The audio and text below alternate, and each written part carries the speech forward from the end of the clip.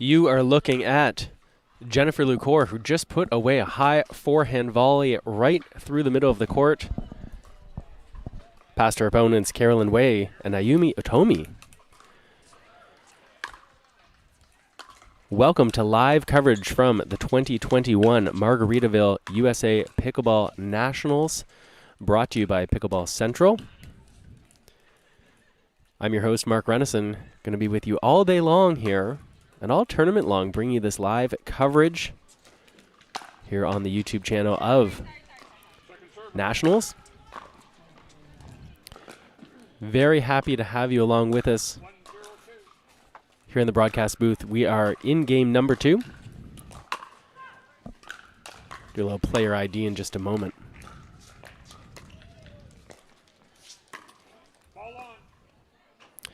That play gets stopped because of a ball that came from an adjacent court. On the top of your court, about to serve, reserve I should say, in the pink, black, and white, it's Alex Hamner, alongside her partner Jennifer Lucor, two real legends in the sport of pickleball. She's serving and returning serve in the white. We have Otomi Ayumi.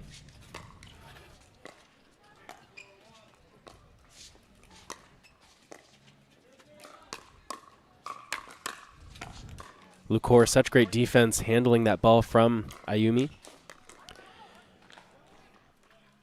And Otomi Ayumi's partner, getting ready to return serve here, is Carolyn Wei.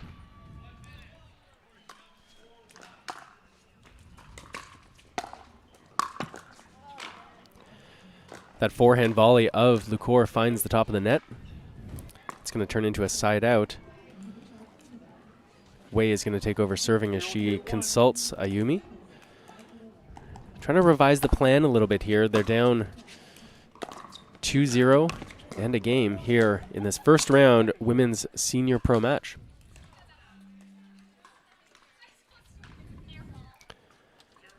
Can still have a good laugh about it. Ayumi takes over serving. A little bit of side spin on that serve.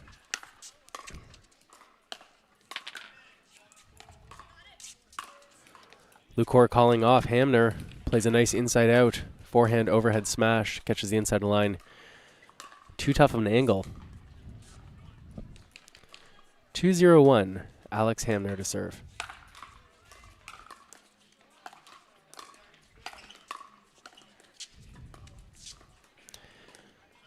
Hamner's forehand dink catches the top of the net. She'll take over serving responsibilities here on a cool and cloudy day in Palm Desert, California.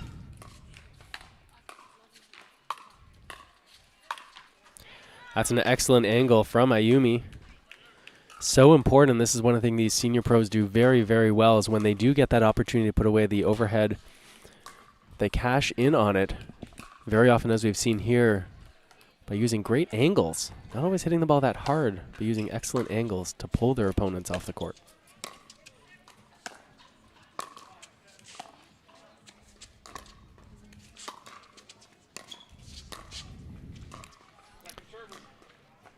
Ayumi's two-handed backhand volley doesn't make it over that high part of the net. She'll take over serving. 0-2 in game number 2.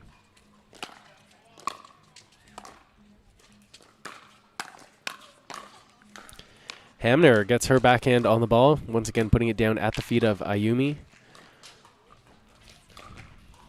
Ayumi and Wei not going to be happy to give the ball back after scoring 0 points. They're going to need to put something together here as Alex Hamner serves.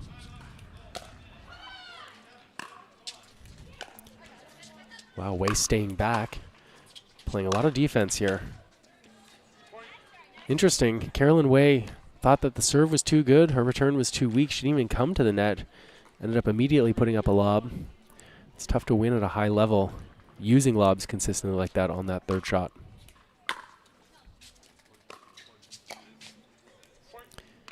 Hamner's topspin forehand dink out to the Ayumi backhand. Too tough to handle. Looks like we're going to have a timeout here as these players, Ayumi and Wei, they're going to try to regroup here. If you're just joining us I'm Mark Renison, and we are here at the Indian Wells Tennis Garden, which for the next 10 days or so has been transformed into pickleball's most beautiful venue. This is day one of the championship. A lot of senior pro action today. Really happy to be able to bring you this live coverage.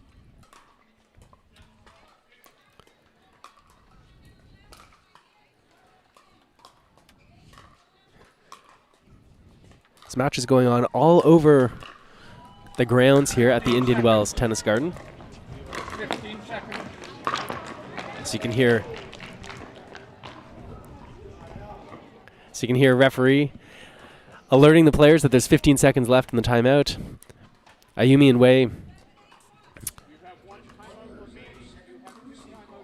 2 timeouts, of course, each game. 4-0-1. Alex Hamner delivers a good deep serve. Oh, and once again, we see Wei staying back after that return of serve. Ayumi going for the switch afterwards. 5-0-1. I think we might see the switch again here.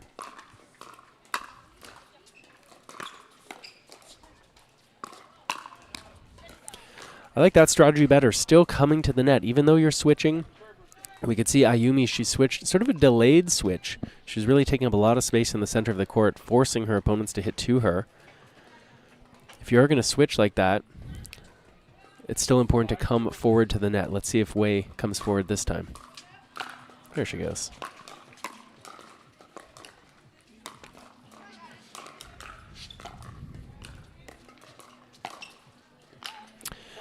Alex Hamner and Jennifer LaCour wisely let that ball go long. See a good example there when that ball clips off the top of the net. Hamner and LaCour ready to get there, expecting it to come over.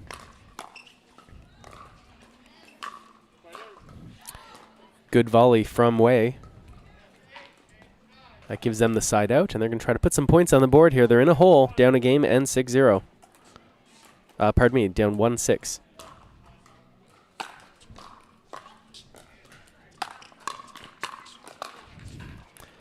Good forehand by LaCour.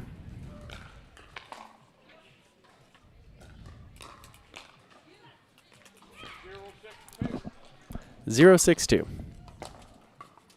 Oh, here comes a big forehand, yep. That is why the deep return is so important. If you return short, especially if it's high, you are setting up your opponent to really drive that ball and not have much time to react. 1-6.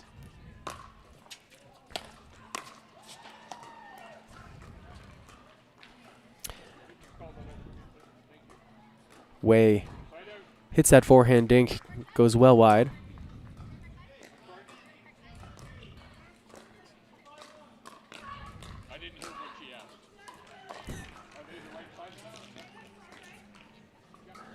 Just a little confusion here. Referee not quite hearing the question coming from Wei and Ayumi.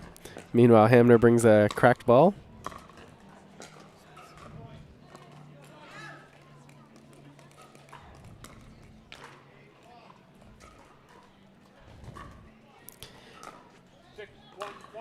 Six 1-1. Alex Hamner to serve, firmly in control here of this opening round women's senior pro match.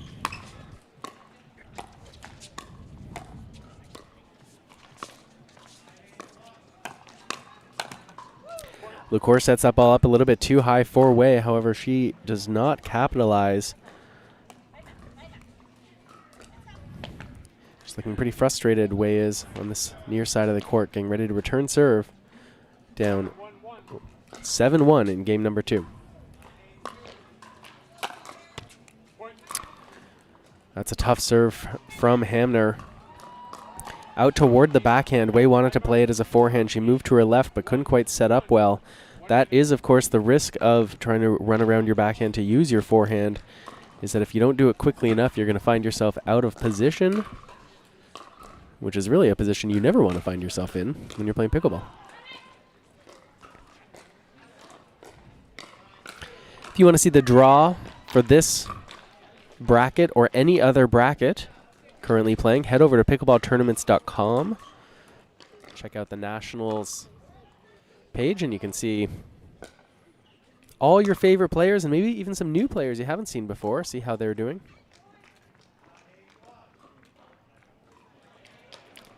Such a great tournament here, drawing players from all over.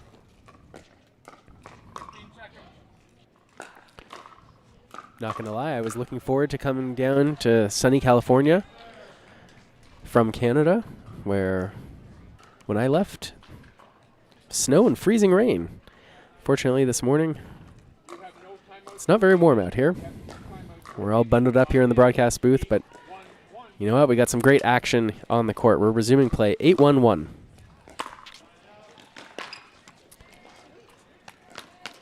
Generous call from Wei. That ball clipped off the top of the net. It looked like it had eyes for the line. From this angle, could have gone either way, but Wei's showing some good etiquette out there. If you're not 100% sure, that ball is considered in. 9-1.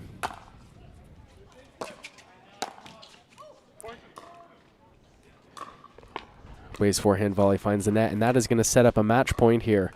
Alex Hamner, Jennifer Lucor looking to close out this first round women's senior pro match.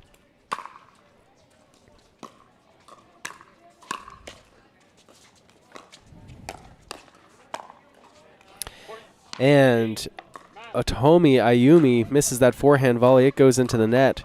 That will be game and match. Hamner, Lucor take it 11-3, 11-1. Two of the real legends of pickleball. Hugs for their opponents afterwards. Got to say, it's not a terrible surprise out here that Hamner and Lucor won this match. Very strong, very solid. And we're going to get ready for more matches coming up here on this court. In the meantime, we're going to take a quick commercial break. And we'll be back here with more live from Nationals. Match point. It's all up to me. Nothing can get in my way. And when they ask, what are you going to do next? I'll say, I'm going.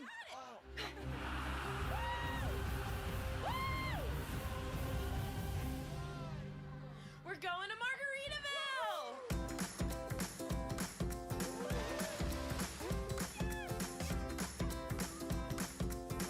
You can go to Margaritaville too. Visit MargaritavilleResorts.com.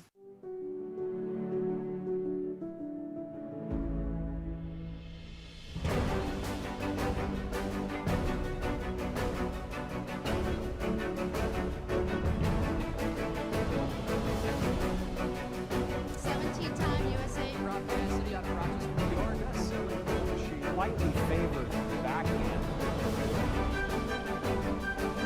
Much hand-eye coordination.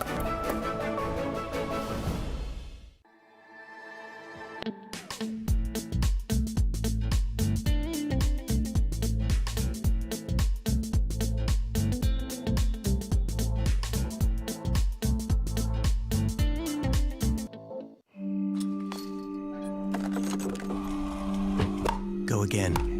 Until you strike just right. Until the ball sings.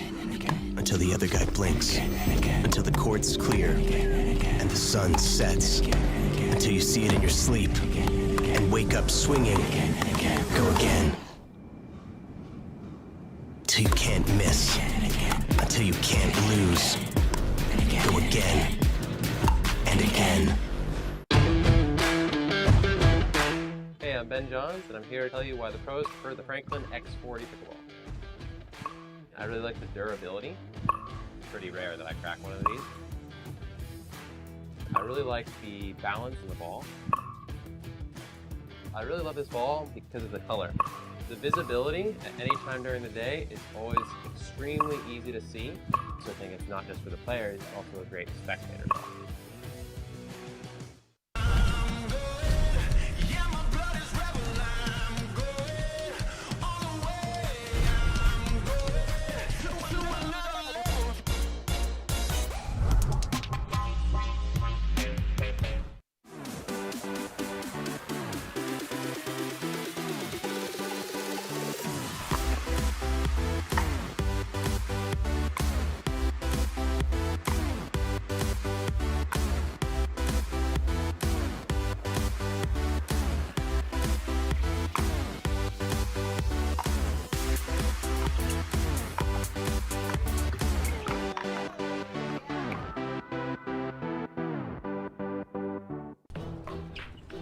I will dig deep.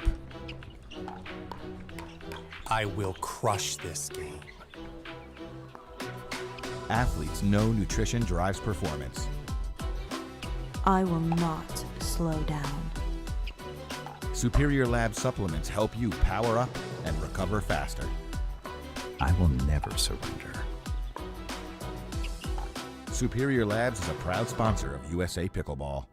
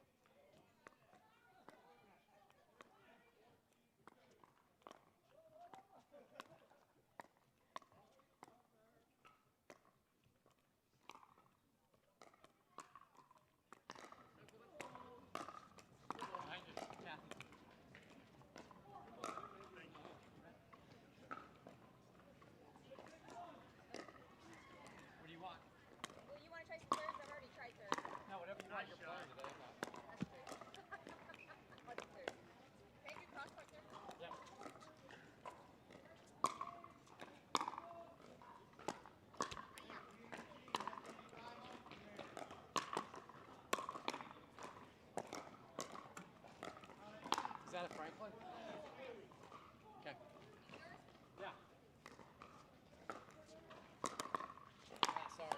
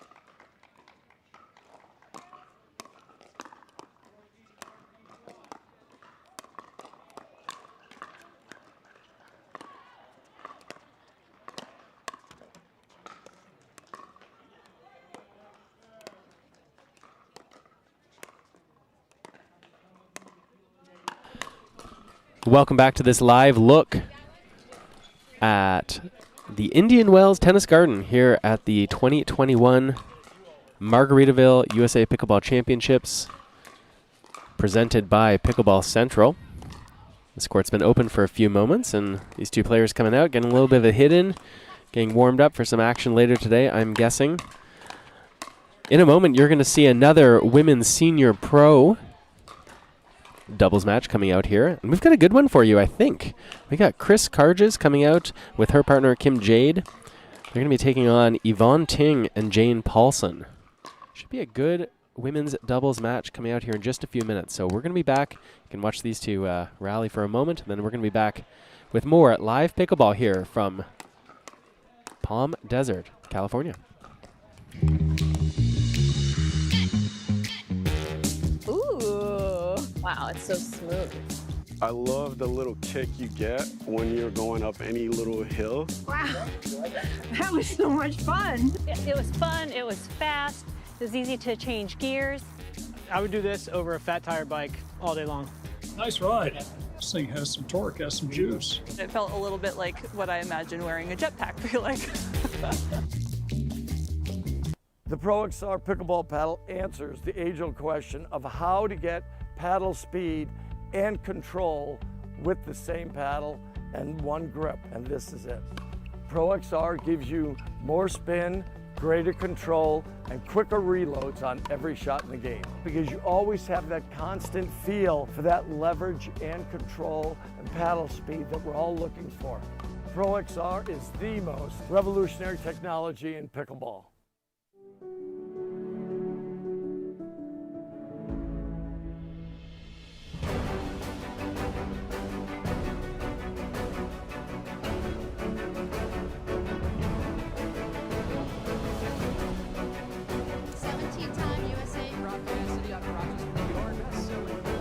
Slightly favored backhand. Hand-eye coordination. Stay, play, and dine in Margaritaville. Escape while enjoying Margaritaville's signature casual luxury, fun, and laid-back hospitality. Visit MargaritavilleResorts.com.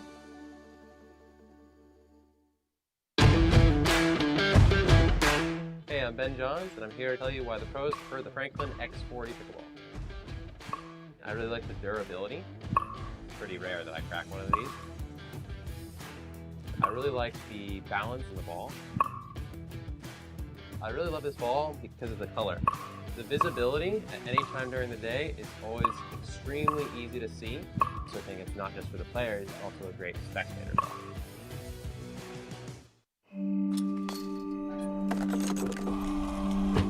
Go again, until you strike just right, until the ball sings, until the other guy blinks, until the court's clear, and the sun sets, until you see it in your sleep, and wake up swinging. Go again, till you can't miss, until you can't lose. Go again, and again.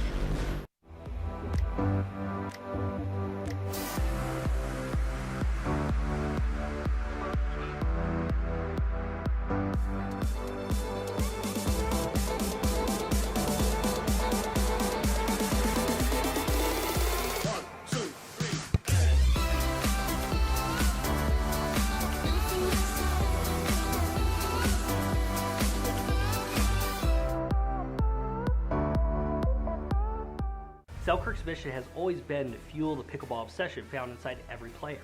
There is a growing community of pickleball players who consume as much pickleball content as they possibly can. And that's why we are launching Selkirk TV, which brings the best pickleball content to your smartphone, tablet, and big screen TV. It's pickleball's original and only free TV app. This is 24/7 pickleball, proudly brought to you by Selkirk.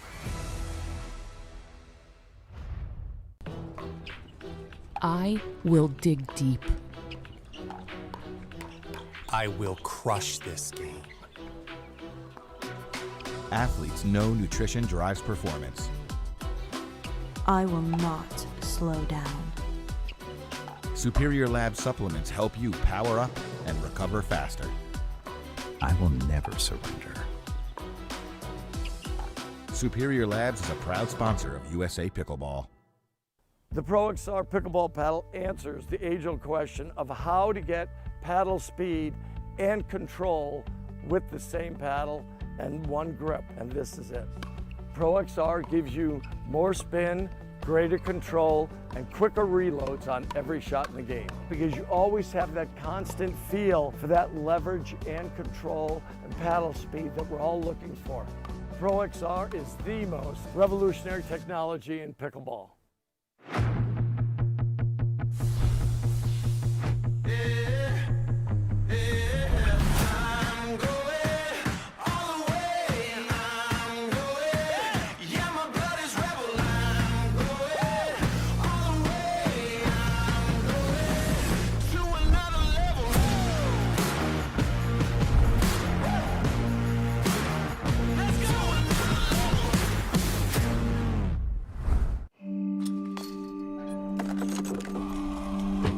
Go again, until you strike just right, until the ball sings, until the other guy blinks, until the court's clear, and the sun sets, until you see it in your sleep, and wake up swinging. Go again, till you can't miss, until you can't lose. Go again, and again. Hey, I'm Ben Johns, and I'm here to tell you why the pros prefer the Franklin X40 Pickleball. I really like the durability. It's pretty rare that I crack one of these. I really like the balance in the ball. I really love this ball because of the color. The visibility at any time during the day is always extremely easy to see. So I think it's not just for the players, it's also a great spectator ball.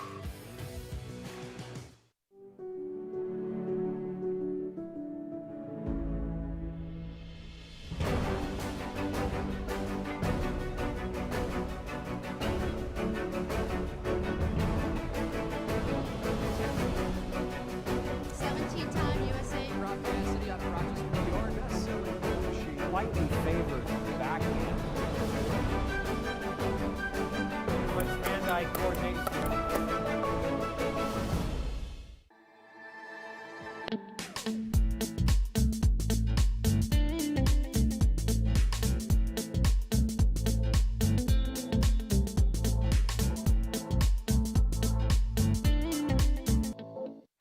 Match point, it's all up to me. Nothing can get in my way. And when they ask, what are you gonna do next? I'll say, I'm going.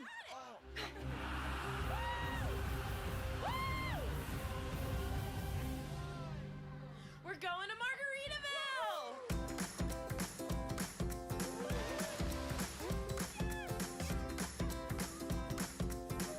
You can go to Margaritaville too. Visit MargaritavilleResorts.com. Welcome back. Championship court number 2 here at the Indian Wells Tennis Garden. You are looking at our next women's senior pro match that is about to come up here. On the near side of the court, in the yellow, we've got Chris Anderson. She's warming up with her partner across the net, Natalie Bagby, the lefty. And on the right side of your screen, we see Beth Bellamy. She's on the far side of the court with the black visor on. And on the near side of the court, in the black sweater, we've got Anna Shirley. And if you haven't been able to tell by taking a look out here, it is a cool and currently a little bit drizzly day here in Indian Wells, California. You see, they're just taking a look at the courts. Make sure it's safe for everyone out there. It's been overcast all day. Some on and off drizzle. I don't think any matches have had to be postponed yet because of the weather, but you can definitely see the players are checking things out here. Those lines can actually get pretty slippery. It's typically the first, whenever there's some moisture on the court, that's typically the first part that'll get slippery are the lines. As these players continue their warm-up, we're going to go to a quick break. We're going to be back with first serve at 0-0-2, live from the 2021 Margaritaville USA Pickleball Championships, brought to you by Pickleball Central.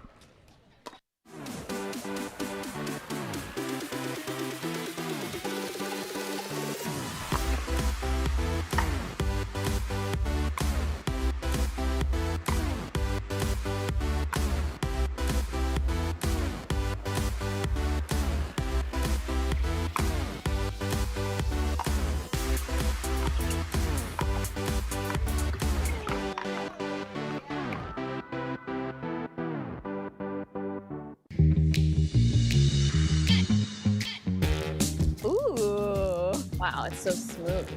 I love the little kick you get when you're going up any little hill. Wow, that was so much fun. It was fun, it was fast, it was easy to change gears. I would do this over a fat tire bike all day long. Nice ride. This thing has some torque, has some juice. It felt a little bit like what I imagine wearing a jetpack feel like. Stay, play, and dine in Margaritaville. Escape while enjoying Margaritaville's signature casual luxury, fun, and laid-back hospitality. Visit MargaritavilleResorts.com.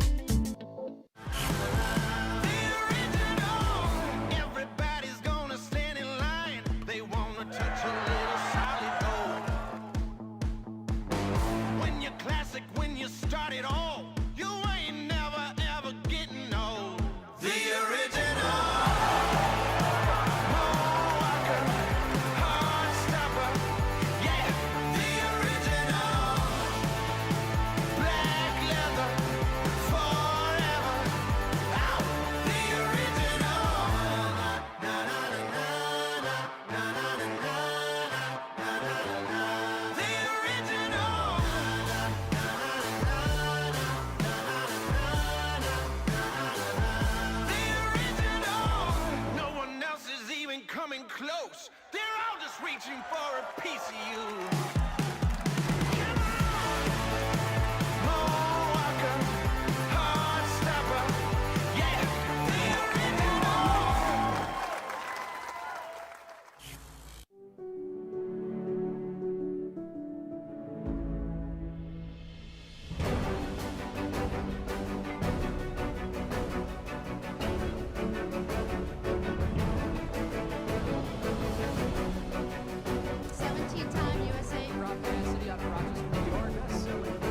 Slightly favored backhand. Let's hand-eye coordinate.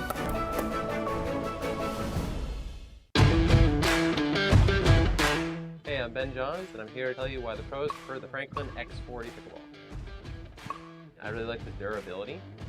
It's pretty rare that I crack one of these. I really like the balance in the ball. I really love this ball because of the color. The visibility at any time during the day is always extremely easy to see, so I think it's not just for the players, it's also a great spectator ball.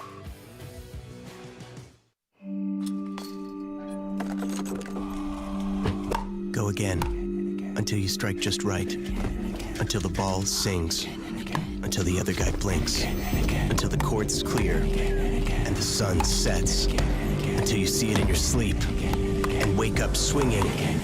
Go again. Till you can't miss.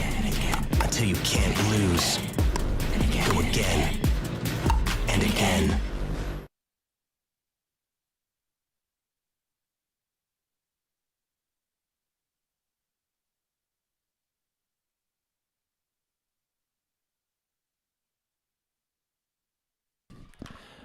Welcome back to this live look at Championship Court number 2 at the Indian Wells Tennis Garden here at USA Pickleball Nationals.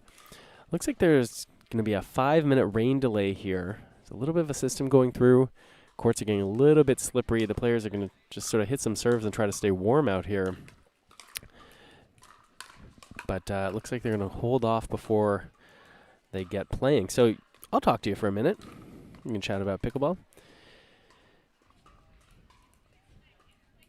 We are here, of course, in Indian Wells, California. If you've never been here before, you should definitely come on down, whether you can get here this year, which would be great, or in the future, come on down. It's currently 17 degrees Celsius, that is. For our friends who like things in Fahrenheit, that would be exactly 63 degrees. Bit of a heat wave the last couple weeks, I've been told. But not today. So, yeah, you should definitely come down to Indian Wells. Beautiful, beautiful area here. The courts are great. Of course, this is where the BNP Paribas Open is, often known as the 5th Grand Slam tennis tournament, right up there just after the 4 majors. And every year, they convert these beautiful courts into pickleball courts. So players are just taking one more look at the lines, make sure it's not too slippery out there. They're going to go for a couple more minutes to try to stay warm. We're going to take a quick break ourselves, and we're going to come back, hopefully, with the first serve.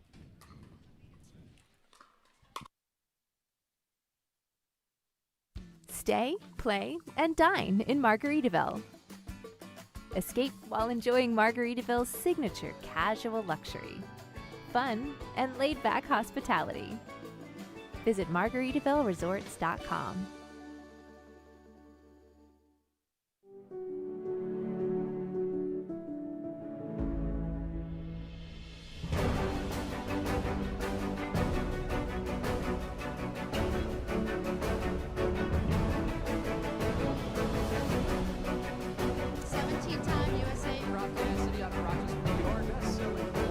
Slightly favored backhand.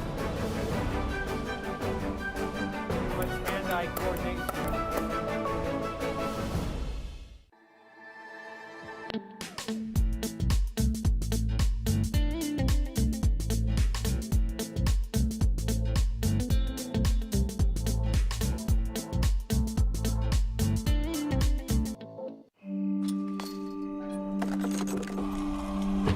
Go again. Until you strike just right. Until the ball sings. Until the other guy blinks.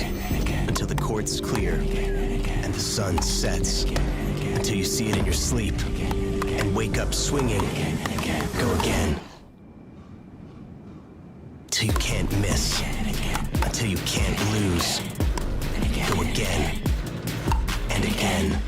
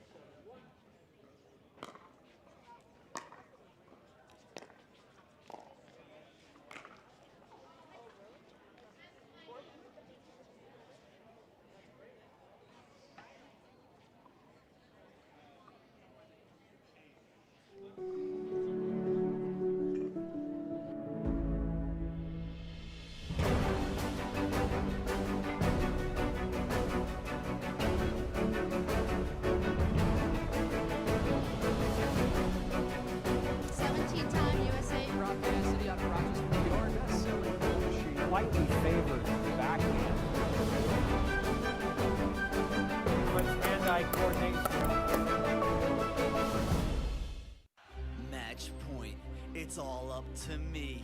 Nothing can get in my way. And when they ask, what are you gonna do next? I'll say, I'm going.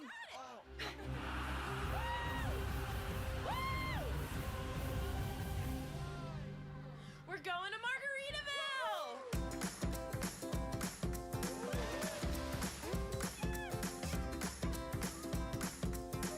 You can go to Margaritaville too. Visit MargaritavilleResorts.com. I will dig deep. I will crush this game. Athletes know nutrition drives performance. I will not slow down. Superior Lab supplements help you power up and recover faster. I will never surrender. Superior Labs is a proud sponsor of USA Pickleball.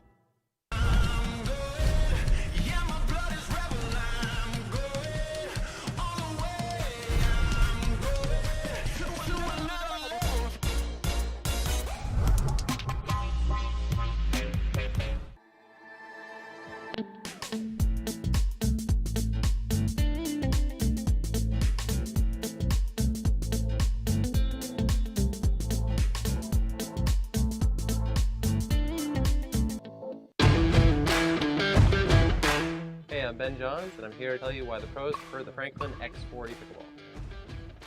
I really like the durability. It's pretty rare that I crack one of these. I really like the balance in the ball. I really love this ball because of the color. The visibility at any time during the day is always extremely easy to see, so I think it's not just for the players, it's also a great spectator ball.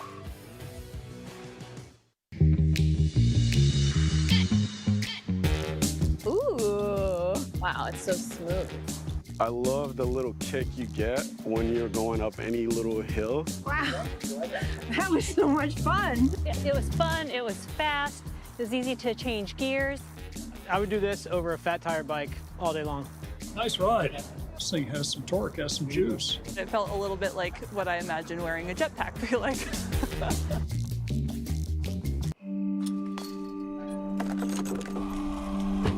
Go again, until you strike just right, until the ball sings, until the other guy blinks, until the court's clear, and the sun sets, until you see it in your sleep, and wake up swinging. Go again, till you can't miss, until you can't lose. Go again, and again. Selkirk's mission has always been to fuel the pickleball obsession found inside every player.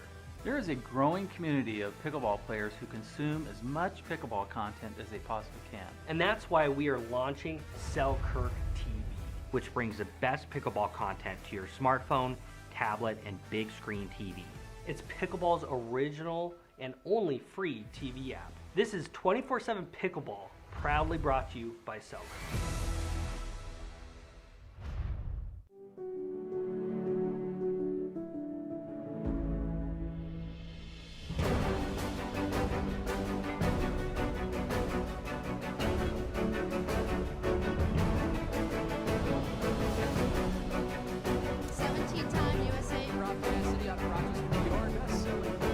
Slightly favored backhand. With hand-eye coordination.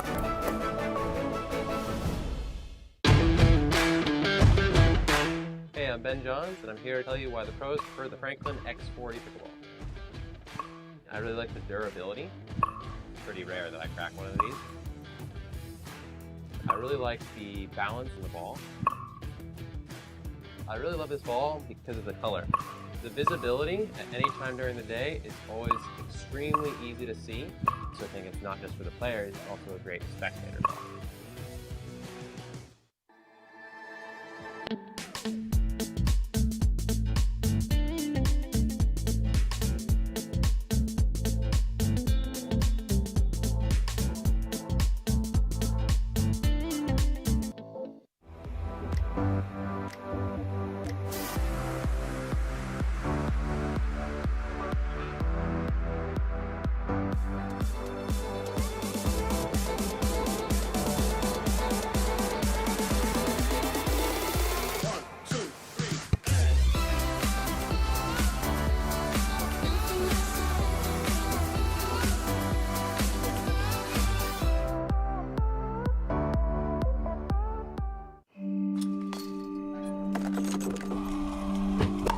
again. Until you strike just right. Until the ball sings. Until the other guy blinks. Until the court's clear. And the sun sets. Until you see it in your sleep. And wake up swinging. Go again. Till you can't miss. Until you can't lose. Go again. And again. Stay, play, and dine in Margaritaville. Escape while enjoying Margaritaville's signature casual luxury, fun, and laid-back hospitality. Visit MargaritavilleResorts.com. The Pro XR Pickleball Paddle answers the age-old question of how to get paddle speed and control with the same paddle and one grip, and this is it. Pro XR gives you more spin, greater control, and quicker reloads on every shot in the game, because you always have that constant feel for that leverage and control and paddle speed that we're all looking for. Pro XR is the most revolutionary technology in pickleball. The Pro XR Pickleball Paddle answers the age-old question of how to get paddle speed and control with the same paddle and one grip, and this is it. Pro XR gives you more spin, greater control, and quicker reloads on every shot in the game, because you always have that constant feel for that leverage and control and paddle speed that we're all looking for. Pro XR is the most revolutionary technology in pickleball. I will dig deep. I will crush this game. Athletes know nutrition drives performance. I will not slow down. Superior Lab supplements help you power up and recover faster. I will never surrender. Superior Labs is a proud sponsor of USA Pickleball.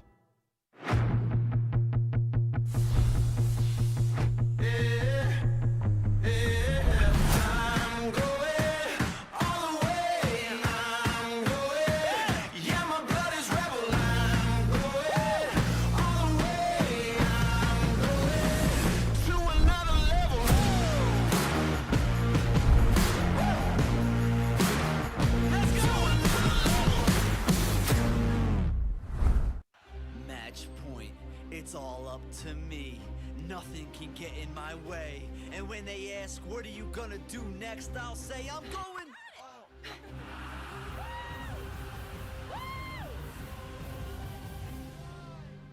We're going to Margaritaville!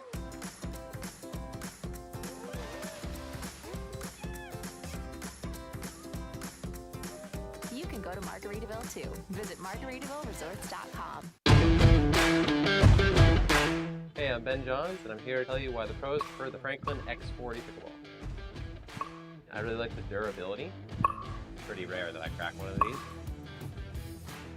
I really like the balance in the ball. I really love this ball because of the color. The visibility at any time during the day is always extremely easy to see.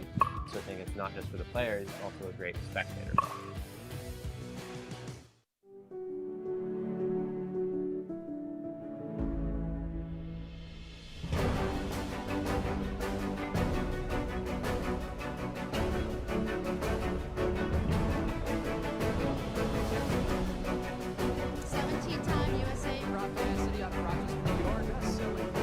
Slightly favored backhand. Much hand-eye coordination.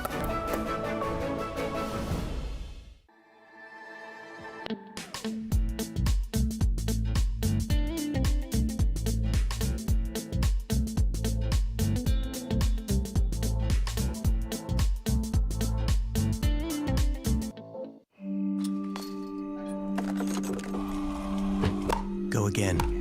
Until you strike just right. Until the ball sings. Until the other guy blinks. Until the court's clear. And the sun sets. Until you see it in your sleep. And wake up swinging. Go again. Till you can't miss. Until you can't lose. Go again. And again.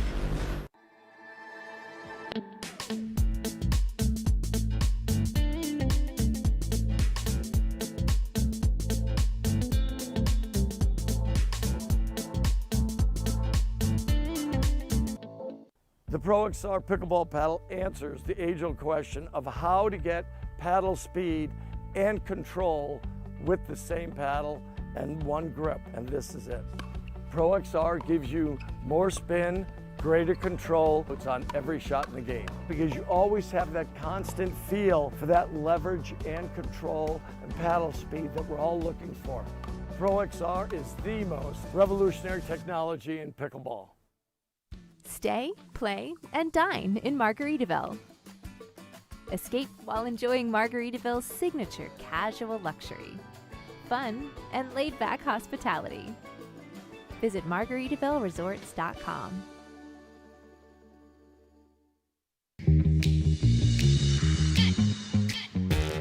Ooh, wow, it's so smooth. I love the little kick you get when you're going up any little hill. Wow, that was so much fun. It was fun, it was fast, it was easy to change gears. I would do this over a fat tire bike all day long. Nice ride. This thing has some torque, has some juice. It felt a little bit like what I imagine wearing a jetpack feel like.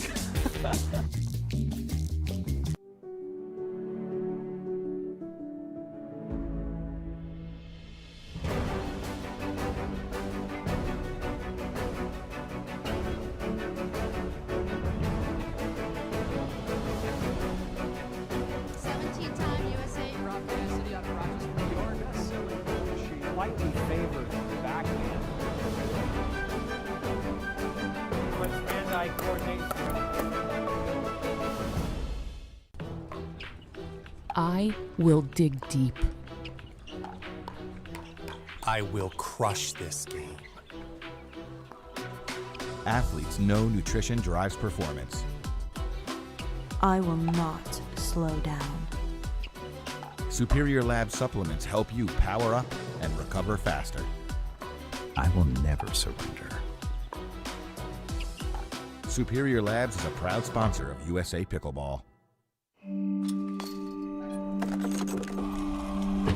Go again, until you strike just right, until the ball sings, until the other guy blinks, until the court's clear, and the sun sets, until you see it in your sleep, and wake up swinging. Go again, till you can't miss, until you can't lose. Go again, and again.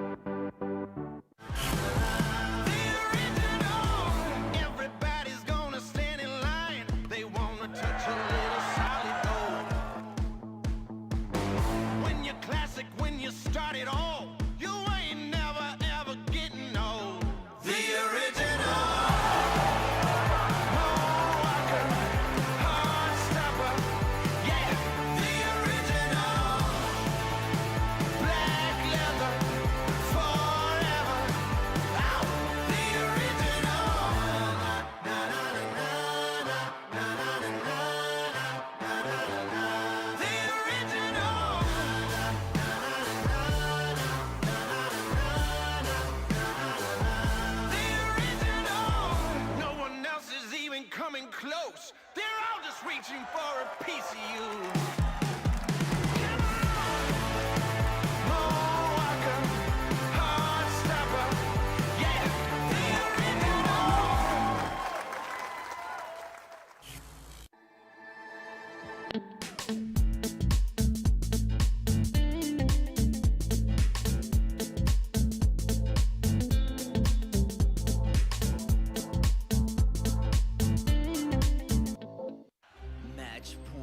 It's all up to me. Nothing can get in my way. And when they ask, what are you gonna do next? I'll say, I'm going.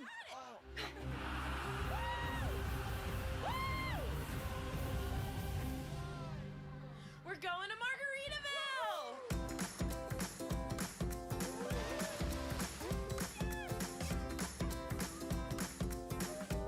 go to Margaritaville too. Visit MargaritavilleResorts.com. The Pro XR Pickleball Paddle answers the age-old question of how to get paddle speed and control with the same paddle and one grip, and this is it. Pro XR gives you more spin, greater control, and quicker reloads on every shot in the game because you always have that constant feel for that leverage and control and paddle speed that we're all looking for. Pro XR is the most revolutionary technology in pickleball.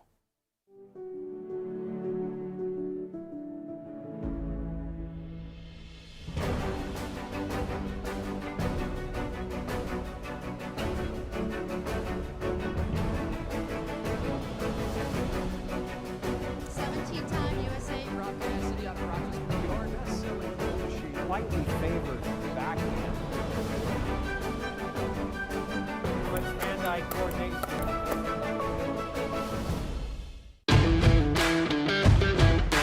Hey, I'm Ben Johns, and I'm here to tell you why the pros prefer the Franklin X40 Pickleball. I really like the durability. It's pretty rare that I crack one of these. I really like the balance in the ball. I really love this ball because of the color. The visibility at any time during the day is always extremely easy to see, so I think it's not just for the players, it's also a great spectator ball.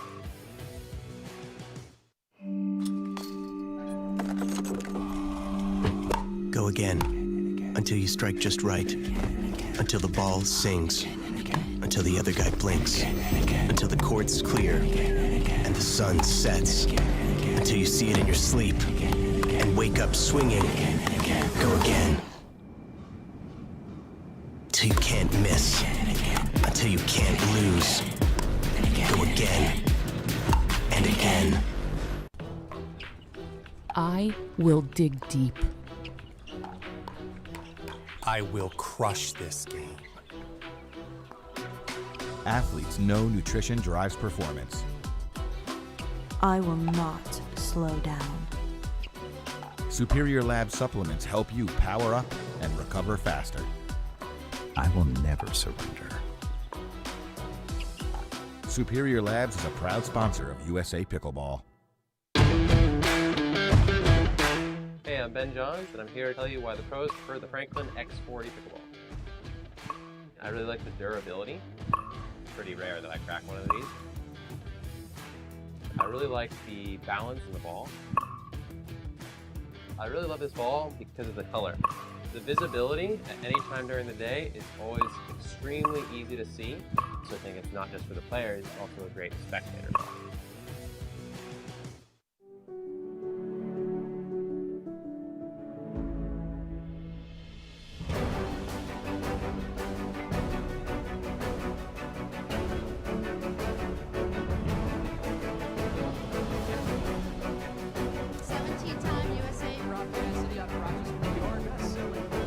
Slightly favored backhand. With hand-eye coordination.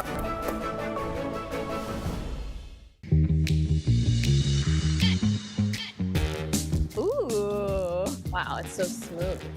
I love the little kick you get when you're going up any little hill. Wow. That was so much fun. It was fun, it was fast, it was easy to change gears.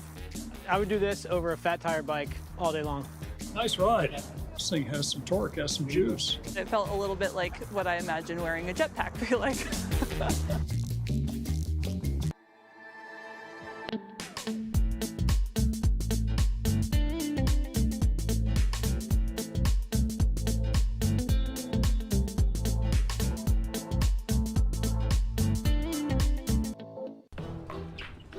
I will dig deep. I will crush this game. Athletes know nutrition drives performance. I will not slow down. Superior Lab supplements help you power up and recover faster. I will never surrender. Superior Labs is a proud sponsor of USA Pickleball. Stay, play, and dine in Margaritaville. Escape while enjoying Margaritaville's signature casual luxury. fun, and laid-back hospitality. Visit MargaritavilleResorts.com.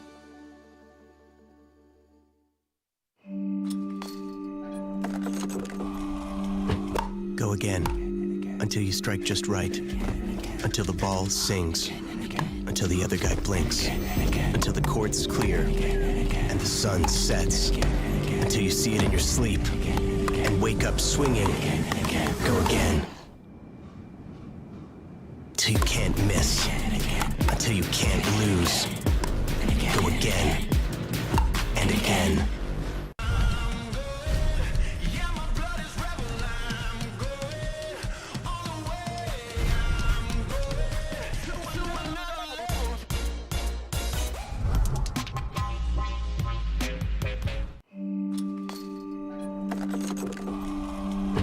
Go again, until you strike just right, until the ball sings, until the other guy blinks, until the court's clear, and the sun sets, until you see it in your sleep, and wake up swinging.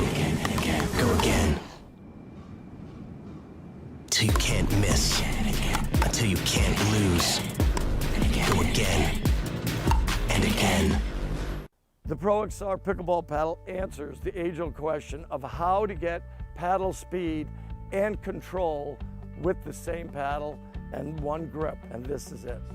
Pro XR gives you more spin, greater control, and quicker reloads on every shot in the game, because you always have that constant feel for that leverage and control and paddle speed that we're all looking for. Pro XR is the most revolutionary technology in pickleball. Match point, it's all up to me. Nothing can get in my way. And when they ask, what are you gonna do next? I'll say, I'm going.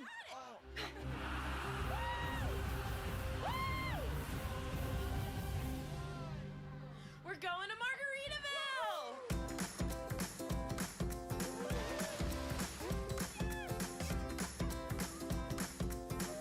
You can go to Margaritaville too. Visit MargaritavilleResorts.com.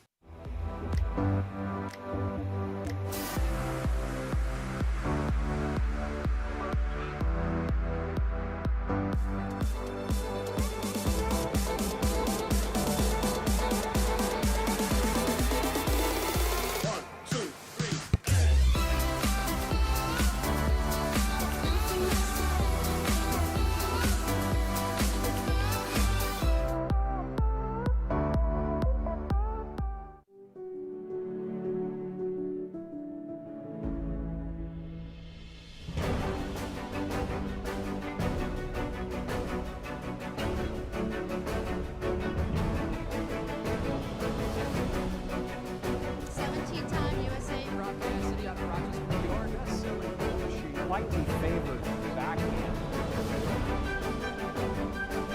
Much hand-eye coordination.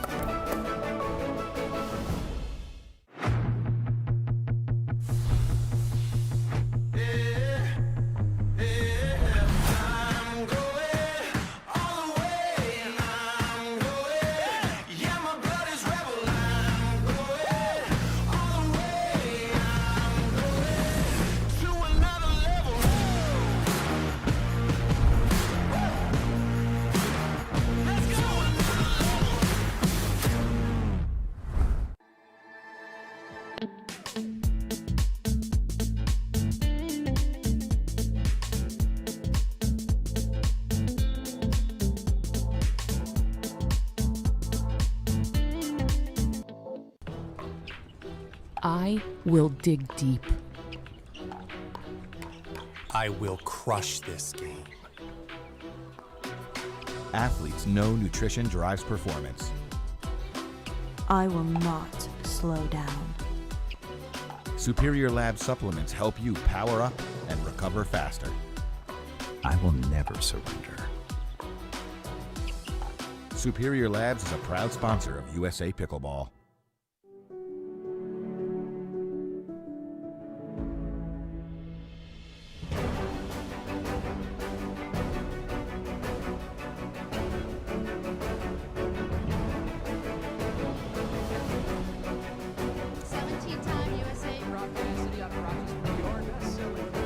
Slightly favored backhand.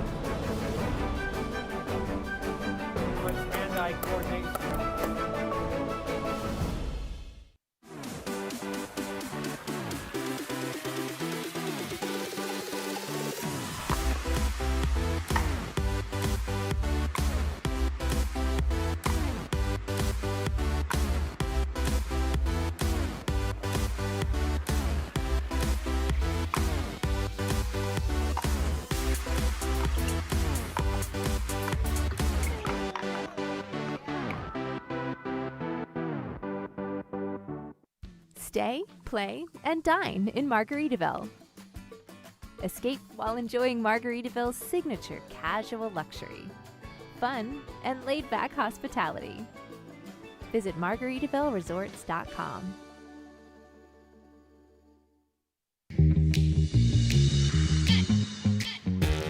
Ooh. Wow, it's so smooth. I love the little kick you get when you're going up any little hill. Wow, that was so much fun. It was fun, it was fast, it was easy to change gears. I would do this over a fat tire bike all day long. Nice ride. This thing has some torque, has some juice. It felt a little bit like what I imagine wearing a jetpack feel like.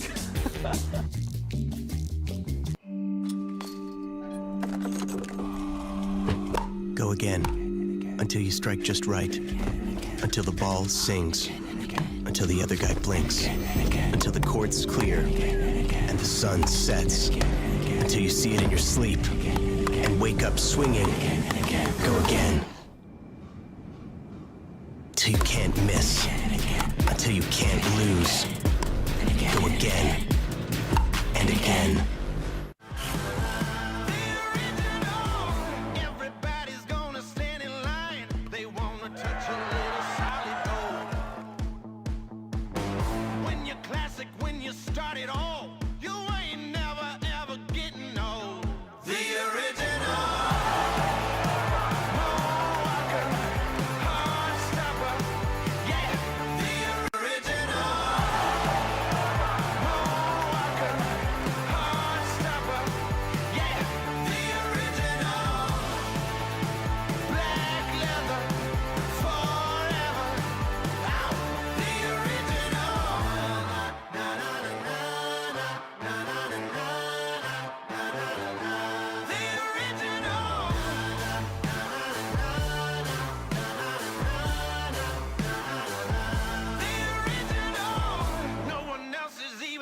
Close. They're all just reaching for a piece of you.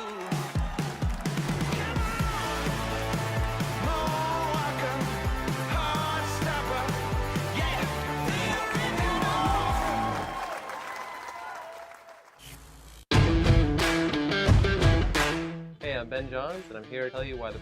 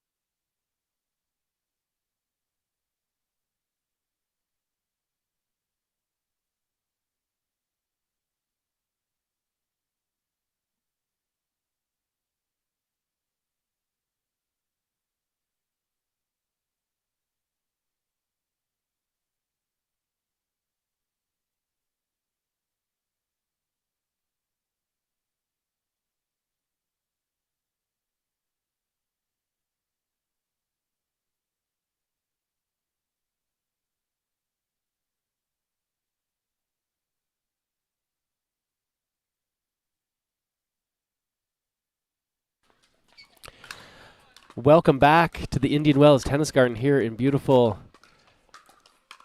Indian Wells, California. I mean, it is beautiful here, but right now it's also overcast and rainy, and that's why you have been watching a fair bit of rain delay coverage for the last few minutes. But we are back now live. Our featured match coming up next. We've got Chris Anderson and Natalie Bagby. They're on the far side of your screen. They're going to be taking on Beth Bellamy and Anna Shirley on the near side of your court. I'm your host, Mark Renison, and I am very pleased to welcome to the broadcast booth today special guest. You know what, special guest? Sometimes we like to not tell people right away who our special guest is, but we just let them chat a bit. So, okay. So special guest, welcome to the booth. Happy to have you here. Happy to be here. And maybe we'll give a couple hints as we go. We are watching today the Women's Pro Senior event. And special guest, you have not been playing in this event. I have not been playing in this event, and I will not be playing in this event for quite a few years. Quite a few years. That is a good hint for our. I'm scouting out my competition right now, though. I'm starting early. That's great. So, players are just finishing clearing off the court.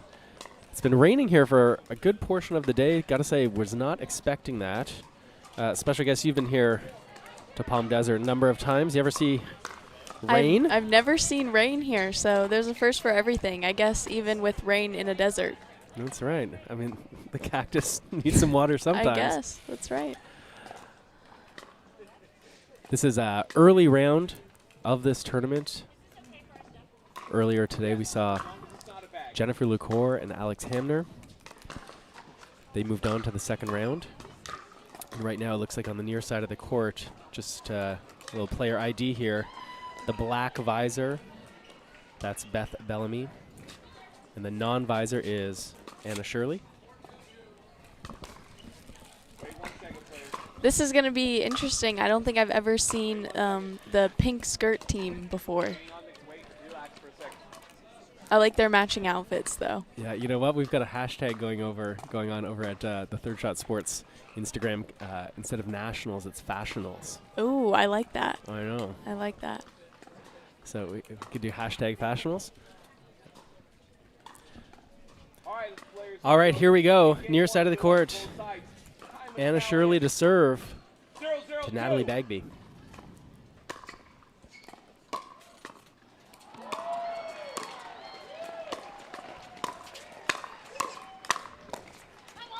Oh, and some intensity there. I like it. Yeah. Coming out ripping it from the start. That was Anna Shirley there, pretty fired up to get that first point.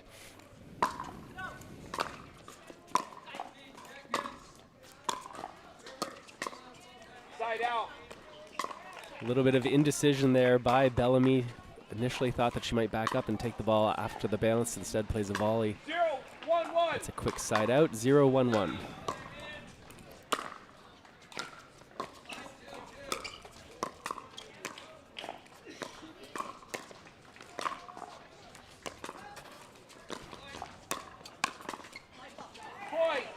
Popped it up a little bit there. It's interesting. I think that the lady without the visor is more of a ripper. I was watching her warm up earlier this morning, and that was the main thing they were practicing. Anna Shirley, let's see if she brings a power game. And that's another good hint, special guest. Maybe we'll give them one more minute to figure out who you are. Real focus on ripping it.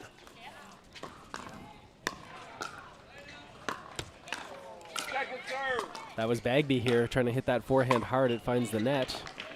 And of course, if you haven't guessed by now, we'll let you in on the secret. Annalie Waters is joining me here in the booth today.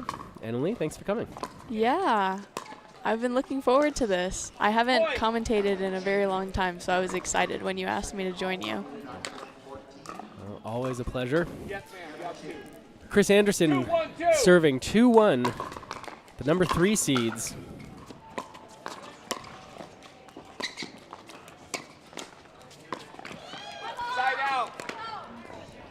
Anna Shirley again fired up. So I don't know if you probably saw it, Annalie, Chris Anderson in the yellow, she really stepped pretty far out to her left to play that forehand dink. It was sort of naturally going toward her backhand, but she really moved over just to play a forehand dink. Maybe after this point you can tell us about sort of your thoughts on running around the backhand to play a forehand. Well, you can get a much sharper angle to go cross court if you do that, and a lot of players actually hit that shot a lot, and one of them on the women's pro side is Irina Tereshchenko. She hits that shot a lot, and it's pretty effective. So let's see. We'll see if Chris keeps trying that shot throughout the match.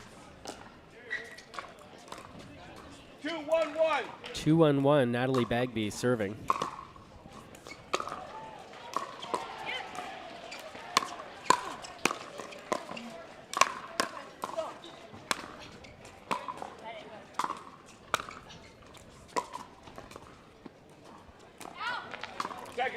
Chris Anderson going for another lob. Yeah, third time's a charm. I gotta say, Emily, I was walking around the courts earlier today, and I was surprised how many lobs that I saw out here.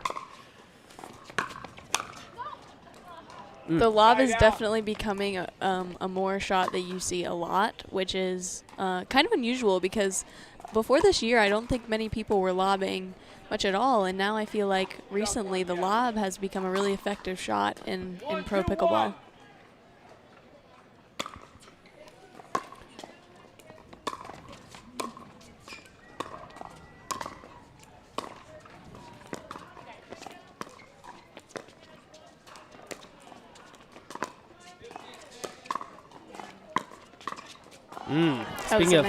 Speaking of popular shots we're seeing in pickleball, the two-handed backhand can be very effective even on those shots that are sort of those off-speed shots, sometimes as dinks, sometimes as sort of three-quarter speed balls that go right through the middle. What's the benefit, Annalie, as someone who likes to use that second hand? You can get a lot of control and power from putting another hand on it, and also you can disguise where you're going to hit the ball a lot better with two hands. So you're even starting to see it from some of the men, which is, I think, pretty interesting.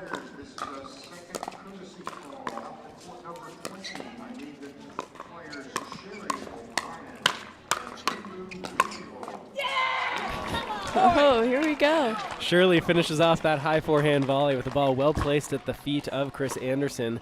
So important to get those high balls down into the dirt where they're difficult to defend against. We're locked at 2 here in this opening game.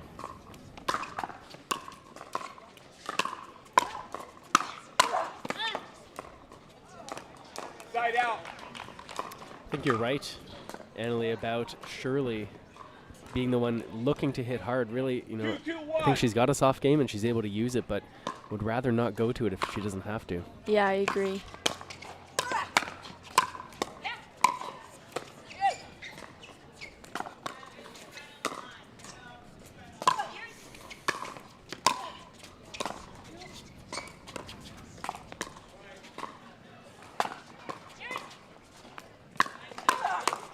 Oh, wow, that was a very nice point. So far in this match, I think that the first team to speed up the ball has won the point. Yeah, it's a good observation. Let's see if that continues. Speaking of things continuing, we saw several lobs. I thought I had them tracked down, and there were just too many in that one, that 1 point. 3-2-1.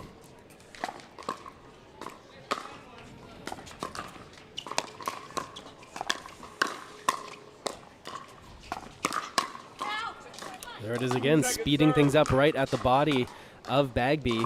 The Bagby and Anderson duo, they've got their forehands in the middle. Bagby being a lefty, Anderson being righty. That's going to be a common way to set things up. Wow, that was a great counter. I mean, Annalie, you talked earlier about the advantage of the second hand on the backhand, both in terms of power, being able to disguise it. But I think also, and you know, you mentioned how you're seeing more and more of the guys using two hands too, especially in situations where you need to defend against speed. Right. Like in that case, we saw Anderson driving the ball at Shirley. Having that left hand really helps to sort of stabilize it. It does. To offer that counterattack. And also, if you want to reset that ball, you have that extra hand to make sure it gets over the net.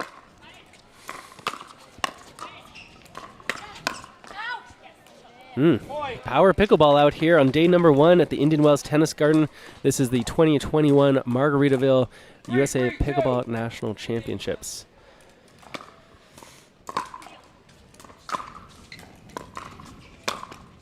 Side out.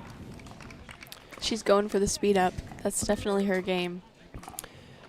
Yeah, so in that case, one of the questions she has to ask herself whether that was a decision-making error to go for speed on that lower ball or whether it was an execution error. You got a guess on that one? I think she kind of misjudged it. I think at the beginning she was going to let it bounce and then decided to take it out of the air, and there was a little confusion there. No Nice confusion setup. there. Yeah, No. Chris Anderson drives the ball past Bellamy. Chris does a good job of moving the dink around, I think. She's really done that in the points that she's won.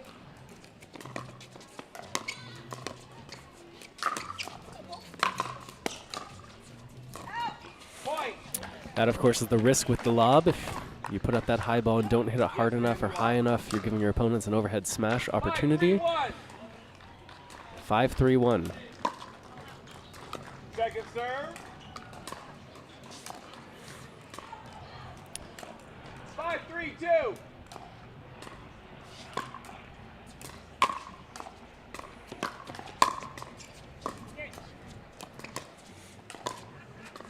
That ball goes wide. A few points ago, Annalie, we saw Chris Anderson being very active, crossing up at the net, using her partner's drive as a chance to sort of come over the middle. Do you think we'll see a little bit more of that kind of movement up there? I do. Chris is pretty tall, so she has good reach when she's up there, and I think just her moving around and poaching puts a lot of pressure on the other team to make an error, and we've seen that a couple times when her partner drives.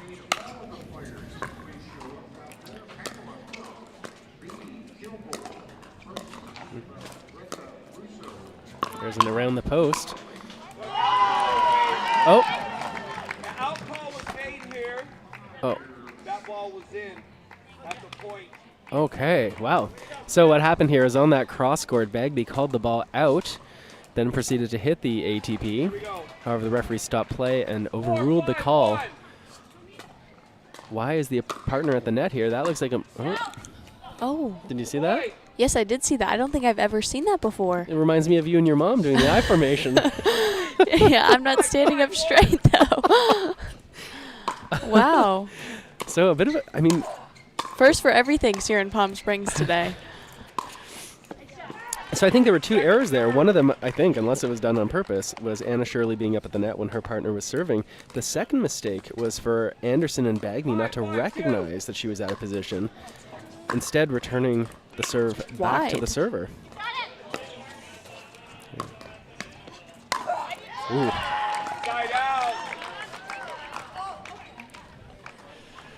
A lot of intensity on this court. There right? is, Wow. I know. There's a good crowd this watching is fun. too. Yeah, the crowd's coming. Yeah. Hey, if you've got friends here right now at Nationals, send them over to court number 6. I know. This is a good match.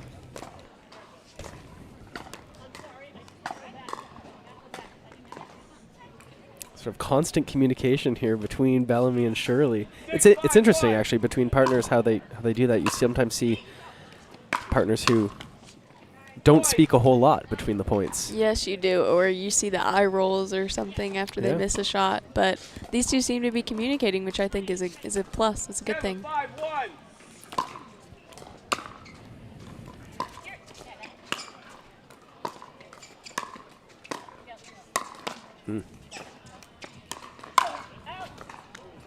That ball just misses. Chris Anderson uses a pretty extreme grip on her forehand. You were mentioning before her moving the dinks around. Also tends to play them with quite a bit of topspin. I sometimes wonder, though, if with that extreme dink, it really requires her to lift the ball a little bit more. That sometimes can sit up a little too high. Another lob.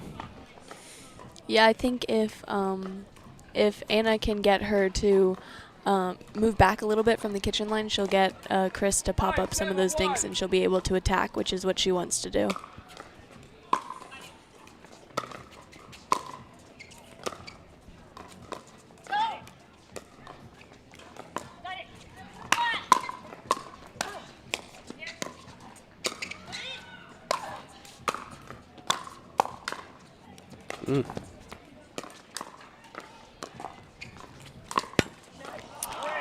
That ball goes just off the net post.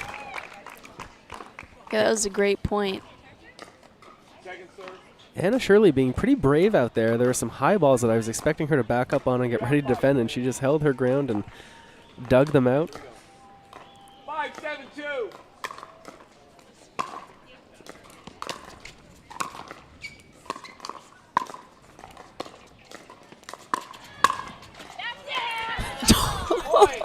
Wow. Anna Shirley with the counterattack on the backhand gets a little bit of help off the net. Nothing that Bagby and Anderson can do about it. That's the sorry I don't do that more often shot right there.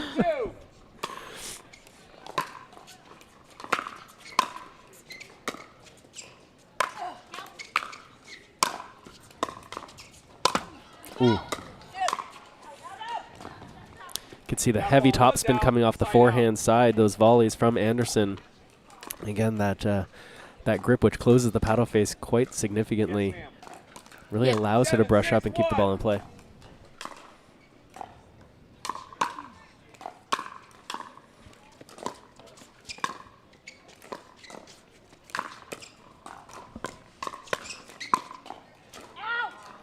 I just want to mention I've seen Beth a couple times stretching her left leg, I think, and doing some lunges, and right now she's like messing with it, so I don't know if she's maybe fighting an injury or something going on right now. It's pretty cool out here. This is one of those situations where if you're not careful, muscles get a little bit tight. You didn't see any injury in that point there, though, did you? So, Annalie, let's say that you're playing against people and you notice what you just noticed now, right? That she seems to be favoring one leg over the other. So, if you're out here competing, do you have any sort of hesitation about sort of exploiting that vulnerability, or is it just like, hey, we're out here to win? Well, it can go two ways. I mean, sometimes if it's like a serious injury, you feel really bad, and you sometimes almost like it makes you miss shots because you're thinking about that instead of you're playing the game. But if you notice it, you want to hit to where that person's feeling it the most. So if it's her left leg, you want to hit her a lot of cross-court backhand dinks, just to kind of exploit that. But at the same time, it's never fun when your opponent's fighting an injury on the court. Yeah, tough ethical dilemma of being a competitive athlete, right? It's deciding how much you're going to prioritize doing what it takes to win out here while following the rules, of course. Another lob. That time Anderson has the reply. It's one of the risks is that you have some success with a particular shot and then you start to go to that well a little too many times. Your opponent started expecting that shot too a little bit, so maybe Chris backed off the line a couple of seconds before she hit it.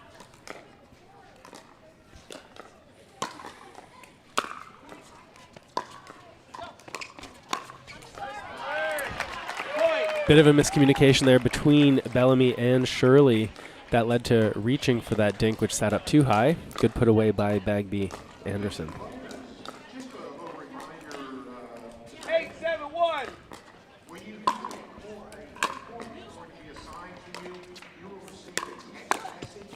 Second serve. Chris's drop has really been setting up her team, though. I like that forehand little roller down to her opponent's feet. 8-7-2. Again, that topspin can really help get that ball up and over the net and then drop quickly.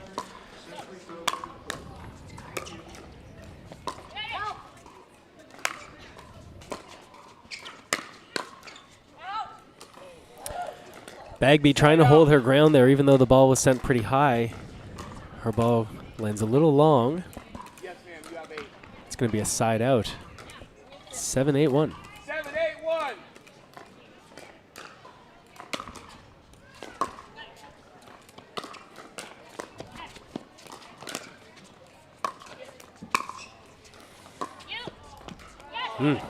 Point. Another tough lob there. You see that by Bellamy. Nicely done when she goes down the line like that. She, of course, is going over Bagby's backhand. 8-8-1. Backhand smash is so tough. 8-8-1.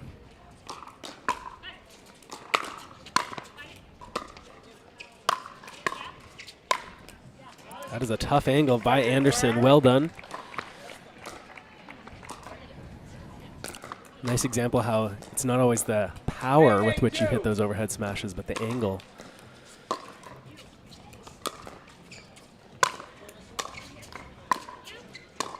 Another lob. Wow. I'm not sure I've ever seen this many lobs in one game. It's of a senior pro. Getting some facial expressions over here, but we have yet to see a timeout. I think if I was Anderson and Bagme, there we go. They took my advice. Right on cue. That's the way to do it. Yeah, and why was this a good time as far as you're concerned? I mean, they're only down by 1 point. Well, they had been, I feel, leading even though it's been pretty close, they've always been 1 or 2 points ahead throughout this match, and now Bellamy and Shirley have gone up a couple points and won 2 in a row, so I think they just kind of want to cut this momentum, especially since it's near the end of the game, and just see if they can get a side out after this timeout. One of the things I noticed, actually, you saw before, Annalie, that Bellamy seemed to be favoring her left leg a little bit. We saw just now here in the corner that she actually put a brace on it, the same color as her tights.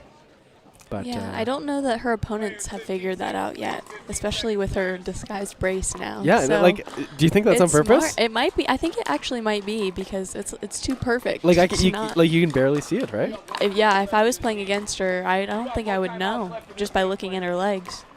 Here we go. Time is now in. All right, we're nearing the end of game number 1 here. 9-8-2. Deep return of serve by Chris Anderson lands just long. A timeout did not go the way they wanted. No, it didn't. It might have iced her out a little bit. Game point, Shirley Bellamy.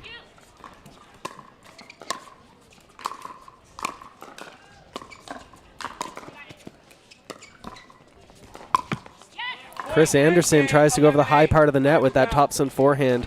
It catches the tape, and game number 1, a barn burner. Wow. Goes to Bellamy and Shirley. So why don't we do this, Annalie? We'll take a quick break, and then we'll come back for game number 2. Sounds good.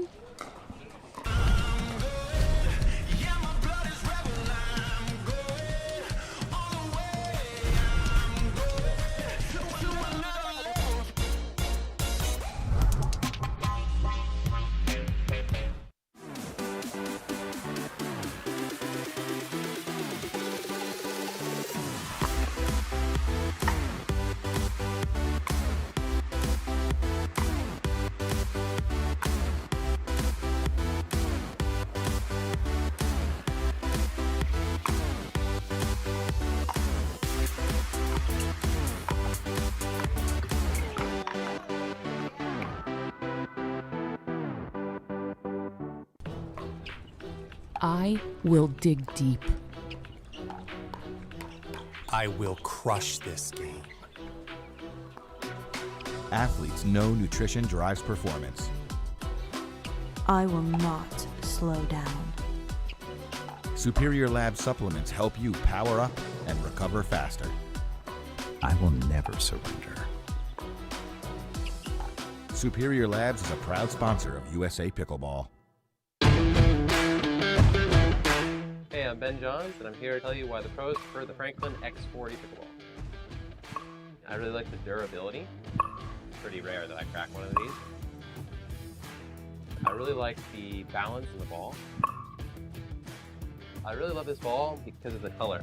The visibility at any time during the day is always extremely easy to see, so I think it's not just for the players, it's also a great spectator ball.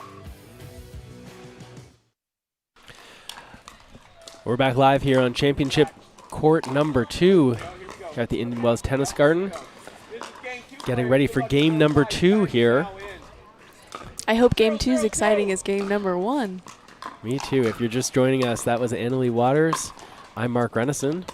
We're here bringing you live coverage from the 2021 Margaritaville USA Pickleball National Championships. We had a nice comeback by Bellamy and Shirley in game number 1. They're trying to build on that here. Try to go for the upset. That's 2 missed backhands right there from Bagby. let's see if the other team starts to pick on that shot a little bit more.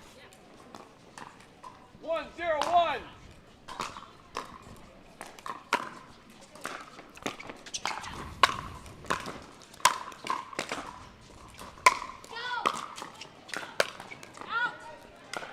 Point. I did not have to overturn the call in court stand. Point.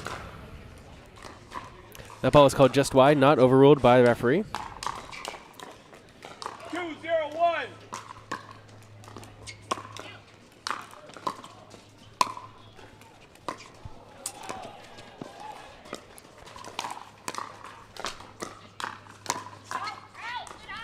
Point.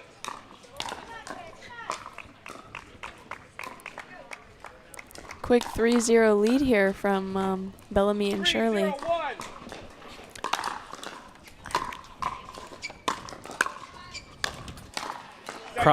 Crossing over the middle like that is Anna Shirley going for the backhand. Now, I think that's a good idea. I think it's always a good thing, and Annalie, you can maybe talk about this, is seeing sort of this kind of movement, right? Adding new movement patterns, crossing during the point.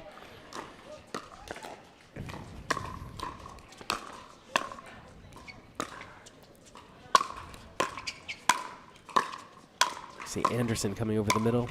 This looks like a drilling point right there.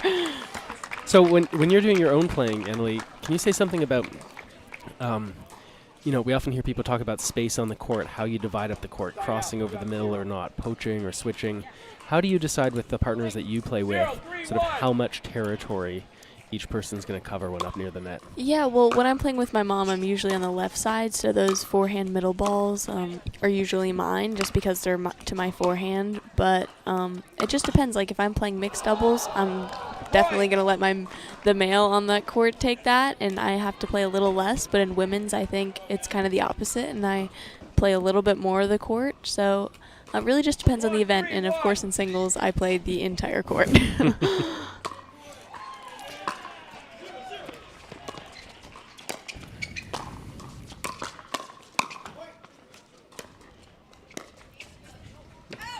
Bellamy going for the lob. Tough to do against Anderson. She did hit on the cross court. Lobbing cross court can be a good idea. You've got more room to work with when going down the line.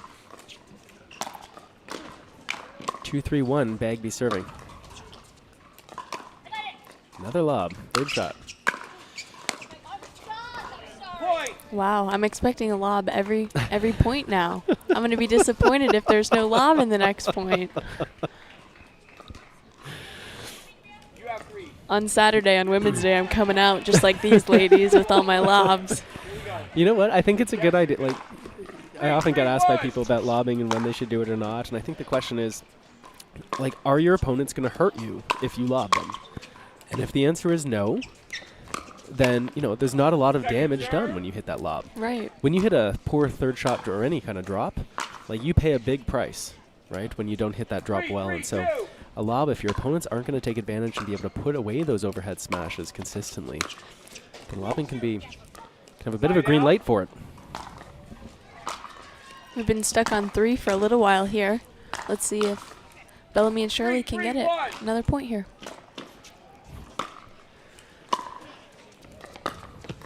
Second serve. Smart play by Anderson to return down the line, forcing Bellamy to chase that ball to her left side that we were talking about. He's got the brace on.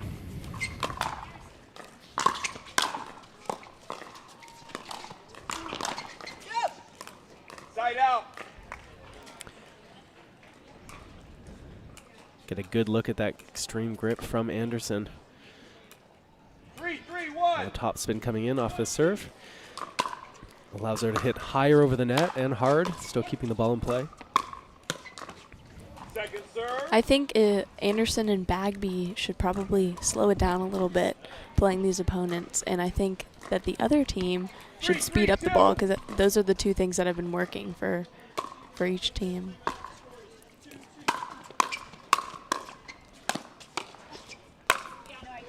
That time it did. That time is the opposite. So. I mean, how much of it is, when you're out there playing, how much of it is sort of the observations you have and like, hey, look, when we speed things up, things go well. When we slow it down, they go poorly, or vice versa. And how much of it is just sort of feel at the time? Well, I think in the first part of the matches, it's really just feeling out what's going on, and then more deep into the matches when you get really into, okay, we need to do this, or we need to do that, or we need to speed this up to this person's forehand or this person's backhand. So I think it really just depends on what part of the match, but... Right, so you start with the game plan, but then you need to kind of like observe and adjust as we go. Right, yeah, you go into it knowing a little bit, but even if you know that player's game, that day they could be, one shot could be really on and one shot could be really off. 4-4-1, a lob serve coming from Bellamy. Oh. 2 in a row.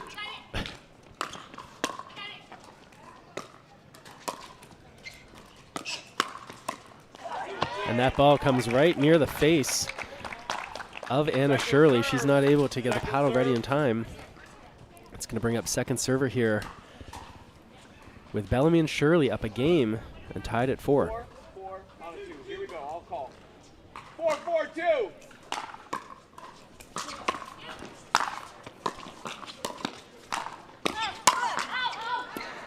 A little bit of retribution there.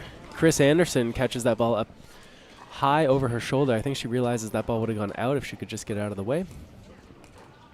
5-4-2. That's what you were talking about, Annalie. The other team, Bellamy and Shirley, speeding things up, having success. There it is again. I think right now Anderson and Bagby should call a timeout, so we'll see if that happens like it did last game. Half of this commentating thing is just predicting timeouts. It pretty much is. So far, I'm 1-0. Ooh. Anderson ready for that ball high on the forehand side. Does a good job of responding with speed.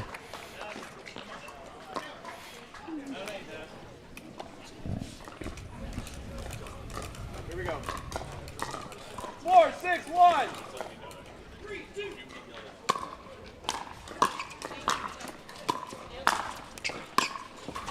Wow, that was a very nice shot. Yeah, good disguise here. So important, and I think sometimes under-practiced by players, is being able to disguise, you know, when they're going to play a dink and when they're going to play a flick.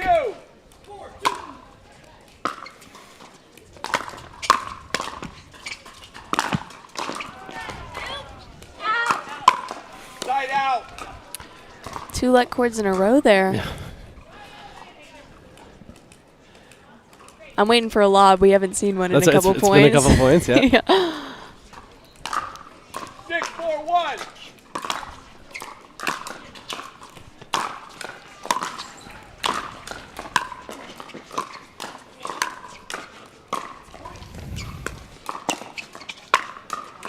That was more like a lobette. Yeah, that was a she didn't have another shot. 6-4-2. 6-4-2. Anna Shirley Side out. watches partner Beth Bellamy put the serve in the net. That is not the way you want to give the side out, especially when you're on a little bit of a roll. 4-6-1.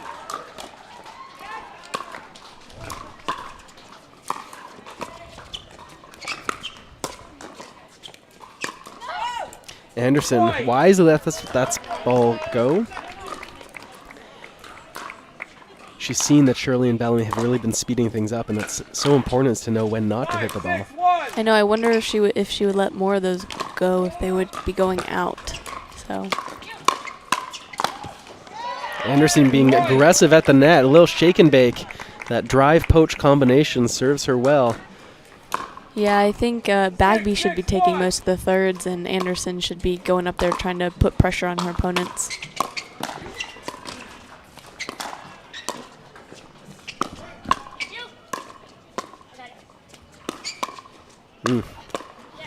There's Bellamy going hard at Bagby. She gets the first one back, but not the second. 6-6-2.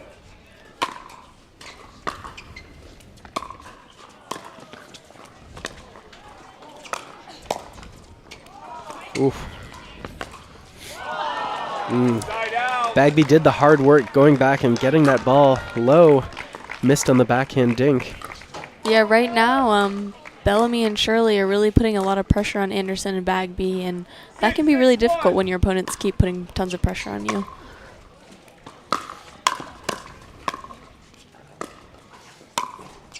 I mean, pickleball is very much a game of runs, right? And so a lot of the time it's just sort of this attitude of, okay, we're going to weather the storm, we'll get through this. But you're right, if the opponents sort of keep bringing that storm again and again and again, it can be pretty tough to get through it. Bellamy taking care of business over the middle. That ball from Anderson sits up a little too high. She disguised that inside-out forehand well. Yeah, this match has been a game of lobs and shake and bakes. 7-6-2.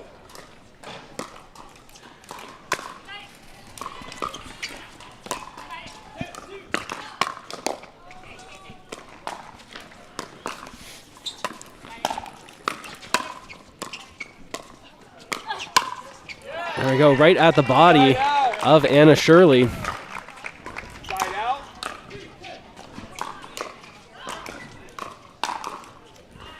A lot of great pickleball action here today, as well as the women's pro senior doubles. We've also got the men's senior singles going on right now in some adjacent courts. Here we go. 6-7-1. 6-7-1.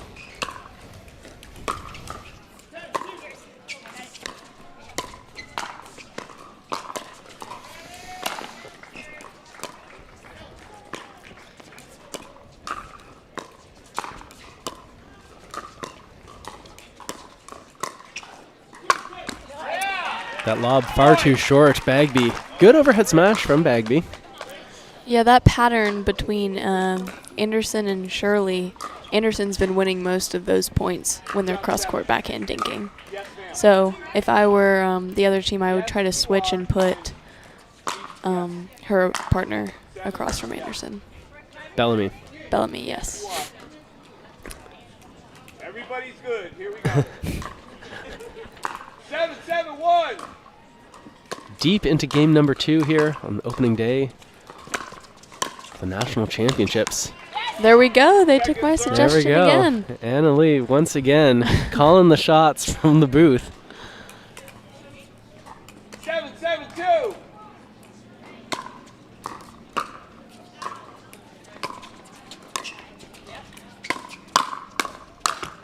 Ooh. I think it's so important, Anna Lee, your observation here, it's so important for players at home to learn to do this as well. Is not just pay attention to what's happening on your side of the court, but what's happening on the other side. How can we get the matchups that we want?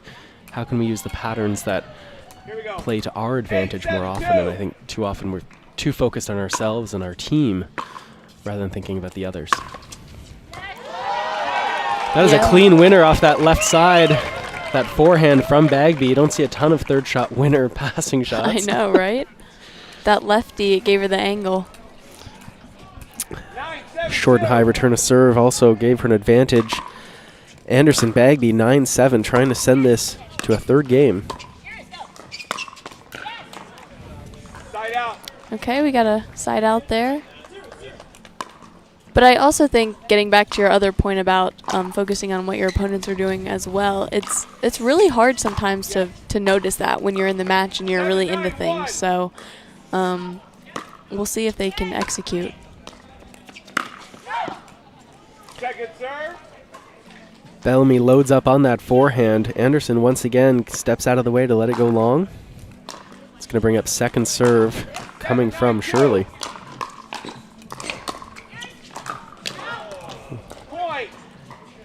Bit of a freebie there from Bagby.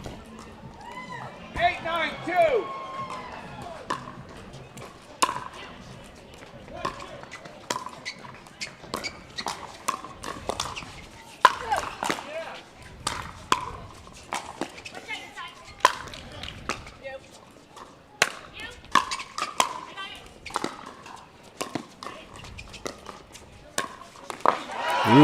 Great point. What are your predictions here? Do you think a game 3's coming, or do you think that Shirley and Bellamy can finish it out in this game? This is called the commentator's curse, Anna Lee. Make the prediction. 9-8-1.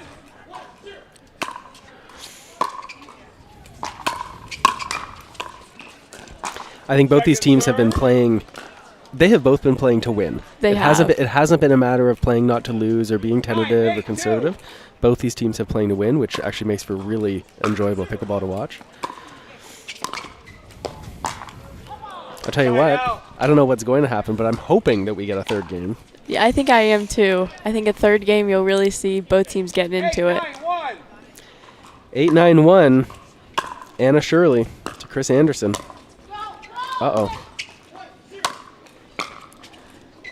Remember, Bellamy's got that sore leg. She's not showing it right now, though.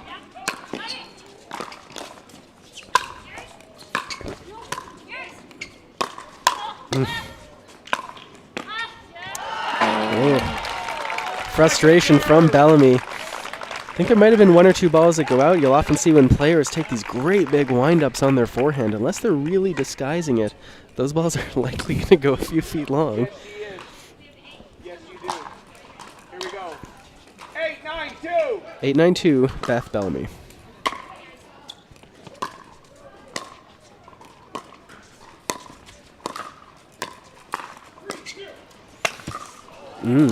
Rare miss from Bagby.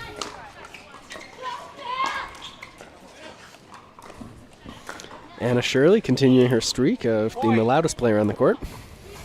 She is. Here we go. Tied up at 9 here in game number 2.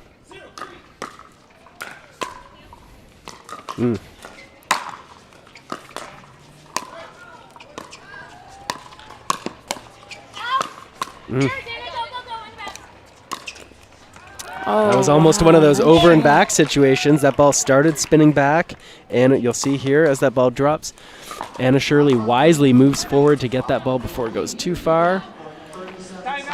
And a great angle to finish off the point. Shout out to the replay crew. I've always wanted to hit one of those shots back into the net. Back into the net. Yeah. God, it's one of our favorite videos over at Third Shot Sports is how to handle those over and back balls. Of course, that is the one time that you can reach over the net to hit the ball. While it's on the other side, you can't touch the net, but you can reach over. And you're right, Annalie, the very tricky players don't just hit it forward back to their opponents. They instead hit it backwards into the net. That's why it's actually so important. A lot of our viewers at home, I bet you, Annalie, if you ask them the question, when can you go into the kitchen? A lot of them would say, I suspect, once the ball bounces. This, of course, is not true. You can go into the kitchen whenever you want. And in fact, that's one of those situations where it's so important to remember it. If Shirley had waited till the ball bounced, she may have had to then rush forward to get that ball to hit it. And maybe missed it in the net at that point. Match point here, Bellamy. Shirley, 10-9-2. Can they close it out against the number 3 seeds?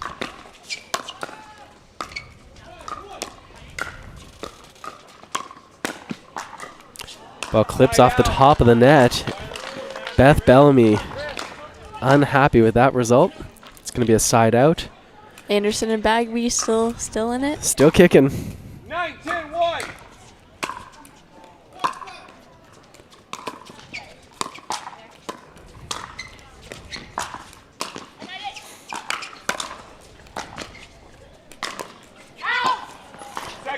Chris Anderson, backhand dink, cross court, goes a little too wide. Bagby's going to see if she can tie things up here on her serve.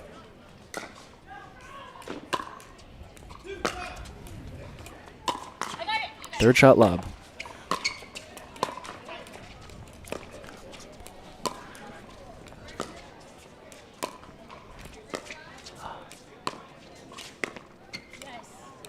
Wow.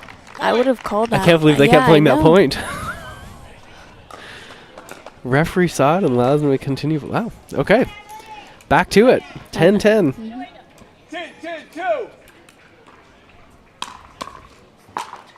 Especially given all the lobs.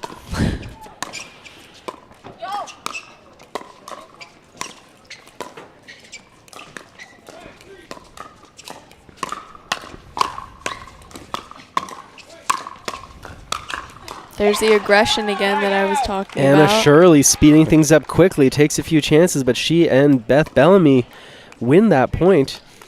That's going to set up. Shirley's expressions are just priceless over there after the point's over.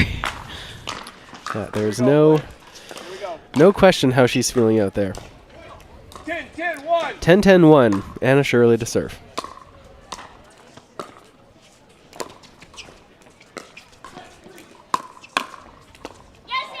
Point. Anna Shirley sitting on that forehand, waiting for the drive from Chris Anderson. She counterattacks, and that sets up another match point here. Here we go. 11-10-1.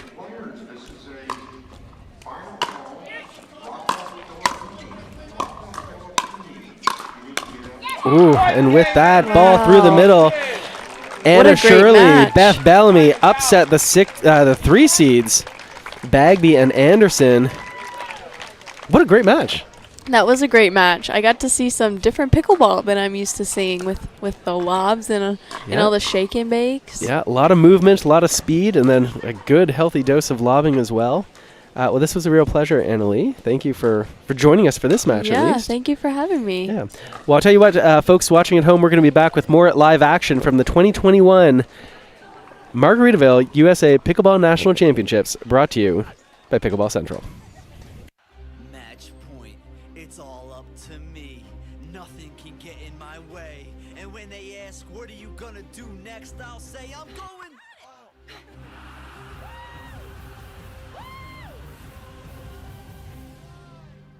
We're going to Margaritaville!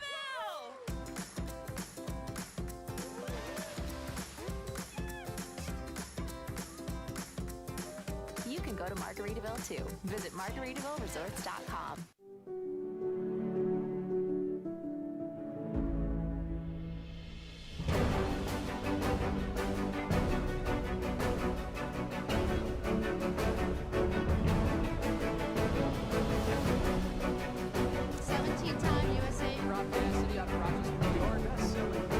Slightly favored backhand. Let's hand-eye coordination.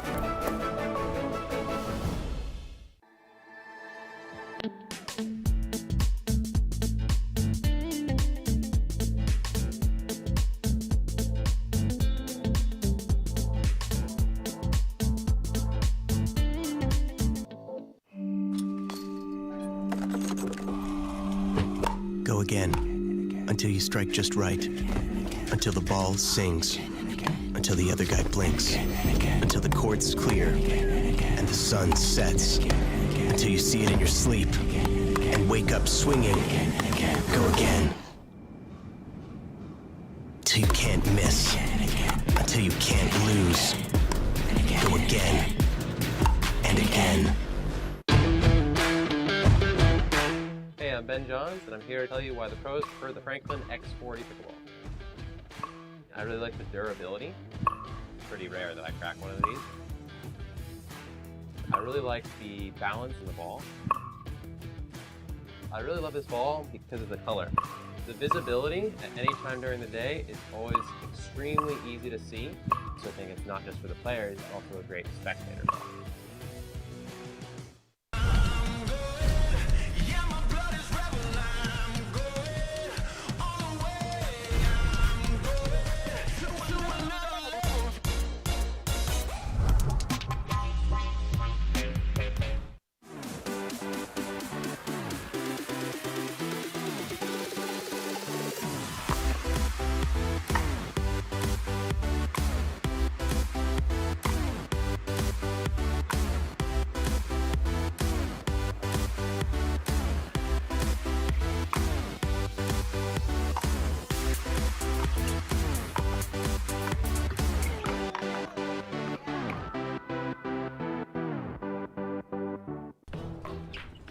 I will dig deep. I will crush this game. Athletes know nutrition drives performance. I will not slow down. Superior Lab supplements help you power up and recover faster. I will never surrender. Superior Labs is a proud sponsor of USA Pickleball. Ooh, wow, it's so smooth. I love the little kick you get when you're going up any little hill. Wow, that was so much fun. It was fun, it was fast, it was easy to change gears. I would do this over a fat tire bike all day long. Nice ride. This thing has some torque, has some juice. It felt a little bit like what I imagine wearing a jetpack feel like. The Pro XR Pickleball paddle answers the age-old question of how to get paddle speed and control with the same paddle and one grip, and this is it. Pro XR gives you more spin, greater control, and quicker reloads on every shot in the game, because you always have that constant feel for that leverage and control and paddle speed that we're all looking for. Pro XR is the most revolutionary technology in pickleball.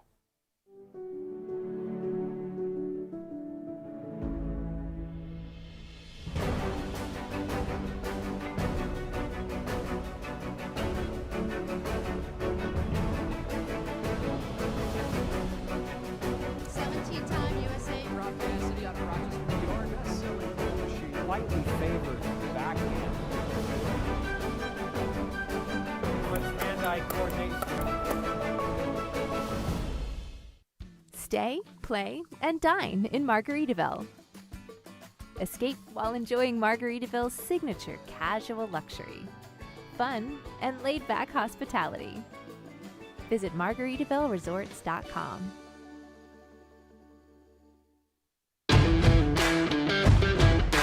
Hey, I'm Ben Johns, and I'm here to tell you why the pros prefer the Franklin X40 Pickleball.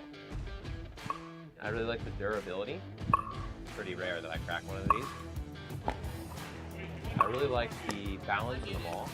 Tommy, we're out of my nap time. I really love this ball because of the color. The visibility at any time during the day is always extremely easy to see, so I think it's not just for the players, it's also a great spectator ball.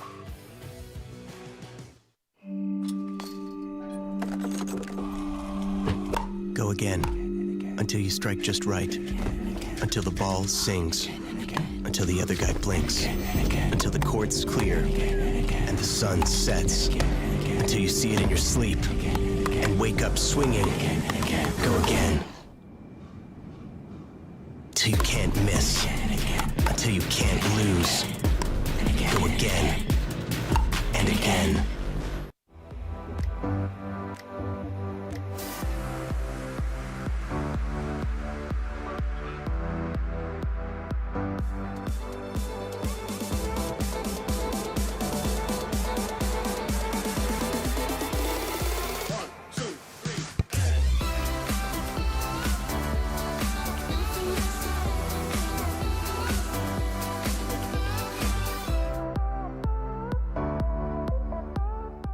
Selkirk's mission has always been to fuel the pickleball obsession found inside every player.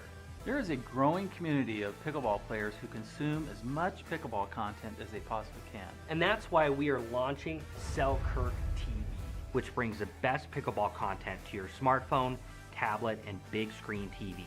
It's pickleball's original and only free TV app. This is 24/7 Pickleball, proudly brought to you by Selkirk.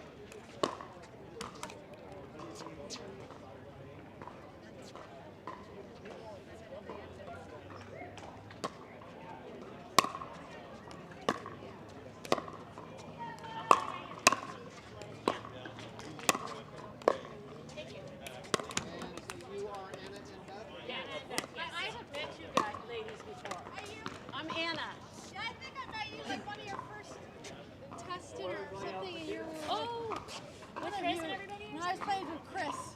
I don't know. Oh, nice okay. to see you here. That's Jennifer. I'm Alex. And Alex. Nice to meet Nice you. to meet you. Yeah, good to see you. We met, right? Yes. Yeah.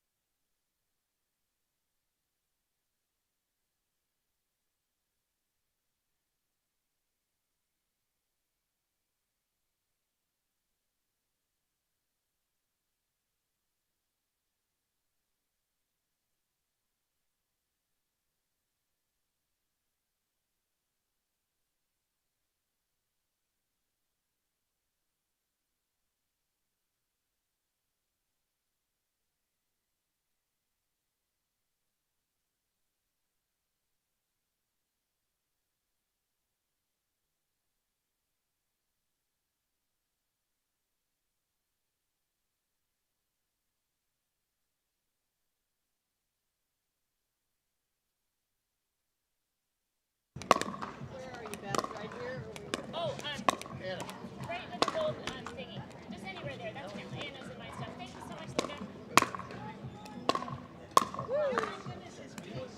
I know, geez.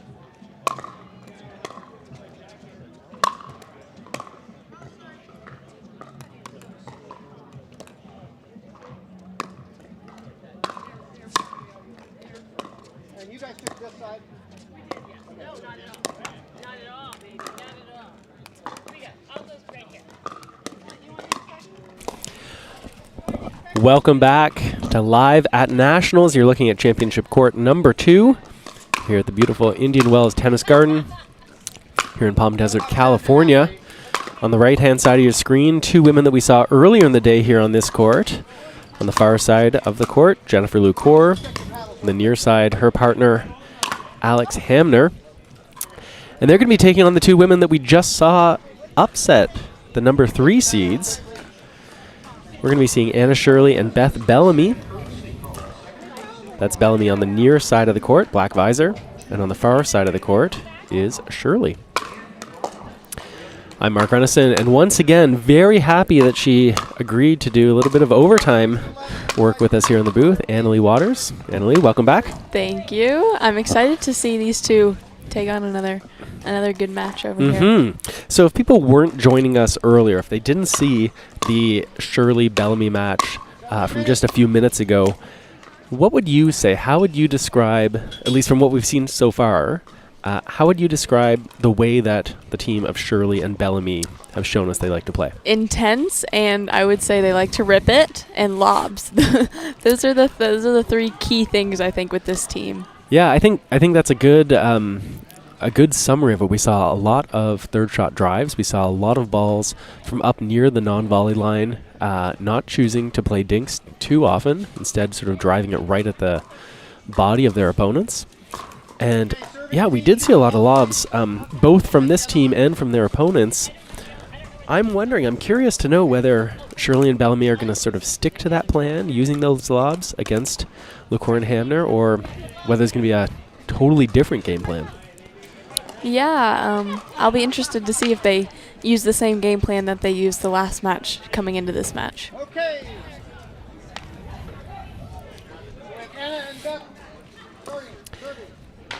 Hamner and LaCour, of course, real ambassadors for the sport of pickleball. They've been around for a while, had a ton of success on the big stage. And here we are, 0-0-2. Quick side out there. Hamner's going to be the first server, playing on the right-hand side.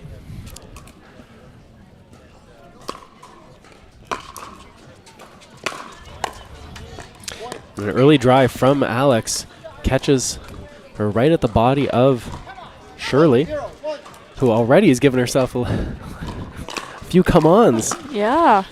Early in the match, that's when she seems to get herself pumped up.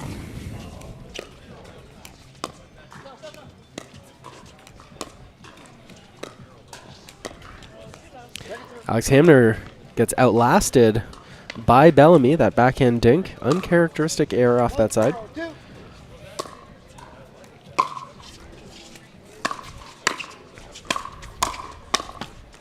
They need to keep, or at least I think that they should keep Bellamy on that side if they can.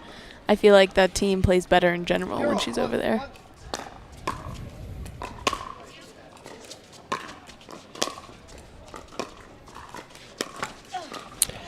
Once again, Hamner's ball finds the net. She was driving toward Bellamy. 1-1-1 here in this main draw match. We're in the third round of the women's senior pro event.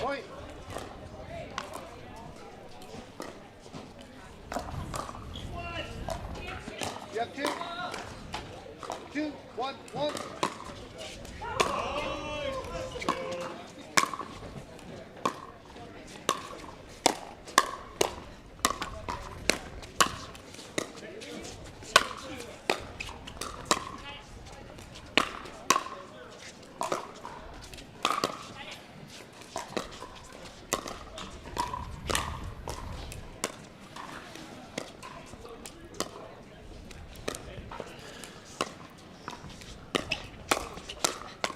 Great point.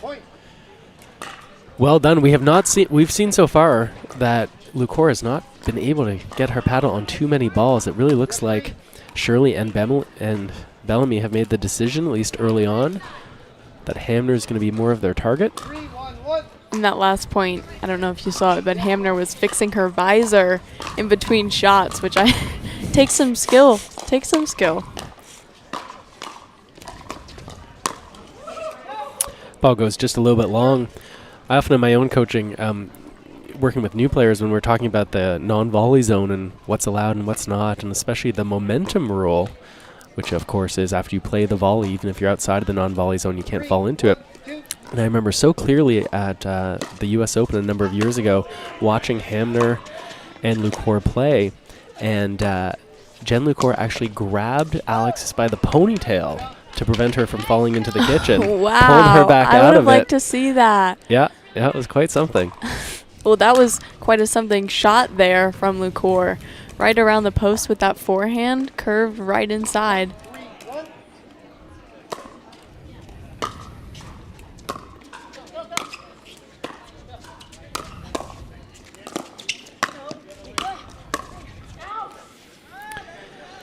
Hamner was aggressively crashing the net there. Didn't quite get the paddle set up and ended up having to take a couple steps forward afterwards, sort of putting her out of position. She and Lucor in a hole here in game number 1.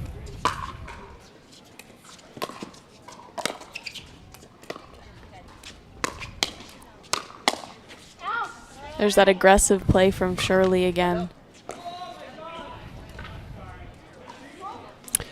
Yeah, interesting. A contrast in styles. In the previous match that we saw with Shirley and Bellamy, their opponents also like to play that power game. I think it's pretty clear that, generally speaking, Hamner and Lucor will be willing to try to have these longer rallies, try to use the soft game, use the finesse side of things. I'm not sure how well that's going to stack up against the power of Bellamy and Shirley.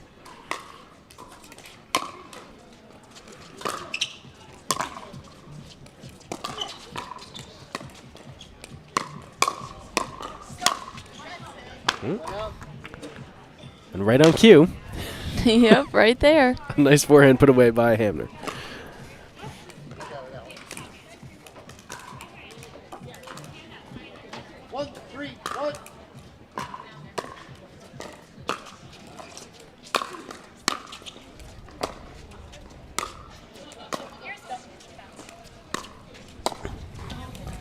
Keep it good, keeping her back. And of course, as Hamner was moving forward through that transition zone, she sort of had to make this decision whether she was going to let the ball land and play it as a ground stroke or instead take it out of the air. Sometimes that indecision can lead to errors.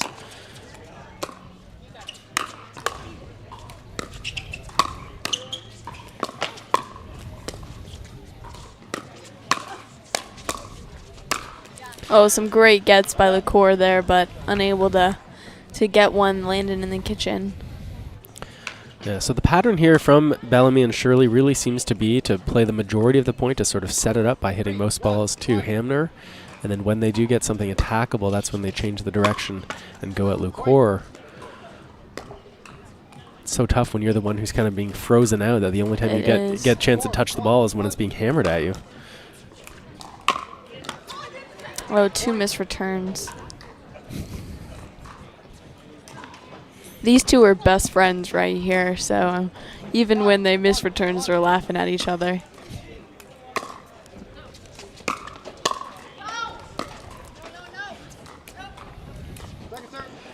First lob of the day, at least of this match, goes well long. Bellamy and Shirley on their second server. Comfortable lead early on, 5-1.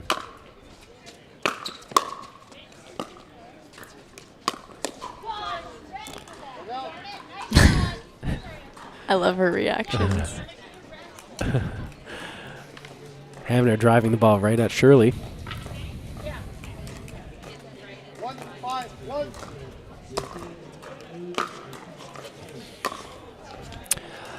Good amount of spin on that return of serve from Bellamy. A little bit of backspin, a little bit of side spin. 1-5-2.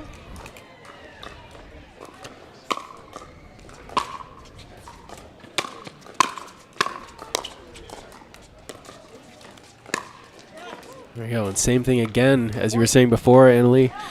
Shirley, pretty much anytime they've got a chance, especially on that forehand side, to hit with speed, they tend to do so. She likes to run around that backhand and speed it up with her forehand.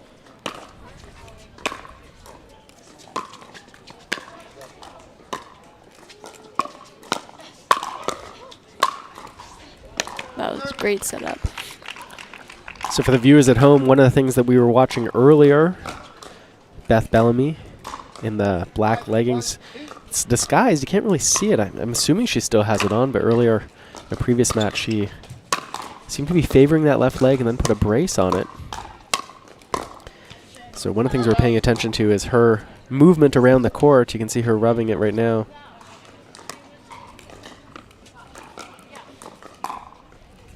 When she gets into the point, though, she doesn't seem to be favoring it. It just seems to be after the point that she kind of stretches it or... Now, in that case, a lot of viewers would say, wow, what a great forehand volley that she hit there. But it really was, again, that good side spin on the return of serve that made the drop sit up a little bit high, created that opportunity. The return of serve in pickleball is so important. Yeah, they seem to be hitting every return to Hamner.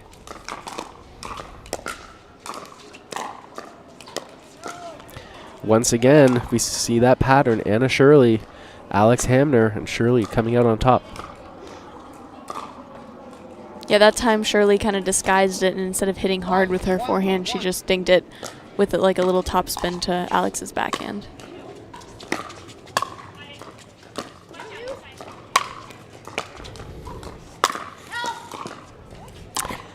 Jennifer Lucor finally gets to put one away right through the middle. Nice overhead smash by her. I think they called it out. Oh. They did call it out. I didn't see it. Second serve. I thought I heard an out call. I was looking down here. We're at 5-1-2. Oh. Right? We're at 5-1-2, right? Okay. Ready? Okay. Oh, so they didn't call it out. I thought she called for help. 5-1-2. Maybe. 5-1-2. Ooh, Hamner. Long way to go after running around that backhand.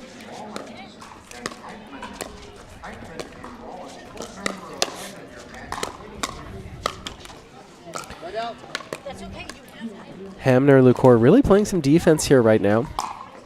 You see some opportunities being created for Shirley and Bellamy.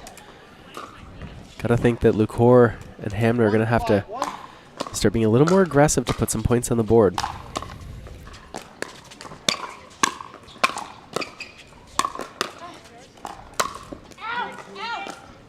That's a nice example of right idea. She set it up very nice. She just couldn't quite put it out away.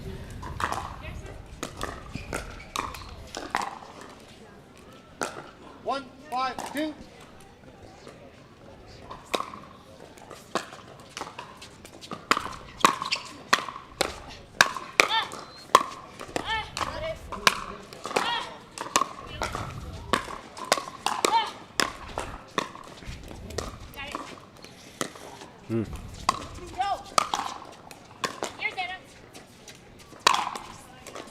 Wow. the defense in these Well, that's matches. the thing. I mean, we've been talking a lot about Shirley and Bellamy speeding things up, going on offense, ripping it, but it's really been their defense. Their defense, yes. That sort of kept them in the point long enough to be able to do that.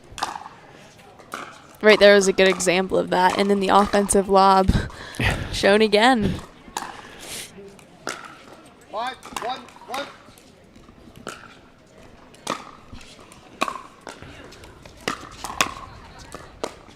1. It was a little short. I'm surprised that Hamner and Lucour haven't called a timeout yet in this match.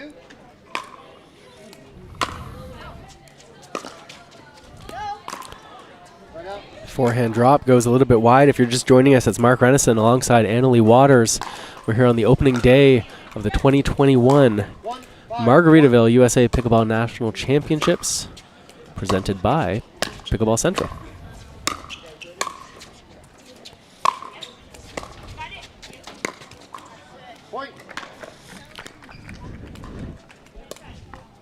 Anna Shirley's forehand gets caught in that net.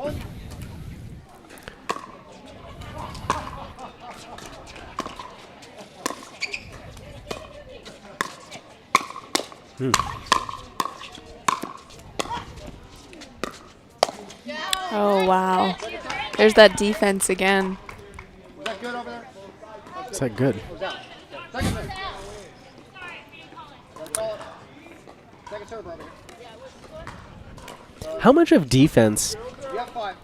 would you say is sort of technical skill versus, you know, a particular kind of attitude that you have as a defender? Like, how much is it just like the hands you've got or your like control of the paddle face versus?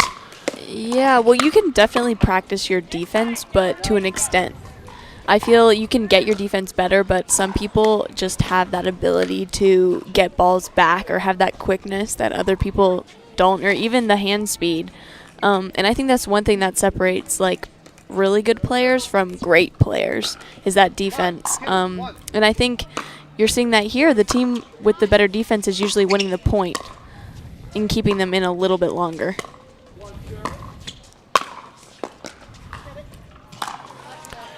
Yeah, I think it's so important to have this attitude of like hating to let that ball bounce twice. You know, to let your opponent hit a winner.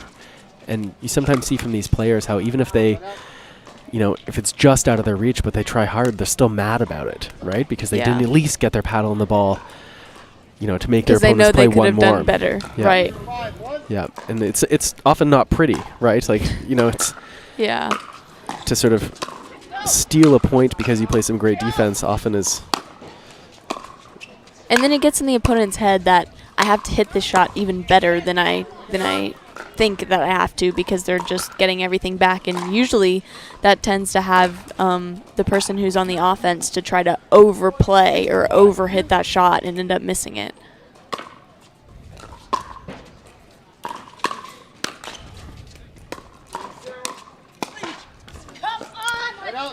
Yeah, if you can be that team that, you know, has this reputation of always getting one more ball back, one more ball back, one more ball back. You're right. Their opponents now have to start hit closer and closer and closer to the line, right? Or a little bit harder, a little bit harder. Or a little more spin, everything. Yeah.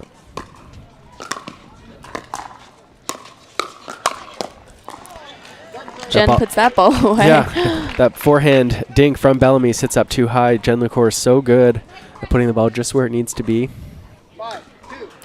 5-2-2. Anna Shirley, Beth Bellamy in the lead here in game number 1 of this main draw. Yeah, Women's Senior Pro Match. I think that Bellamy and Shirley should have, when they got that side out, called the offensive timeout, because they haven't seem to win a point on 5. So I think that offensive timeout would have really helped them there.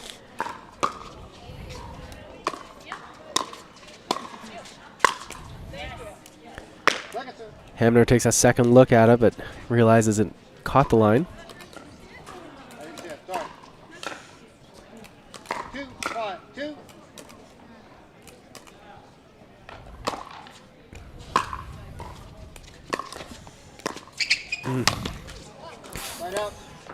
such a good forehand drop from Lucor. Gave her exactly what she wanted. Maybe a little surprised that she got such a nice gift. 5, 2, 1.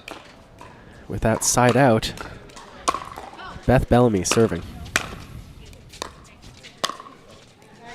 I really would like them to call it an offensive timeout right now. I think that's one thing that people don't use enough, is if you can't get off a certain number, calling a timeout and just resetting on your serve. Right, so not just when your opponents are winning points, but when your team is failing to win points too. Right. On your own serve. They've just been going, back and forth here for quite a while, so I think a timeout is needed from one side of the court. And to what end? Like, what is it? Is it going to be a matter of, hey, let's have a discussion about what we're doing. Let's make a new plan. Yeah, or even like going out there and saying, okay, if I get the third, I'm going to rip it and I want you to poach. And then we're doing that no matter what. Or setting up a game plan for the next point and seeing if you can't just, or even like icing the team out because you're serving and you have the momentum and maybe they'll miss a return. You never know.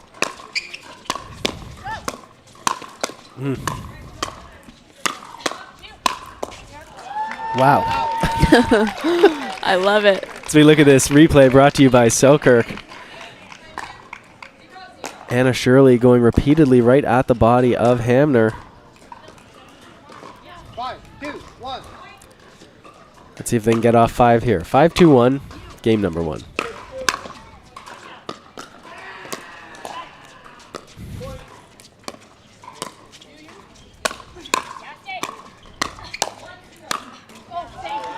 They said, you know what the problem is? We're not using enough lobs. Yep.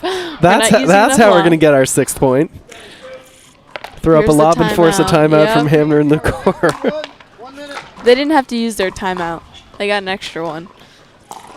So, Annalie, I want to use this timeout as a chance to talk with you a little bit about your plans.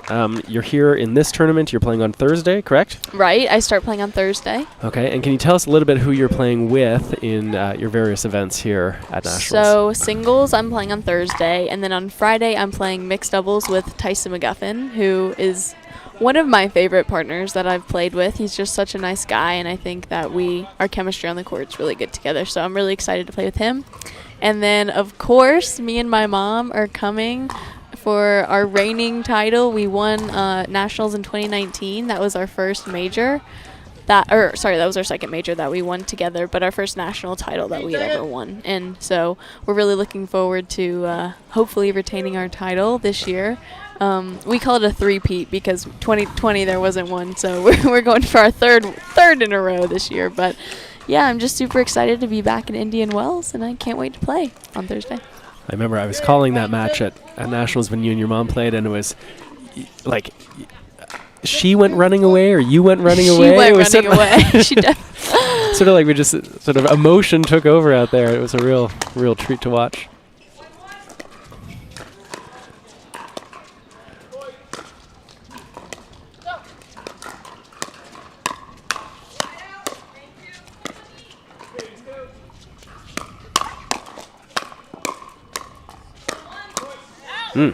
Great points. Yeah, really nice example of the diversity of skills that you need to have to play at an elite level. You saw them speeding things up and slowing them down and then speeding them up again. It's so important to be a multifaceted player out here.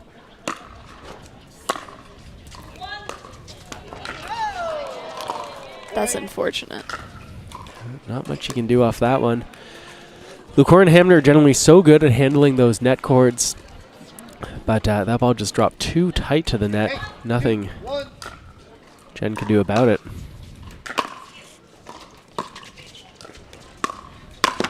If Anna Shirley would have hit that leg cord, we would have definitely heard a loud come on, as we saw in the last match when she got a leg cord.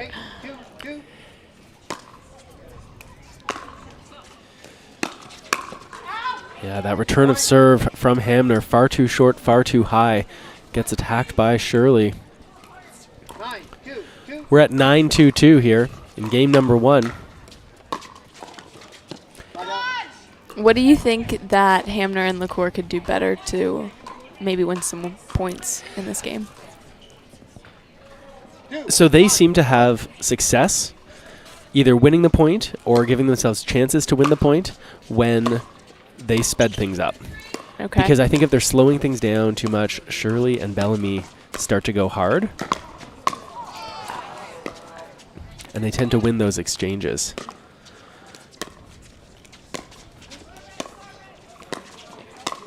Right? And then that like it's not really their game style to play these long dinking games, Shirley and Bellamy.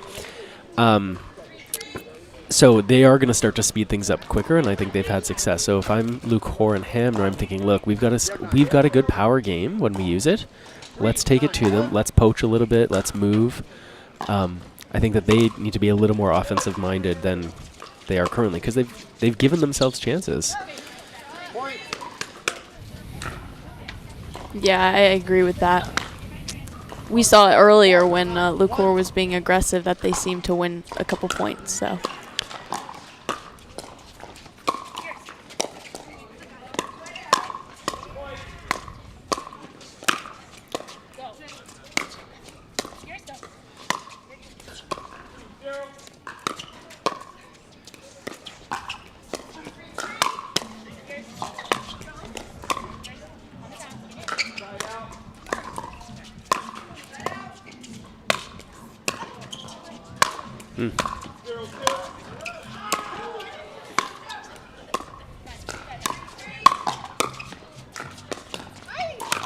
There we go, too much. Hamner knew it as soon as she hit it. Good pickleball here on day number 1 at Nationals. Yeah, I mean, there's an example. If you just sort of, even if you don't know much about pickleball, if you're watching, you would look and say, oh, the team on the near side of the court, they really seem to be on their heels, right? They're reacting. They're having to respond to Bellamy and Shirley. And the thing is that Bellamy and Shirley, like, they're not really missing. Right. Right? And so you got to do something to counteract at some point, that. you've got to do something. We've got a nice crowd here, too, with these long points, getting some cheers. Yeah, it's starting to fill in on this chilly day here. I know, I'm from Florida. I'm not used to this cold.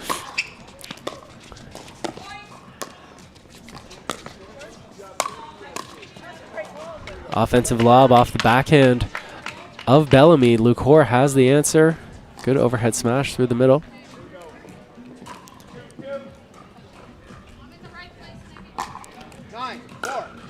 Nine, 4-2.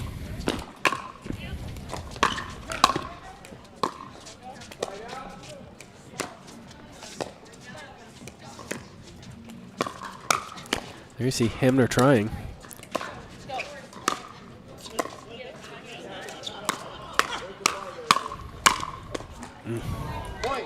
Bad luck there. Clipped the net, I think. Yeah. And with that, we've got our first game point here of this match. 10-4. Looks like the man playing next door is a fan of Luke Hoare and Hamner.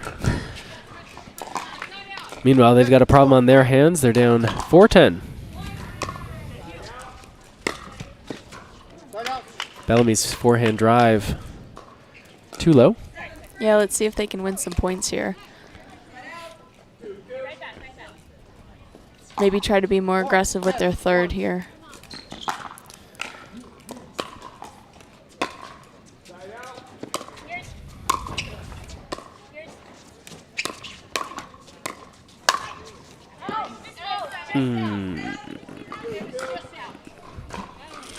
Check the Selkirk TV replay. It's so hard to tell.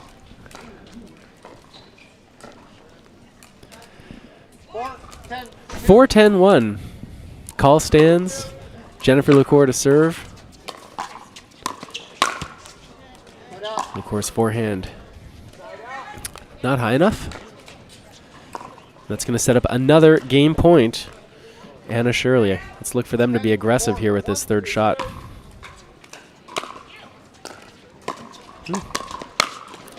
Aggressive, not so aggressive with the third, but very aggressive with the movement. A nice drop poach combination we see there. Yeah, Bellamy coming across. They kind of cruised through that game. All right, we're going to take a quick break here as these players get a quick rest. We're going to be back with more. Game number 2 from Nationals. The Pro XR Pickleball Paddle answers the age-old question of how to get paddle speed and control with the same paddle and one grip, and this is it. Pro XR gives you more spin, greater control, and quicker reloads on every shot in the game, because you always have that constant feel for that leverage and control and paddle speed that we're all looking for. Pro XR is the most revolutionary technology in pickleball. Match point, it's all up to me. Nothing can get in my way. And when they ask, what are you gonna do next? I'll say, I'm going.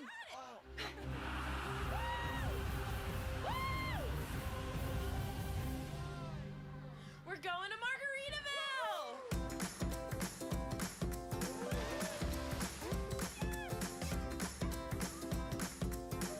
You can go to Margaritaville too. Visit MargaritavilleResorts.com.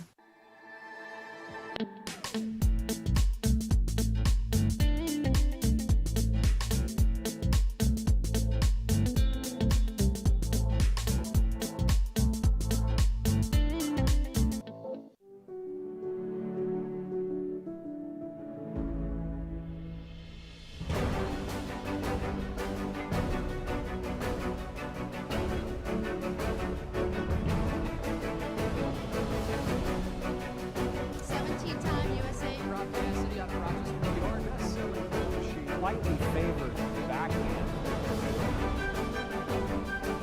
Good hand-eye coordination. Welcome back. Game number 2. Here's the first serve. 0-0-2. Alex Hamner to Anna Shirley. And with that third shot, drop in the net. Side out. Shirley's going to serve alongside partner Beth Bellamy. If you're just joining us, it's Mark Runnison here with Annalee Waters, enjoying some women's senior pro doubles action here at Nationals.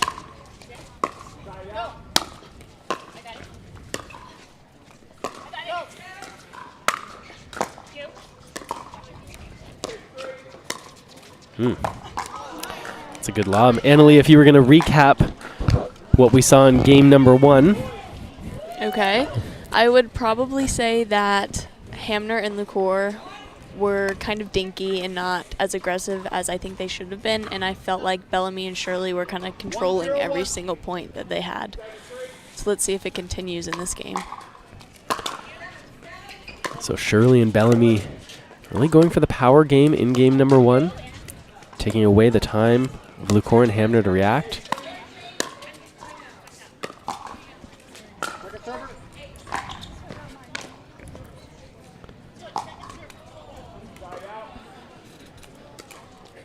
After you lose the first game kind of easily, I think going into the second game, you need to do something to change what you did in the first game. Even if you don't think it'll work, just try to change it up what you were doing, because obviously the first thing wasn't working. And if you don't do anything to change it after the match, you're gonna say to yourself, you know, what was I doing, and why did we just continue to do something that wasn't working?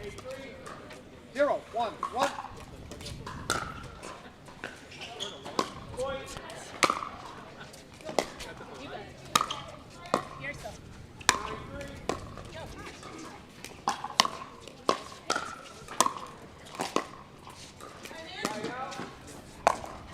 Again, we see the offensive lob by Bellamy.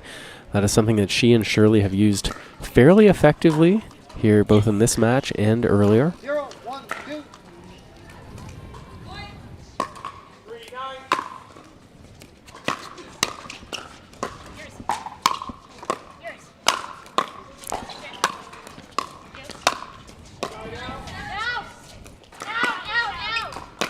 Ooh.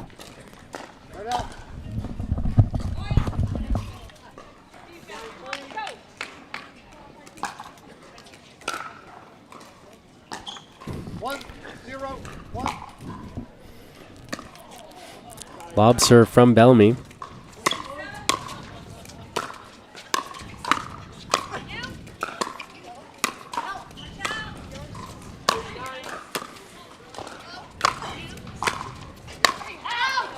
Oh, that was a great setup again. That was something different, though. I felt like in the first game it was the opposite. I felt like Bellamy and Shirley were kind of controlling the net, and in that point, it was Hamner and LaCour. Yeah, and maybe they take something from that. They say, look, we missed that last shot, but we gave ourselves that chance, right? And giving yourself the chance is, is sort of the first step, right, in building something. Exactly. 2-0, 2.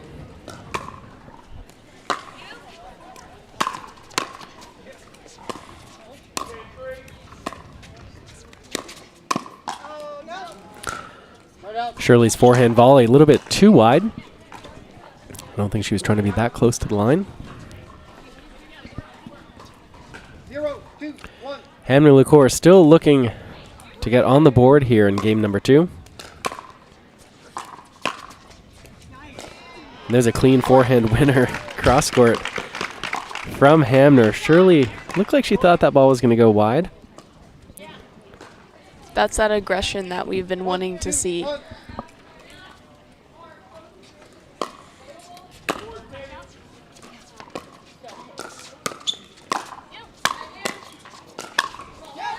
I mean, it's interesting, right? It's a difficult position to be in. If you think of people like Hamner and LaCour who, have been involved in pickleball for so long and had so much success. And if you also think about how much the game has changed over the last number of years, how much faster it's gotten, how much it's speeding up, how much more spin is a factor. And it must be a real challenge to have had so much success with a particular game style and then to have to continually evolve and change as the game goes. I think it's really, it's an interesting problem to have. Yeah. Right? Whereas when you come into the sport relatively new and it's like, oh, yeah, everyone just seems to hit hard. Start doing this. Right. Yeah. You don't have to unlearn, certain tendencies that might have been very effective previously.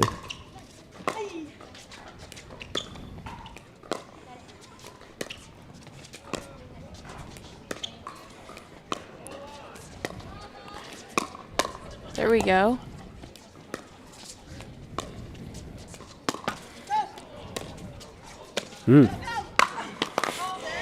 Alex Hamner standing her ground there, seeing a lot of attention coming from Shirley and Bellamy. Hangs in there long enough. LaCour puts away that ball and forces the timeout. Yeah, they kind of use the Bellamy and Shirley offensive lob technique there.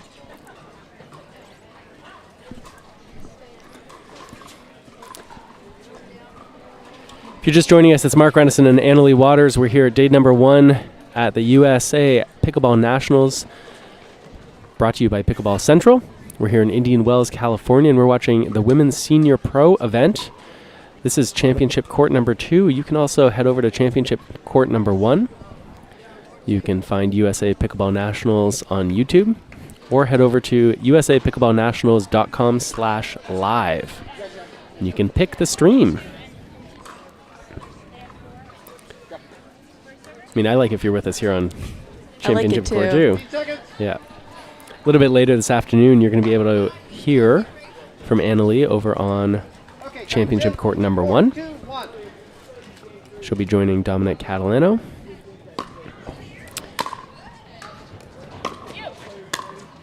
Get a lot of AL waters today if you want it. Yes, you do. Might not be a good thing for these people.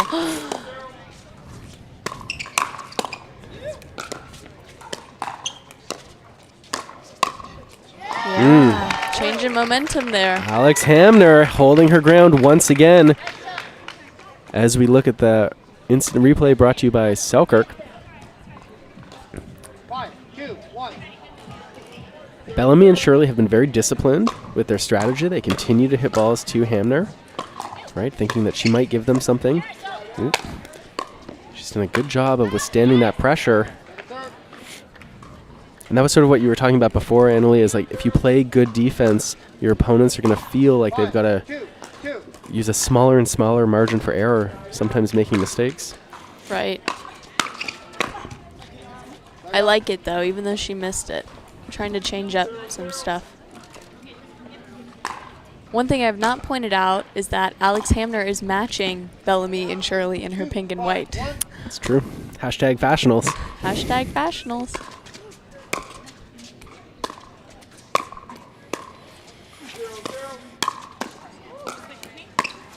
Wow. Some great communication here between Bellamy and Shirley. I don't know, maybe you can say something about this. As someone who is a very offensive player and who looks to control things at the net, what we saw here just now was Shirley sort of hitting the ball and continuing to move to her left more and more and more. Right. Intercepting more and more balls, and Bellamy just backed off. That ball goes just long. Can you say something about that? About sort of, when you're kind of in the rhythm of attacking and poaching, like how do you sort of know when you've gone too far or when to keep going? Well, for one thing, if you're starting the attack and you feel good and you think you can reach that next ball and put some pace on it and you don't think your partner has a better angle than you to hit a better shot, you can just continue to move across the court. But some rules that, I break sometimes is usually if the ball is like traveling to the other person, you let them take it. But if you're on the attack and you can cut off that angle, you can really put pressure and take away time from your opponents by just taking that extra ball. And I think that's what Shirley did there by running across the court. She took a couple seconds away from where Bellamy would have taken that maybe 3 seconds to get there. She took maybe 1 or 2 seconds to get there and put that ball away.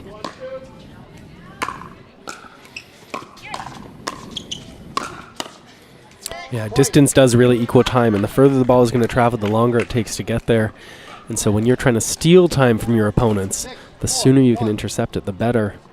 Hamner and Lucor on a nice little run here.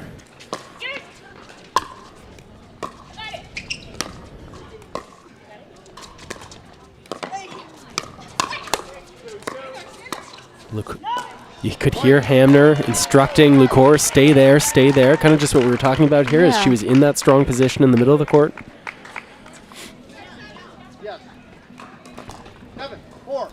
7-4-1. Lucor Hamner being a little more aggressive out here now.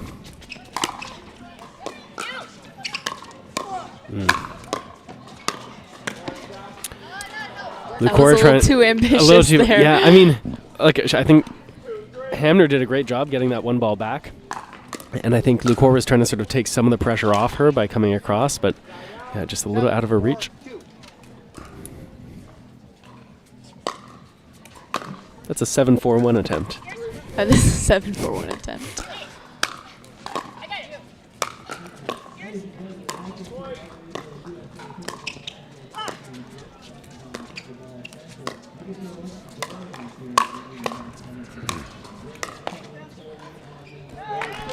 Even though Jen had missed that shot, it still gets in your opponent's minds that you could have potentially gotten there, and it makes them think, I don't want to hit it there again because she might get to it and put that ball away. So even though she missed it, I like the move that she made.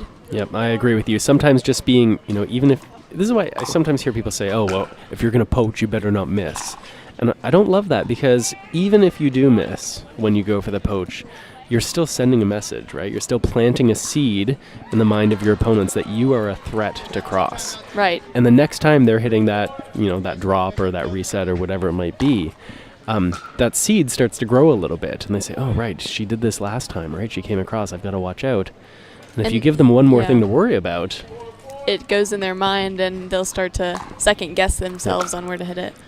Yeah, it's one of the reasons why poaching early on in a match or switching can be so effective. Moving a lot. Yeah, because then just a little bit of a fake poach later on can still pay off. Anna Shirley trying to figure out if she's hot or cold. Chilly day here. You can see in the people walking by, you've got to see a lot of jackets out there, a lot of sweatpants. Oh, yeah. All right, we're back to the action. 8-4-2. Alex Hamner to serve to Anna Shirley.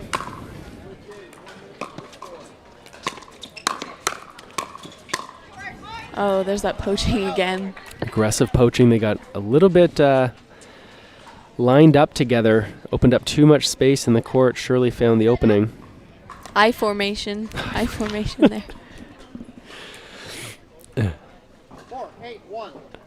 We're going to see any I formation from you and your mom this year? I'm sure you will. All right. We need a name for that move. We don't have one yet. That ball clips off the top of the net. Not much Hamner could do there with it. Did her best to get the paddle on the ball. 5-8-1. 5-8-1. Bellamy and Shirley sure would love to close this out. But Jen Lucor has other ideas. I think that's been a big difference here in the second game is how much more aggressive Lucor has been, and Hamner's given her that opportunity by playing great defense. Yeah, I agree.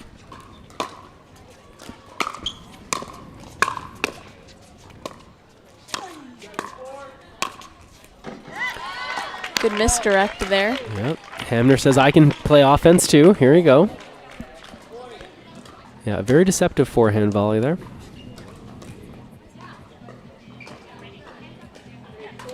Hey, 5-1.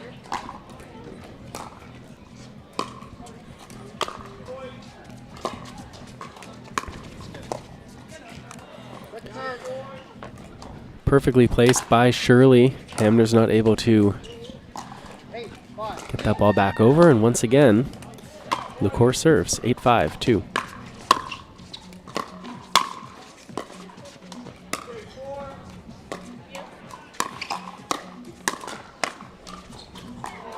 That ball stays just in, a bit of a miss hit.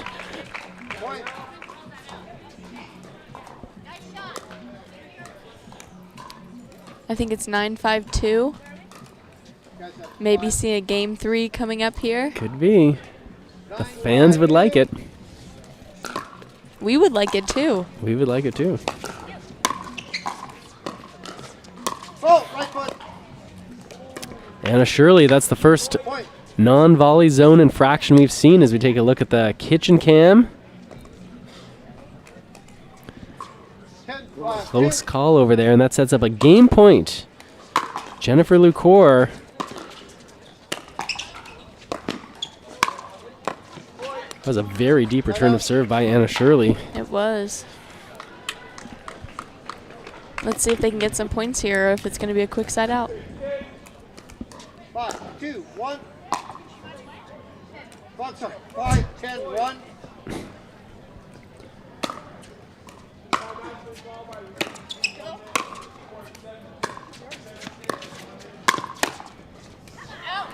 Anna Shirley is so aggressive coming up after those drops. She is. She's been hitting a lot of drives off her feet today. Yeah, there's no like, I'm going to split step or anything. It's just like, I am crashing the net and going to swing. The net, yeah. Yep.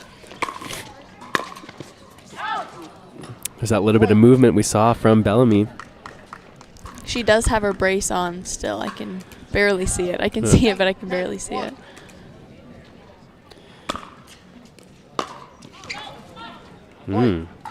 Maybe a timeout here from Hamner and Lucor.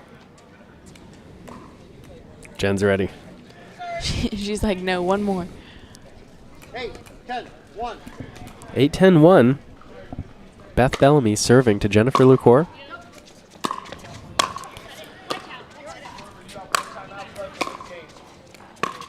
Ooh, Bellamy, an aggressive poach. She got what she wanted. She did. She almost hit Shirley in the process, though.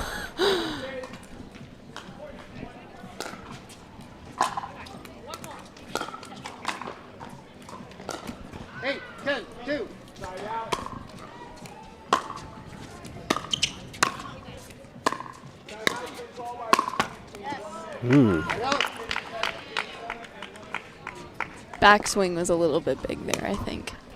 But good idea. I like it. Yeah, still trying to be aggressive. Game point here, 10-8.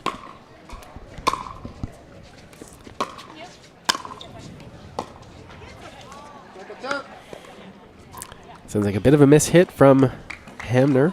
She's going to pass the ball over to Lucor. She's going to try to close this out here, this second game.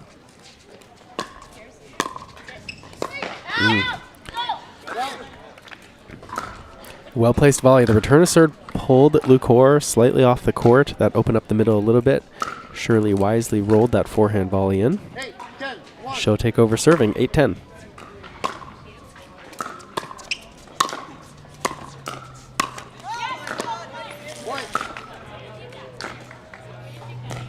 Switch of momentum here. 9-10-1.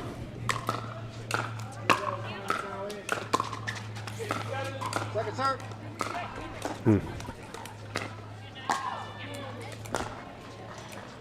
10-2.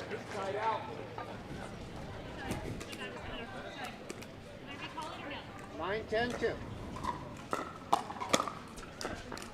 Oh.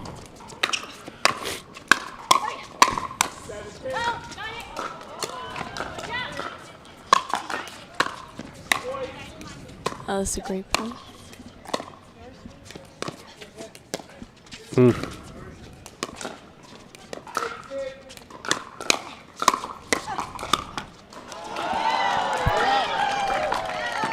In crucial moments, Shirley goes to ripping it. Yep. It was like anytime she gets that ball in her forehand.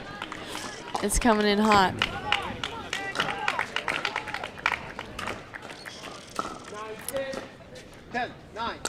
Another game point here. 10-9.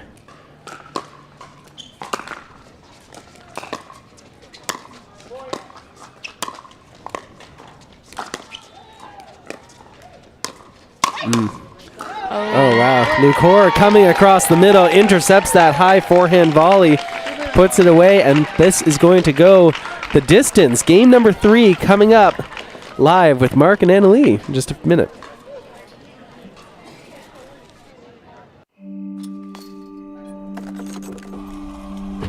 Go again until you strike just right, until the ball sings, until the other guy blinks, until the court's clear and the sun sets, until you see it in your sleep and wake up swinging. Go again till you can't miss, until you can't lose. Go again and again. Selkirk's mission has always been to fuel the pickleball obsession found inside every player. There is a growing community of pickleball players who consume as much pickleball content as they possibly can. And that's why we are launching Selkirk TV, which brings the best pickleball content to your smartphone, tablet, and big screen TV. It's pickleball's original and only free TV app. This is 24/7 pickleball, proudly brought to you by Selkirk.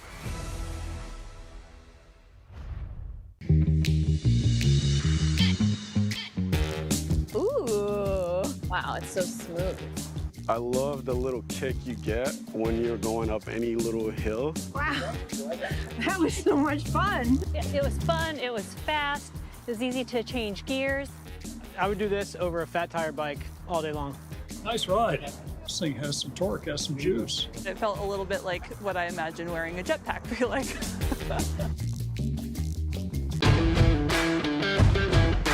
Hey, I'm Ben Johns, and I'm here to tell you why the pros prefer the Franklin X40 Pickleball. I really like the durability. It's pretty rare that I crack one of these. I really like the balance in the ball. I really love this ball because of the color. The visibility at any time during the day is always extremely easy to see, so I think it's not just for the players, it's also a great spectator ball. Welcome back to Championship Court number 2. Mark Runnison and Annalie Waters here. And if you're just joining us, you're in for a treat. We've watched 2 really exciting games between these 2 teams. Beth Bellamy and Anna Shirley on the far side of the court. That's Shirley serving. On the near side of the court, returning serve Jennifer Lucor and Alex Hamner. And this match is going the distance, Annalie. Game 3. It is.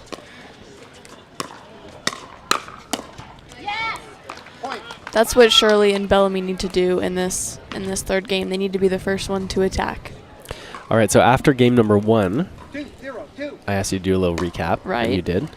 Now that we're just finished game number 2, if anyone's just joining us, how would you explain what we saw in the second game? I feel like the tables kind of turned, and Hamner and LaCour started being more aggressive, especially LaCour. She was taking more balls off Hamner and being aggressive with them and kind of poaching a little bit more. So in this third game, I think she's going to continue to do that, but I also think that Shirley and Bellamy are going to be a little bit more aggressive like they were in the first game.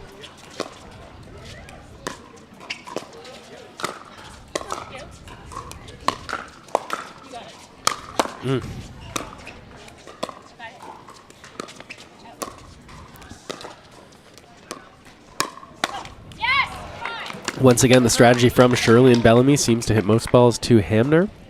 She's been playing some good defense, some exceptional defense in game number 2. not able to make that shot. Jen Lucore takes over serving. 0-2-2.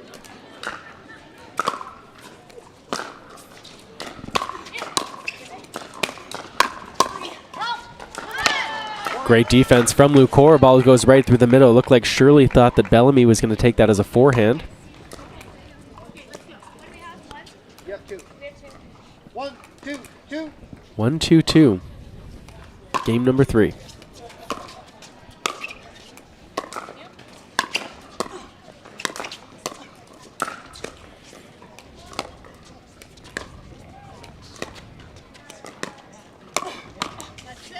Nice little inside-out forehand through the middle.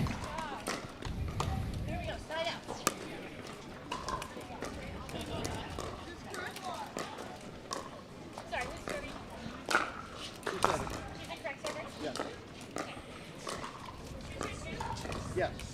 2-2-2.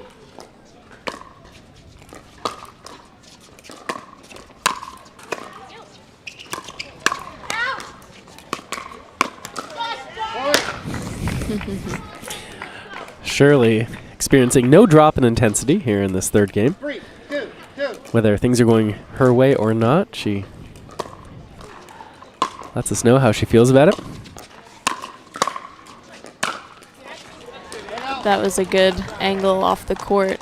That's another thing. Lucore and Hamner have been very good on defense in the second game, and maybe creating more of those angles like Shirley just did there will help end points quicker.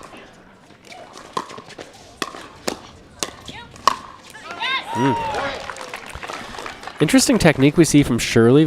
Those forehands that she hits so hard, so much of it come from her shoulder, right? Often you'll see players like use more of their hand and their wrist and their forearm to hit those. Hers really comes a lot from the shoulder, which maybe is sometimes why on those faster balls she's a little late. But she's getting the job done, certainly on the medium speed or the slower balls. Yeah, she is. I think she just had shoulder surgery not too long ago. Shout out to the broadcast booth, giving us that intel.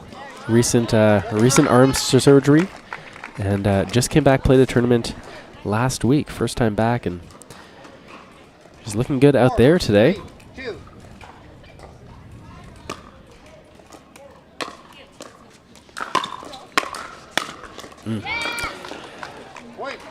It's one of the risks when you are stacking or switching, as we saw there from Hamner, is that's a long way to go after that return of serve, and if your opponents are on the ball and take it early, they can hit to that open court.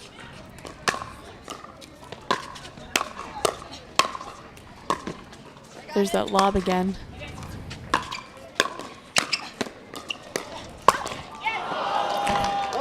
A lot of movement. You talked about that earlier, Annalie, how important it is to be moving up at the net to plant that seed for your opponents that you're a threat, and that just because you're starting the point on one side of the court doesn't mean you're going to stay there. Right. Yeah, it's good movement from both sides. But right now I think that Shirley and Bellamy are putting more pressure on Hamner and Lucore than they were in the second game. So if they continue that, I think they'll just keep cruising as they are right now. If you're looking for more pickleball action, we're going to be here all tournament long. You can check us out on YouTube. Just look up USA Pickleball Nationals. You can also go to usapickleballnationals.com/live. And from there you can choose which stream you'd like to watch. Championship Court number 1, or here where we are, Championship Court number 2. 3 seconds. Later on in the week, we're going to have more broadcast options for you as well, so stay tuned. Meanwhile, let's get back to this match. We've got Beth Bellamy getting ready to serve. They've got a nice little lead here. 6-3-2. 6-3-2 in game number 3.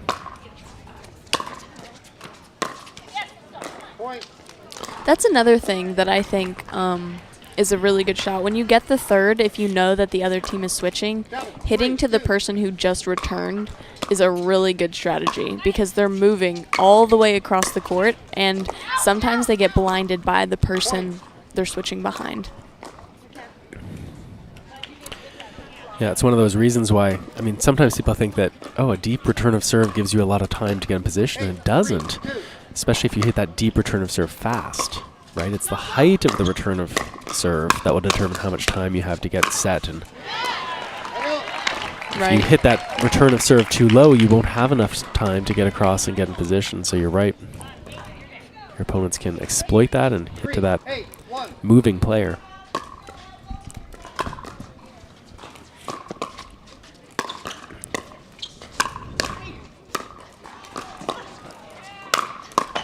It's nicely done. Bellamy and Shirley really in control here of this third game. 3, 8, 2. LaCour and Hamner trying to find a way to stay in it.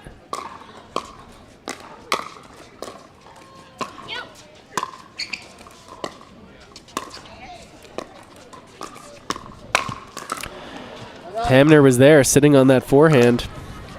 Yeah, that's a tough one. Especially when you're playing and you know that that should have been a winner and you miss it in the net or long. There's that aggression again that we saw from Shirley and Bellamy in the first game. Yeah, it's one of the reasons the deep return of serve is so important. Is that if you were talking before about how space and time are related, and the farther back your opponents are, the more time you're going to have to handle their ball. If your return of serve is short, allowing them to move inside the baseline, they're getting closer and closer to you. And especially if that ball is elevated. You're in trouble. You're in trouble. Which I guess then is also why the serve is so important.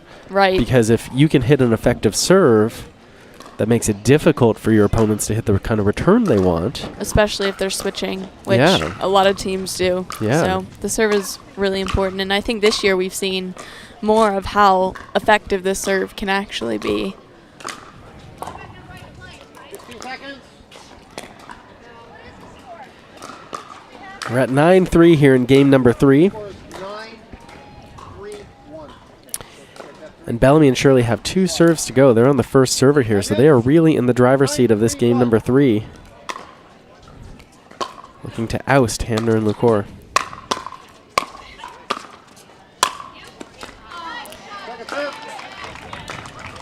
Good power from that LaCour forehand. 9, 3, 2.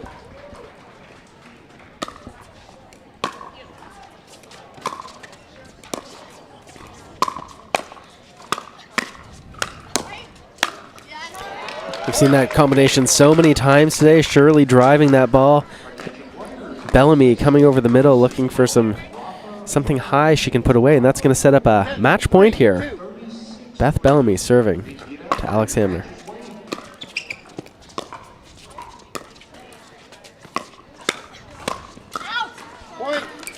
And there it is. Game and match. Anna Shirley, Beth Bellamy take down Alex Hamner, Jennifer LaCour. An exciting match out there. Annalie, thank you so much for joining us here in the booth. Yeah, anytime. It was so much fun. Always a pleasure. If you want to hear more from Annalie, switch over to Championship Court number 1. You can find that at usapickleballnationals.com/live. You're going to be able to hear her and Dominic Catalano. And if you want to hear more of my voice, you can stay right here on Championship number 2. We're going to have more live pickleball action from day number 1 at Nationals. Back in a minute. Ooh. Wow, it's so smooth. I love the little kick you get when you're going up any little hill. Wow, that was so much fun. It was fun, it was fast, it was easy to change gears. I would do this over a fat tire bike all day long.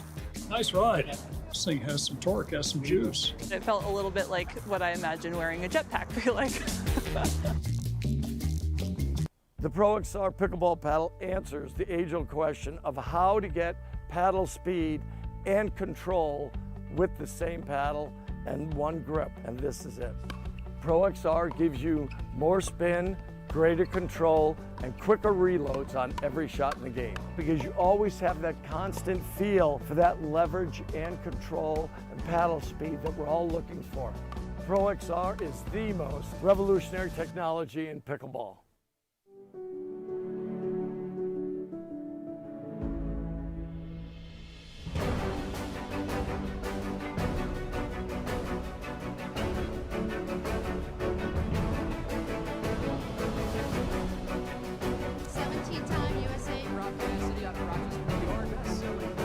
Slightly favored backhand.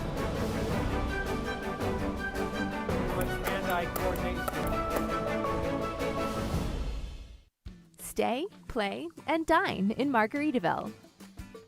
Escape while enjoying Margaritaville's signature casual luxury, fun, and laid-back hospitality.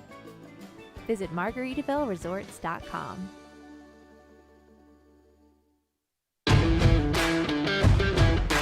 Hey, I'm Ben Johns, and I'm here to tell you why the pros prefer the Franklin X40 Pickleball. I really like the durability. It's pretty rare that I crack one of these. I really like the balance in the ball. I really love this ball because of the color.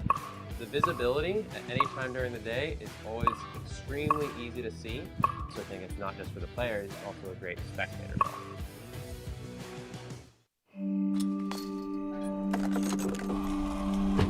Go again, until you strike just right, until the ball sings, until the other guy blinks, until the court's clear, and the sun sets, until you see it in your sleep, and wake up swinging. Go again, till you can't miss, until you can't lose. Go again, and again.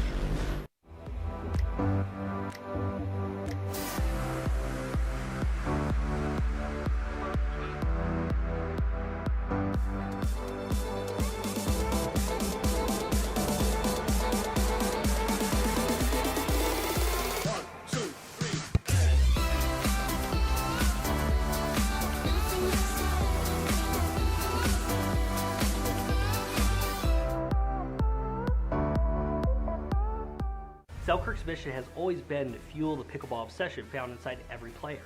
There is a growing community of pickleball players who consume as much pickleball content as they possibly can. And that's why we are launching Selkirk TV, which brings the best pickleball content to your smartphone, tablet, and big screen TV. It's pickleball's original and only free TV app. This is 24/7 Pickleball, proudly brought to you by Selkirk.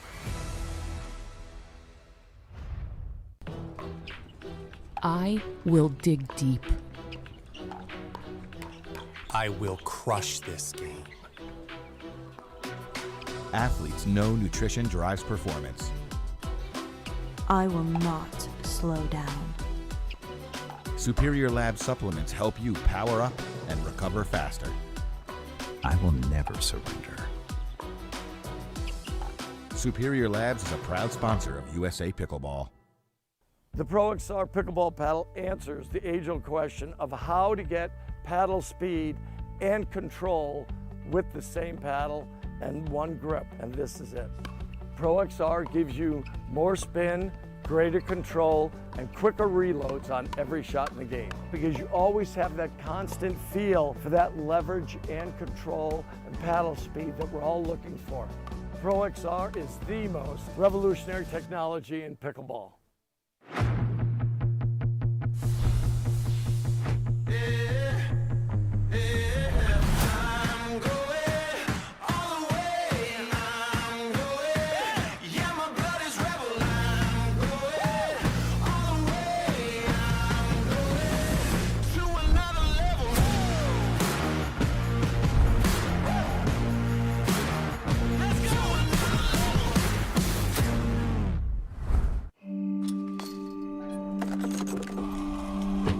Go again, until you strike just right, until the ball sings, until the other guy blinks, until the court's clear, and the sun sets, until you see it in your sleep, and wake up swinging. Go again, till you can't miss, until you can't lose. Go again, and again. Hey, I'm Ben Johns, and I'm here to tell you why the pros prefer the Franklin X40 Pickleball. I really like the durability. It's pretty rare that I crack one of these. I really like the balance in the ball. I really love this ball because of the color.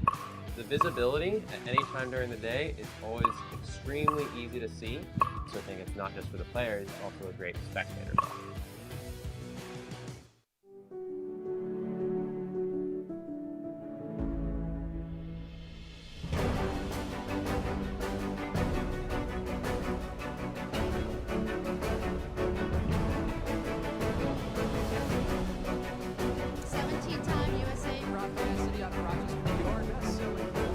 slightly favors the backhand. Much hand-eye coordination.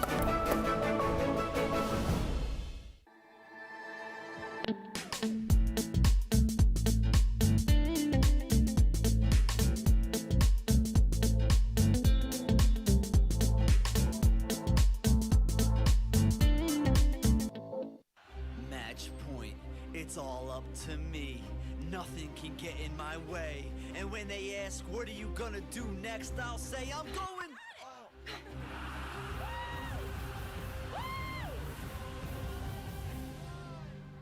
We're going to Margaritaville!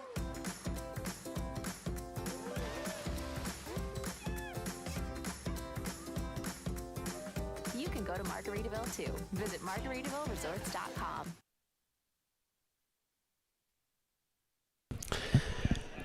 Welcome back to Championship Court number 2. We have a great match coming up for you. We've seen a lot of very, very good doubles play earlier today, and right now we're about to watch the winners bracket final of the men's senior pro singles.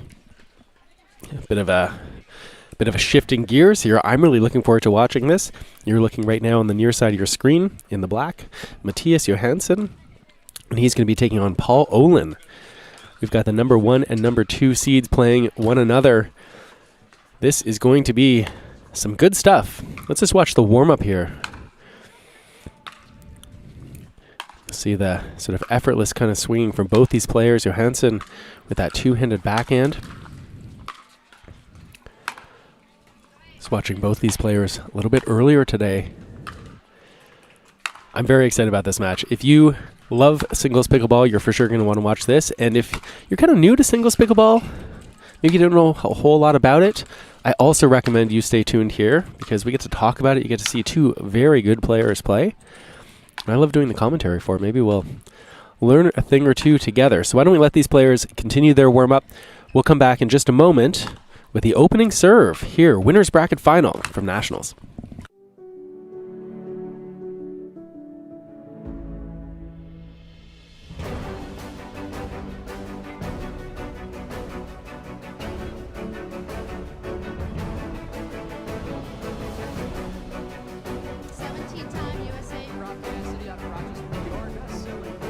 Slightly favors the backhand.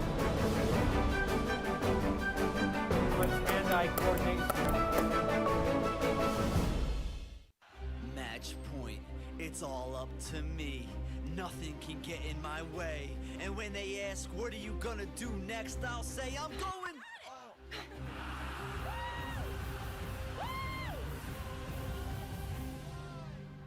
We're going to Margaritaville!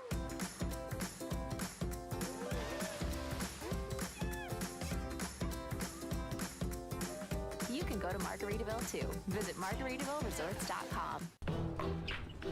I will dig deep.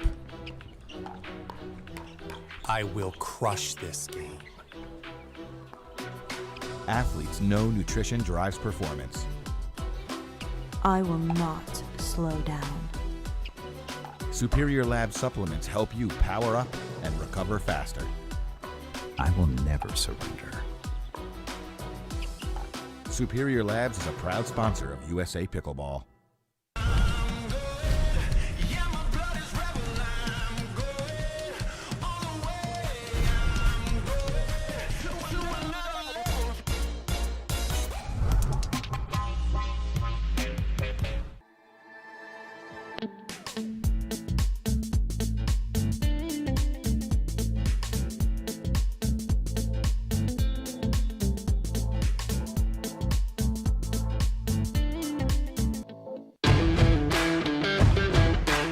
I'm Ben Johns, and I'm here to tell you why the pros prefer the Franklin X40 Pickleball. I really like the durability. It's pretty rare that I crack one of these.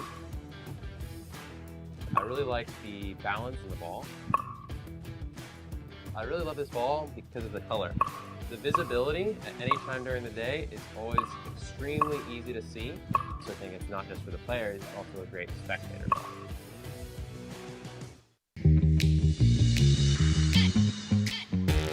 Ooh, wow, it's so smooth.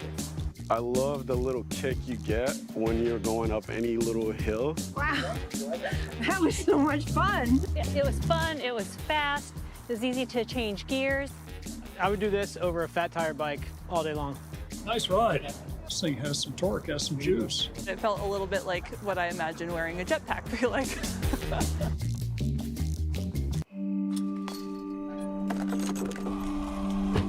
Go again until you strike just right. Until the ball sings. Until the other guy blinks. Until the court's clear and the sun sets. Until you see it in your sleep and wake up swinging. Go again. Until you can't miss. Until you can't lose. Go again and again. Welcome back, Championship Court here. As you see the players just getting their various items organized. We have the winners bracket final coming up here in this senior pro men's singles event. Here on day number 1, Indian Wells, California, and we are here at the Indian Wells Tennis Garden, which right now is really the Indian Wells Pickleball Garden, I think it's safe to say. Beautiful facility with beautiful courts. I guess I was going to say it's not such a beautiful day out here, but really any day that you get to spend playing or watching or enjoying some pickleball is a great day. It is chilly. It is chilly. Last time we checked, it was in the low 60s. We did have some rain today, actually forced a rain delay. But we're back to the live action. The winner of this match will be guaranteed either gold or silver. They're going to play someone who comes all the way through the back draw. That's the way this tournament works. You got to lose 2 to be knocked out. On the near side of the court, Matthias Johansson serving to Paul Olin. Here we go.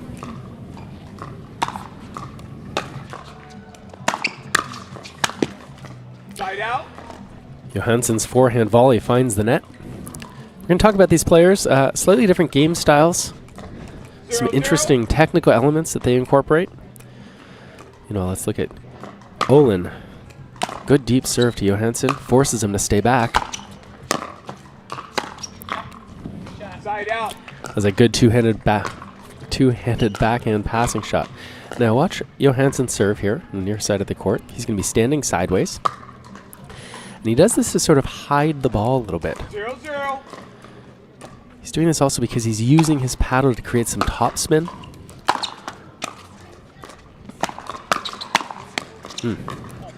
That kind of serve is often referred to as a chainsaw serve, where you sort of draw the paddle back toward your body. That puts some spin on the ball. You'll get a nice look at it here. 1-0. Creating that pre-serve spin, which then gets amplified when you brush up on the ball. The serve, incidentally, will not be allowed come January 2022. Both elements, in fact, not being allowed to hide the ball and not being able to use the paddle to create spin. You can use your hand to create spin, but not the paddle. That's a big forehand pass from Johansson. You're not going to see many senior pros play with this much power. 3-0.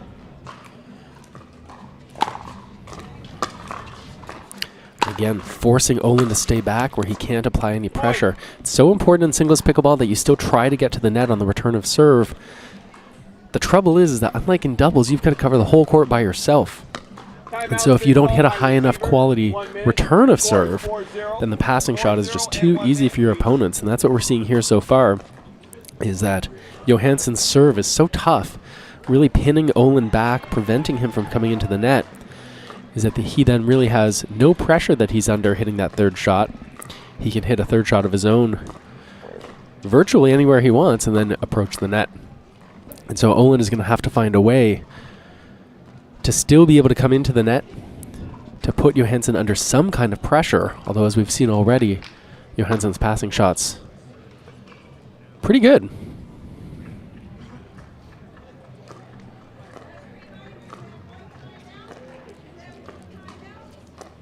15 seconds, players. Forcing Olin to call an early timeout. Receiver, you have 1 timeout left. Server, you have both timeouts left for this game. Here we go. Johansson back to serving using that disguised chainsaw.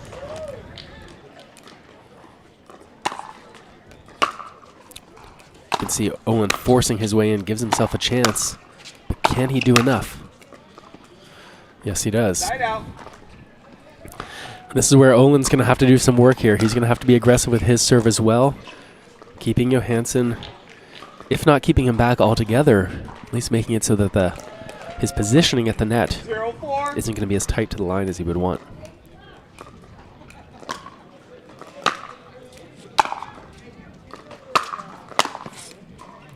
There we go. Johansson all over the net. Not enough on the serve. The return was very good. Those of you who have been longtime fans of pickleball will, of course, know the name Marcin Rospetsky. 4-0. Johansson reminds me a little bit of him, sort of that slow, kind of deliberate approach out there on the court. That's a good drop volley from Olin. Side out. Very sort of slow, methodical way of being on the court, taking his time. Let's see what Paul Olin can put together here. Side out. Not much. We'll often see these kinds of errors in singles pickleball because it's so important to put your returners off balance that sometimes you'll take a little bit more risk with the serve than you normally would. You can see there that ball really jumping off the return. Or I should say off the bounce. 5-0, Johansson in control of game number 1.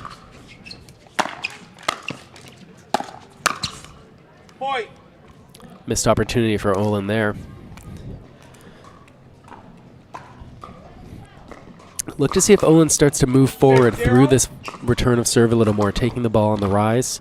He's got to find a way to start to come in. That's well done.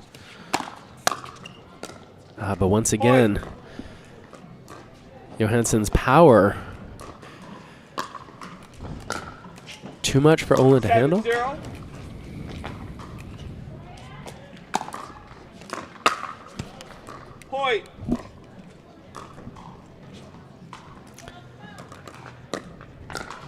Gotta say, this is not the way Olin was wanting to start off this winner's bracket final. 8-0.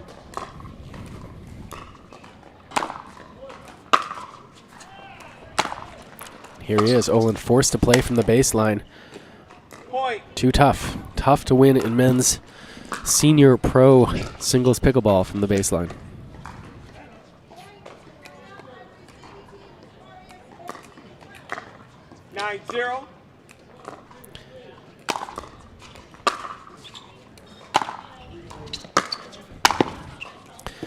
Once again, Matthias is able to come to the net. Olin not putting him under pressure. Missed the forehand volley. 0-9.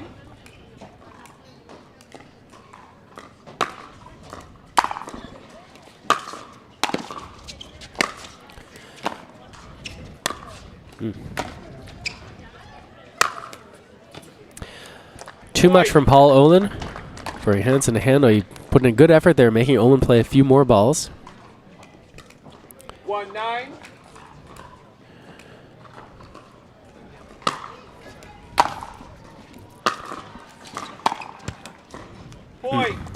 Unforced error from Johansson.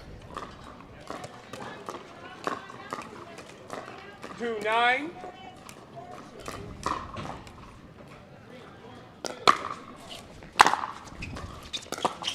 Point.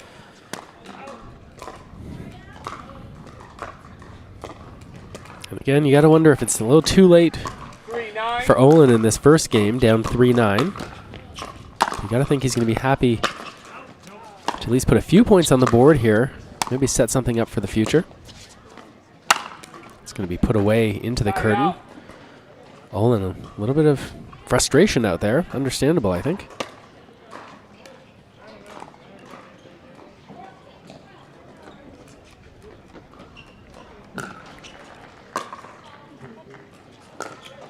Here we go. 9-3.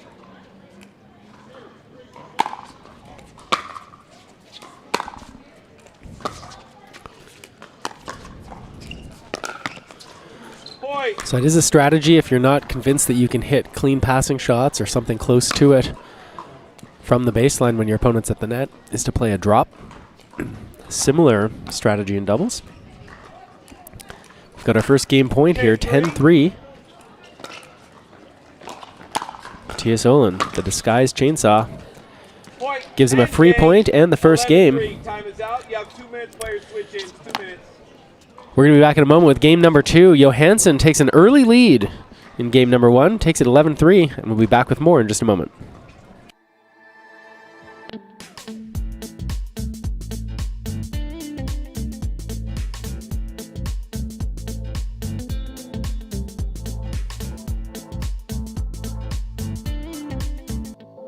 The Pro XR Pickleball Paddle answers the age-old question of how to get paddle speed and control with the same paddle and one grip, and this is it. Pro XR gives you more spin, greater control, and quicker reloads on every shot in the game, because you always have that constant feel for that leverage and control and paddle speed that we're all looking for. Pro XR is the most revolutionary technology in pickleball. Stay, play, and dine in Margaritaville. Escape while enjoying Margaritaville's signature casual luxury, fun, and laid-back hospitality. Visit MargaritavilleResorts.com.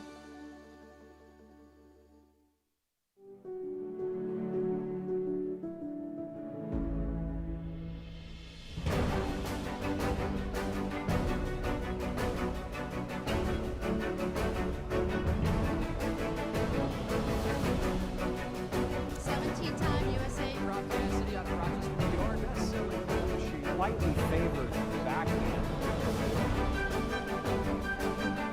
Hand-eye coordination.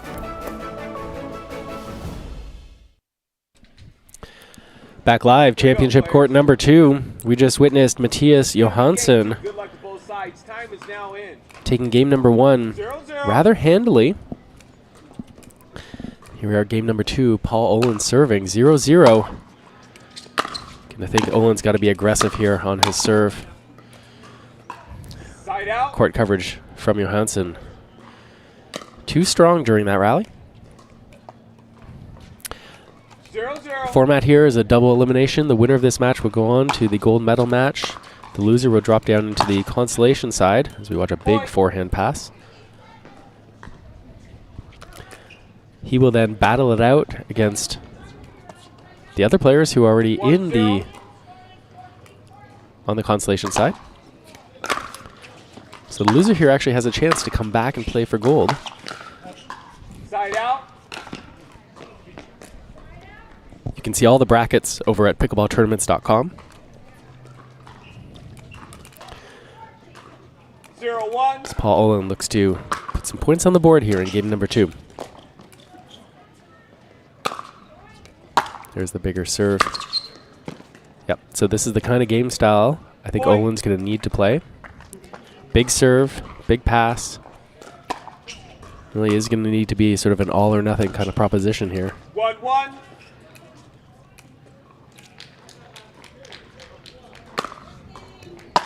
Good depth on that serve, keeping Johansson back. There it is, very good. Point.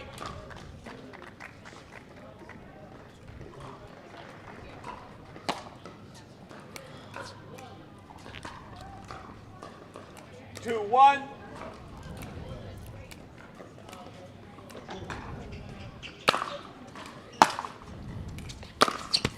Side out. Olin's forehand pass is the stronger of the two, between that and his backhand. 1-2. More likely to make errors on those backhand passing shots. That return does not have enough on it. Point.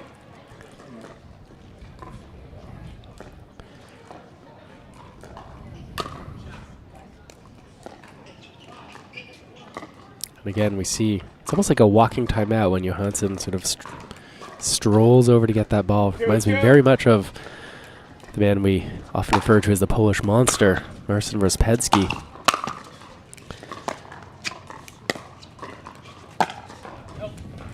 Nicely played by Olin to make Johansson move.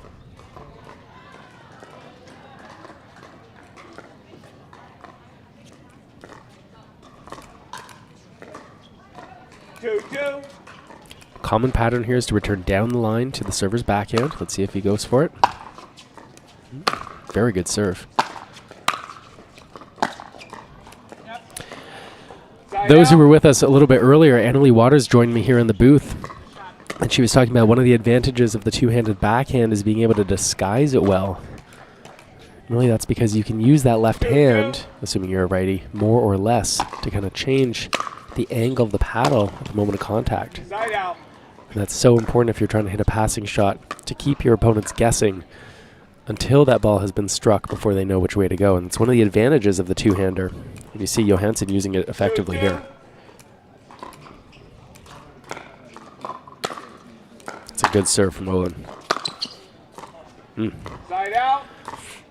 A little bit of frustration here. He hit that serve well. He got what he wanted. Had a little bit of open court. But against the tall Swede. 2-2.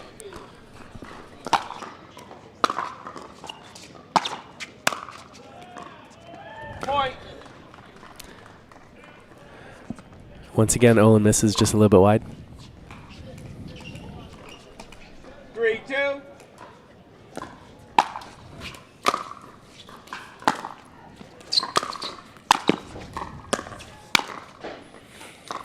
Johansson's forehand volley goes wide, and you see Olin wanting to stay close here. He had a little bit of a run going later on in game number one, but by that point he was too far behind to really make it count.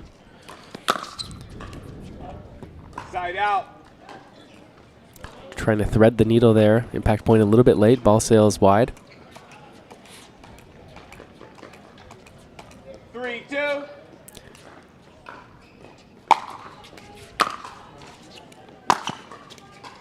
Yeah, it's so tough to read at that point when the return of serve is a little bit short. When Johansson is setting up for that forehand, Olin really has no choice but to guess which side it's going to go to. In that case, he guessed wrong.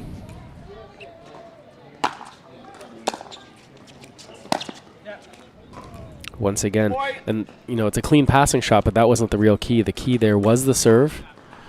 Created the short return, the high ball. 5-2. Once again, Olin forced to stay back. Great counterattacking there. He had a very good third shot pass. The ball sat up, and what I really liked what he did there is after he hit that pass, even before Johansson played it, he anticipated the ball was going to come back high, that it was well struck, 2-5. moved in and intercepted the volley.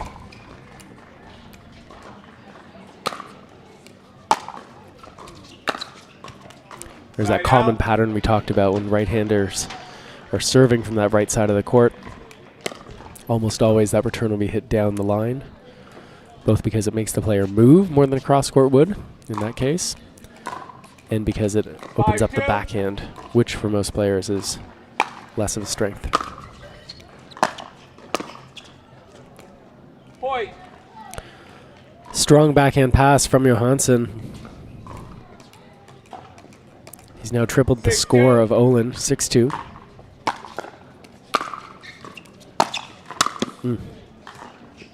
Point. It's not just the control of the direction and the height 7-2. of Johansson's ground strokes. It's also the speed.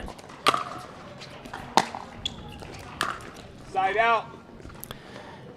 Even when Olin wins that point, he finds himself frustrated, which is understandable. Number one seed down here in this second game after losing the first. 2-7.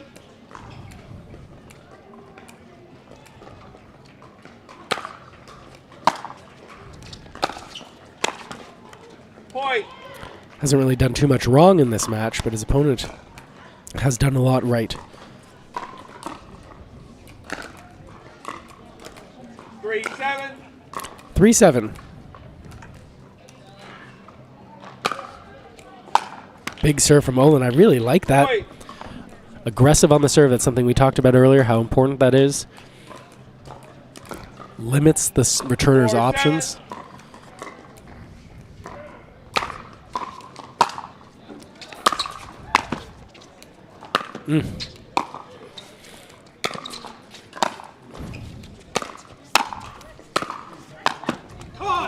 Paul Olin fights hard for that point, gets rewarded. A couple times in there during that point when he was on the full run that many players would put up a lob in that case. But knowing that Johansson's overhead is as good as it is, Olin wisely keeps that ball low, gets rewarded for it.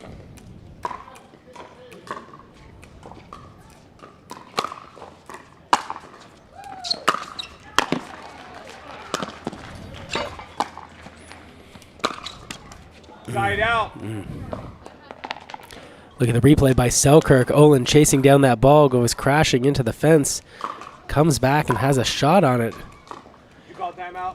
Timeout's been called by the receiving team. 1 minute. Misses that backhand. He's going to call himself a timeout. 5 and 1 minute. If you're just joining us, it's Mark Renneson here, coming at you live from the 2021 Margaritaville Pickleball National Championships. Presented by Pickleball Central. We've got live coverage on 2 courts. You can head over to usapickleballnationals.com/live. You've got a couple streams you can choose from.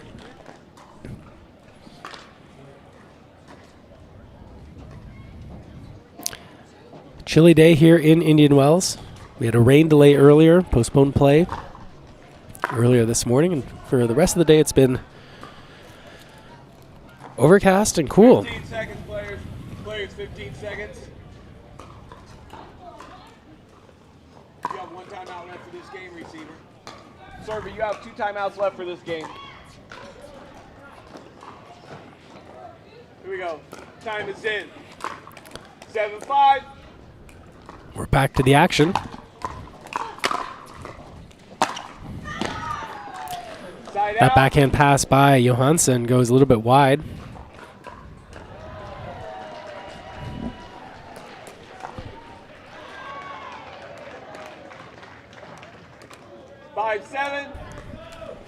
Let's see if Olin continues to serve big here to try to put, oh, that's a good deep serve. Look how far back Johansson is. Forces him back, allows Olin to come forward. Side out. The pass is too strong.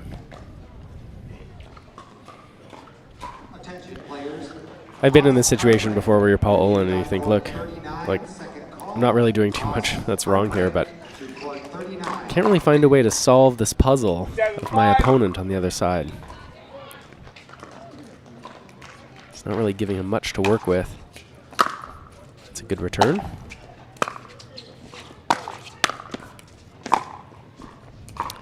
And a good volley, stretching Johansson out.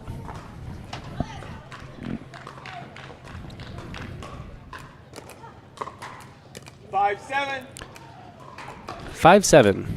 Winner's bracket final. The winner of this will play for gold. The loser will go down to the consolation side and try to work their way back.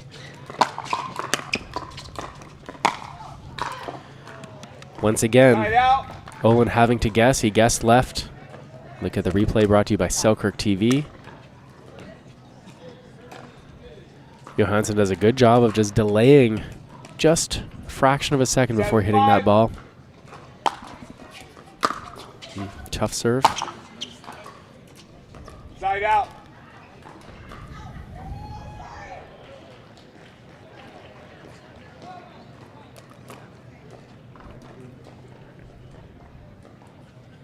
See, both these players very, very willing to take their time out there between points. Good deep serve once again, allowing Olin to come to the net uncontested. Side out.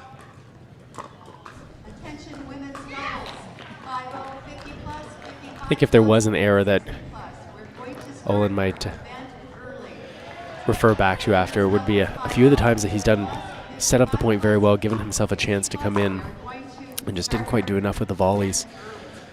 Annalie Waters earlier was talking about when your opponents are keeping you under pressure, how much more pressure you're under to not just hit a volley, but hit a great one. We see one example right there of exactly why that is.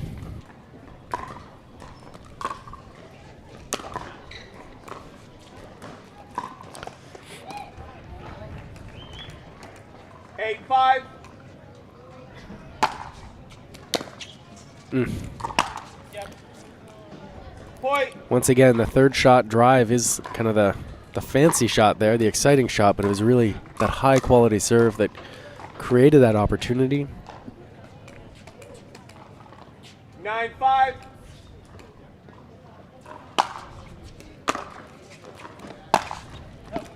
Side out.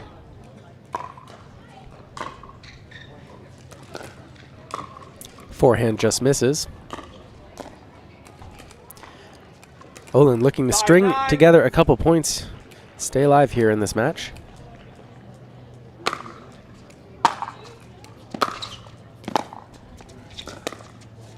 It's going to be trouble. Excellent third shot from Olin. Sort of a hybrid drop and drive. Forced Johansson to hit up. Just couldn't quite complete the combination.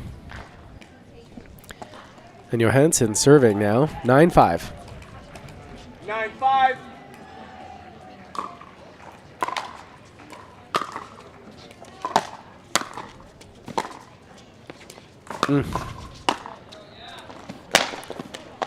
Point.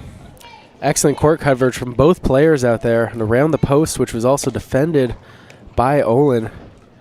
Johansson stays with it, plays the volley to the open court. Olin not able to get to it. Here we go. That sets up match point. 10-5.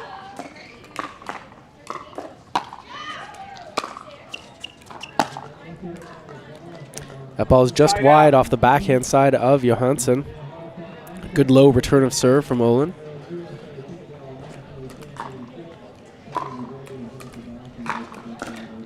Five, 10.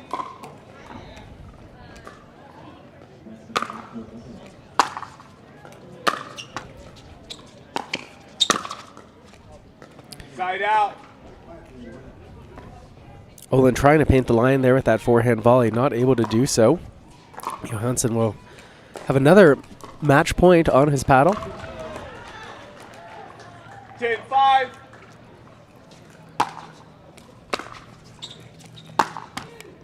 Side out.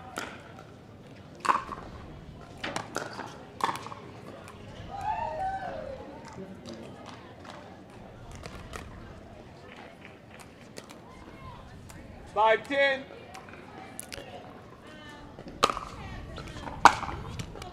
Point. Unreturned serve from Johansson. Olin's going to stay alive a little longer here. 6-10. 6-10. You never know what can happen in pickleball. You can't just run out the clock. That is an excellent third shot from Olin, well disguised. Look at the replay brought to you by Selkirk TV. Tough to read where it's going to go, and he just hits the outside part of the ball.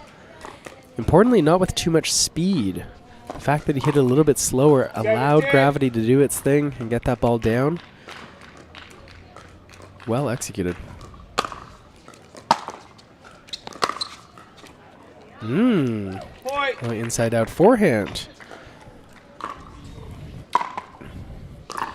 Olin coming up with some high quality third shots. Again, the returns weren't bad, but Olin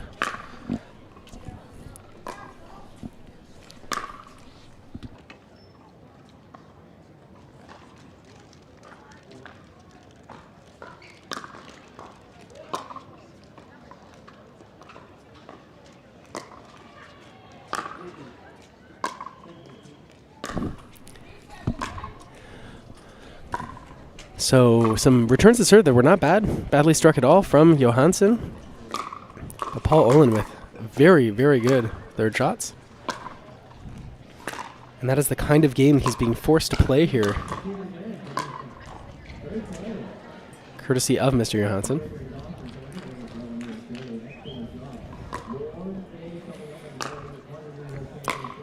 Doing it well enough that he's actually causing Johansson to use one of his timeouts here.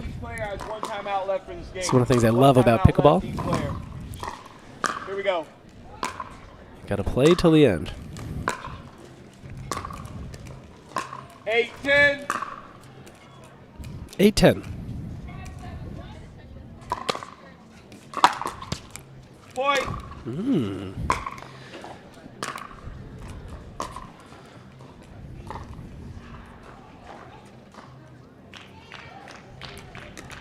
Nine, 10.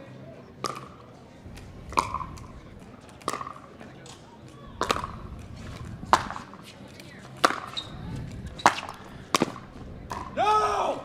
Side out. Olin knew he had an opportunity there. Matthias on the full stretch on that backhand side. Olin gets the forehand volley. Timeout's been called Doesn't by the control it receiver. well enough. That ball 1 goes minute. wide. Score is 10-9, 10-9, and 1 minute. Olin with a lot of momentum going in, puts strings together a bunch of points in a row. Did he just let Johansson back into this match? While these players have a quick break, we're going to remind you of a couple things. You can find all of the brackets over at pickleballtournaments.com. You can check out not just these senior pro men, but the senior pro women in the doubles who we had on this court earlier, as well as the many other players out here in all sorts of categories. Head over to pickleballtournaments.com, check out the draw, see who's has played and who's coming up.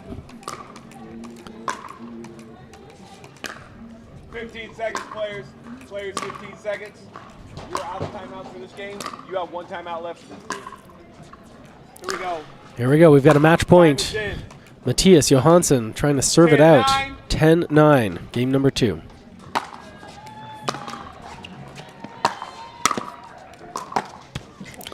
Excellent backhand volley from Olin. Keeps that ball low enough and short enough that Johansson has to reach for it. Can't get that ball back over the net. And Olin's going to have a chance to draw even here. 9-10.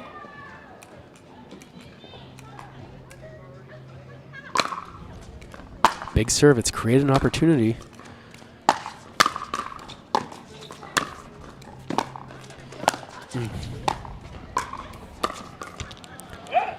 Olin had the opportunity. Johansson had to stay back. Olin was able to come to the net.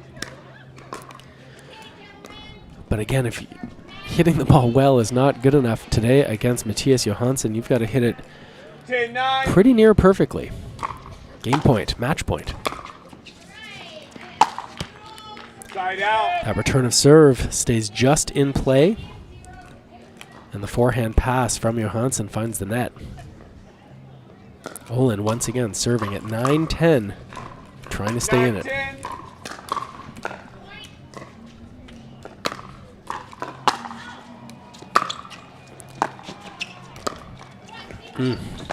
I mentioned having to be pretty much perfect against Johansson. Those are 2 perfect shots just now. Coming up next on this court, we're going to have another men's senior pro match. It's going to be a good one. You're going to want to stay tuned for this. It's going to be David Spearman versus Scott Fiegelman. Let's see what happens at the conclusion with this match first. Side out. Paul Olin, knowing he's got to go big on that serve. He's been rewarded in the past. Sometimes you're going to make an error. 10-10. Another match point. Johansson. Oh, pardon me, 10-10. Point. Pardon me. 11-10, Johansson.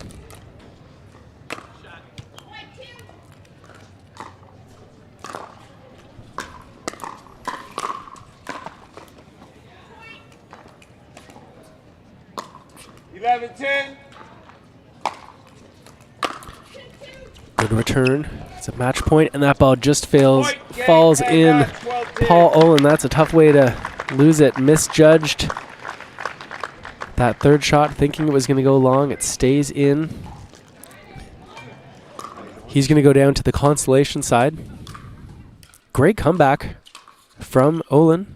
Showed us why he's the #1 seed. Quality of shot making that we can expect from him. I expect that. I wouldn't be surprised if he's back here. We're going to take a short break, and we've got more men's pro doubles action. Let's try that again.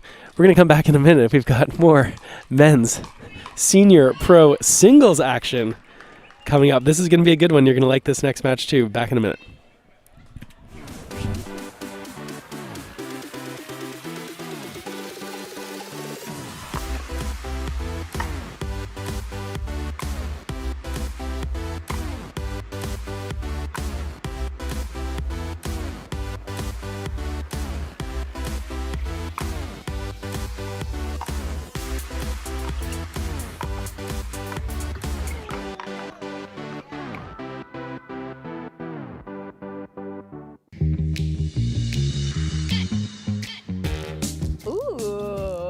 Wow, it's so smooth.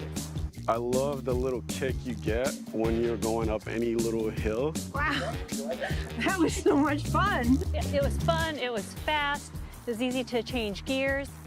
I would do this over a fat tire bike all day long. Nice ride. This thing has some torque, has some juice. It felt a little bit like what I imagine wearing a jetpack feel like. Stay, play, and dine in Margaritaville. Escape while enjoying Margaritaville's signature casual luxury, fun, and laid-back hospitality. Visit MargaritavilleResorts.com.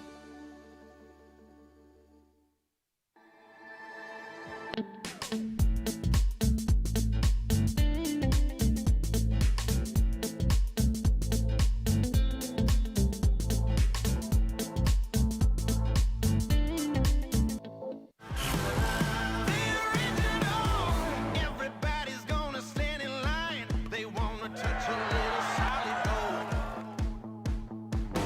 When you're classic, when you start it all, you ain't never ever getting old. The original. Walker, hard stopper. Yeah, the original.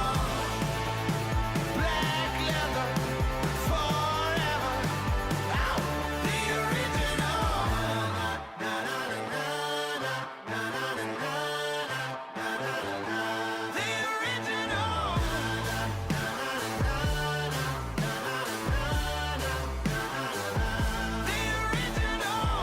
No one else is even coming close. They're all just reaching for a piece of you. Walker, hard stopper. Yeah, the original.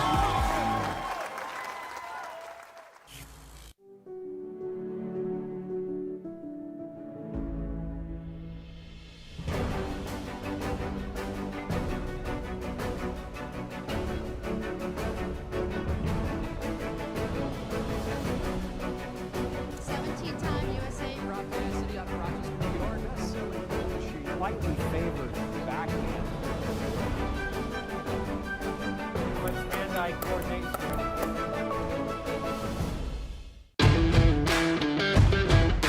Hey, I'm Ben Johns, and I'm here to tell you why the pros prefer the Franklin X40 Pickleball. I really like the durability. It's pretty rare that I crack one of these. I really like the balance in the ball. I really love this ball because of the color. The visibility at any time during the day is always extremely easy to see, so I think it's not just for the players, it's also a great spectator ball.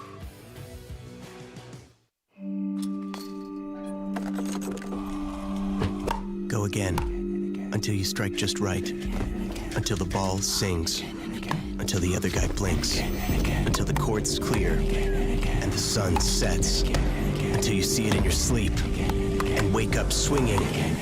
Go again. Till you can't miss. Until you can't lose. Go again. And again.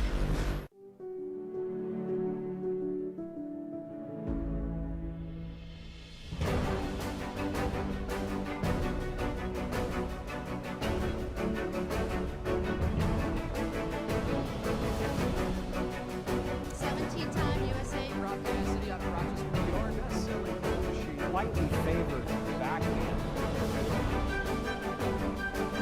With hand-eye coordination. Match point, it's all up to me. Nothing can get in my way. And when they ask, what are you gonna do next? I'll say, I'm going.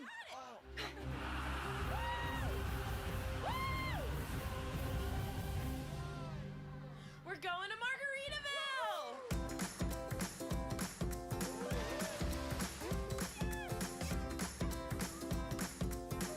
You can go to Margaritaville too. Visit MargaritavilleResorts.com. I will dig deep. I will crush this game. Athletes know nutrition drives performance. I will not slow down. Superior Lab supplements help you power up and recover faster. I will never surrender. Superior Labs is a proud sponsor of USA Pickleball.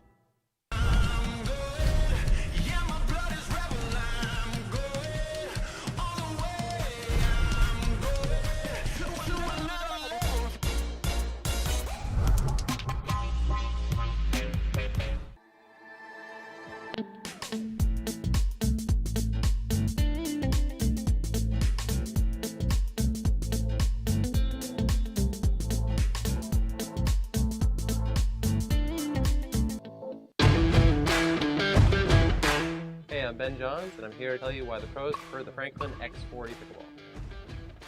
I really like the durability. It's pretty rare that I crack one of these. I really like the balance in the ball. I really love this ball because of the color. The visibility at any time during the day is always extremely easy to see, so I think it's not just for the players, it's also a great spectator ball.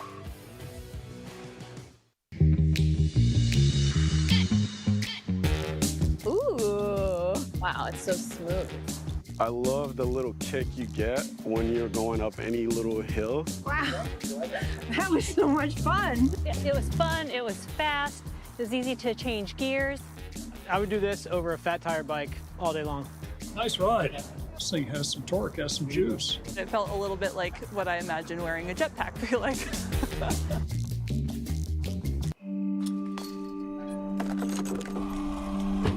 Go again until you strike just right.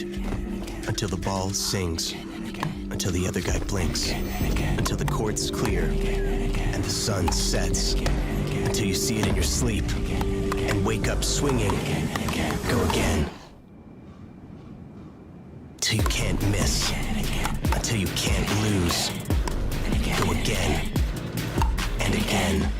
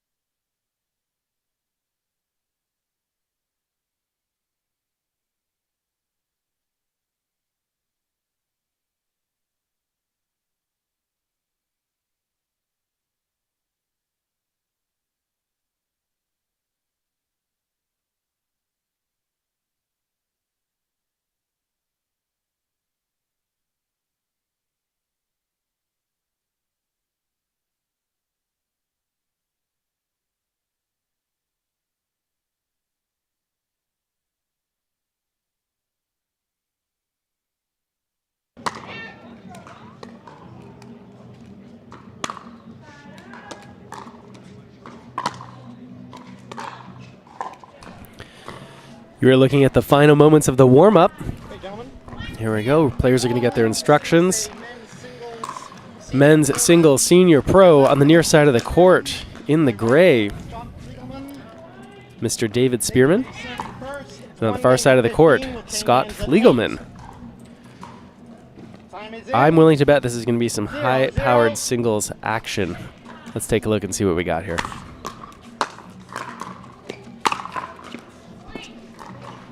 That ball is in. That is a big forehand from Spearman. This is a match from the losers bracket, so it will be first to 15. So we see that return of serve into the net. 2-0.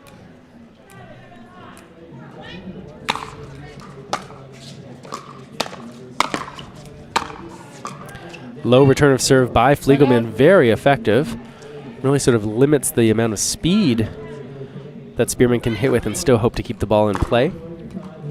0-2. Being your opponent's move in singles pickleball is very important on the return of serve, but forcing them to hit up can also be quite effective.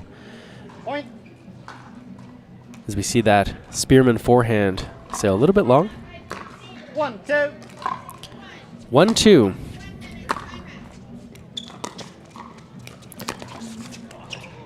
Nice little forehand drop by Fliegelman. Spearman had the cross court open but finds the net. 2-2. 2-2. It's a big return of serve by Spearman. And that ball stays in. Spearman can't believe he let that ball go. Often in that situation, the player will say, look, I've got a high forehand, I've got an open court. I'm not going to fool around and hope that it lands out. They're going to hit it. 3-2, Fliegelman.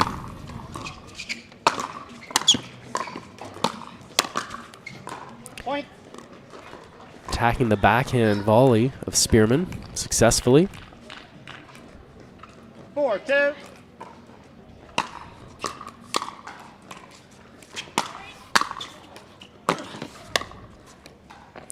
Fliegelman makes Spearman hit one more ball. Doesn't even hit it that well, but he's got the whole court to work with. Wins that rally, gets the ball back to serve. It's down 2-4.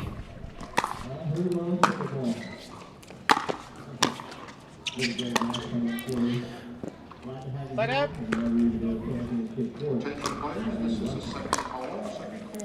Side out's fairly common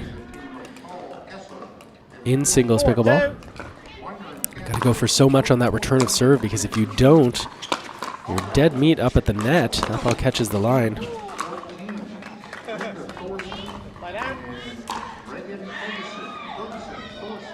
And sometimes when you're going for a lot on that return of serve, it's easier to miss. 2-4.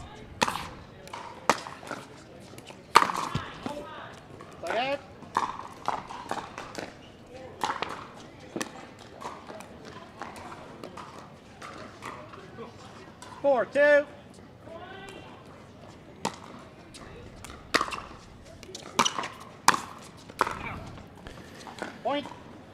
Volley goes a little bit wide. Fliegelman rewarded with a point. He's built himself a 5-2 lead here in game number 1. The winner of this match will go on to the bronze medal final. The loser will be eliminated. 6-2.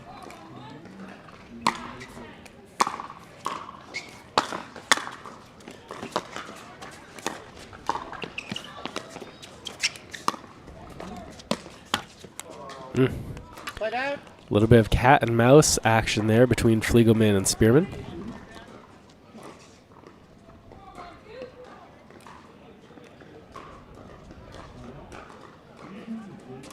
Two, 6.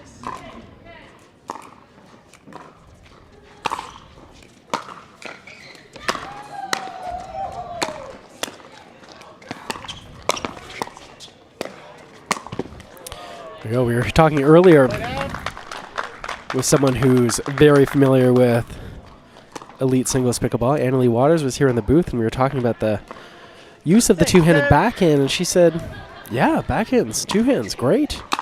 And we see here on this court, both of these guys, not always but often going to the two-handed backhand. Can help you disguise your shot a little bit better. Can help with power. 7-2. Even just helping with stability on those off-center hits. Nice down the line backhand volley from Spiegelman there. Spiegelman. Because this is a race to 15, players will switch ends at 8.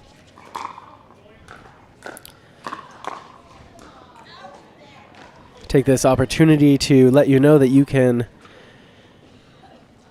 see all of the brackets for all of the events, both being played today and in the coming days here at the tournament. Head over to pickleballtournaments.com and click on Nationals. I don't know if I've seen that before. The referee placed the ball right at the tee like that. I like it. Ready? Time is in. Fliegelman with a comfortable lead here, 8-2. David Spearman trying to come back. Wow.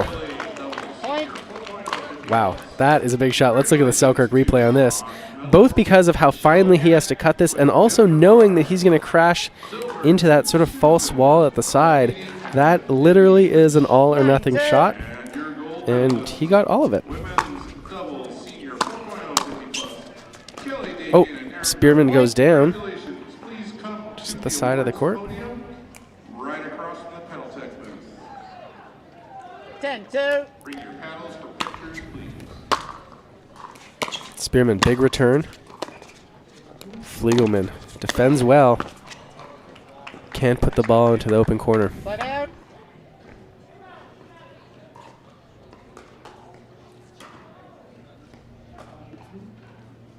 David Spearman went down, 2-10. walking a little gingerly on that right ankle. Service fault. Slide out. Misses the serve.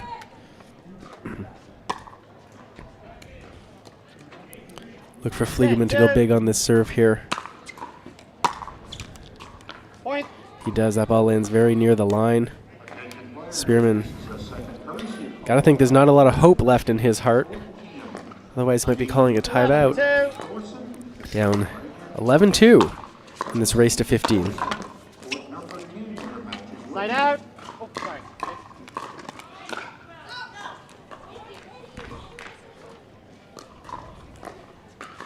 2-11. 2-11. Fliegelman coming to the net.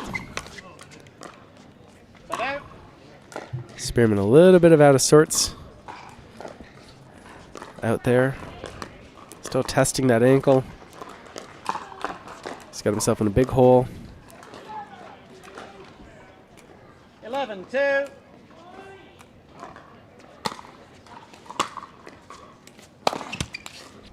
Slide out. Here's a nice example of how effective a low return of serve can be.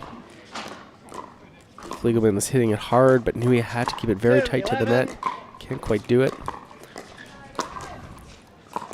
Spearman trying to put something together here.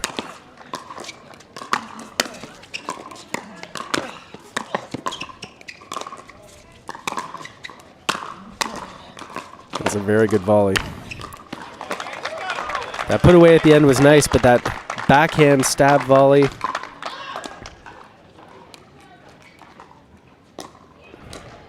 Good action from these players. As we can see from the replay, brought to you by Selkirk TV. This might be a good time to mention over at Selkirk TV, I've got a little show. If you like the broadcast that we're doing here, you can see some of our work, including Pickleball Today, and our podcast called Pickleball Problems. Shameless plug. Let's plug a few other things here. This, of course, is the 2021 Margaritaville USA Pickleball National Championships. It's brought to you by Pickleball Central. We've got a couple of live streams that you can enjoy. You're watching this one here with me. You can also head over to Pickleball National's YouTube channel and see the other stream, or you can go over to uspickleballnationals.com/live and you can see the second live stream as well, the other championship court. 3-11. 3-11, David Spearman trying to get something together here against Scott Fliegelman, who's going hard into that fence. Point. Great angles by Spearman, forcing Fliegelman left and then right.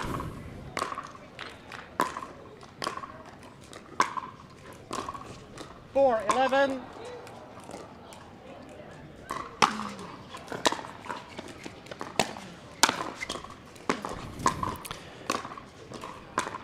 Fliegelman does a nice job of wrong-footing Spearman. Instead of hitting to the open corner where Spearman was already moving, he went back cross court behind him.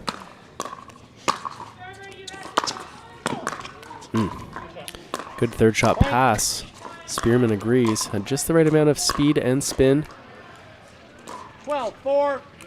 Fliegelman, 12. Spearman, 4. Excellent return. Wow. Point. An even more excellent passing shot. Let's look at this angle here. Fliegelman tracks it down. Just flicks that forehand cross court right to the corner of the kitchen. Nicely done. 13-4. David Spearman covers ground well up there. Taller player of the two. He's able to get that ball while it's high enough. It's still attackable. 4-13. But Now he's got to find a way to put some more points on the board. Point. Errors from his opponent will help.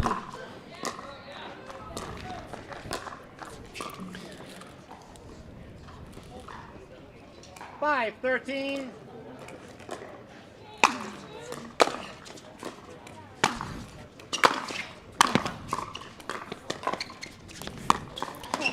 Spearman does a good job of reading the cross-court flick from Fliegelman. He got beat by it earlier. This time he was ready for it. Does a good job covering that territory. 6-13. 6-13. Spearman trying to claw his way back. And that's going to hurt.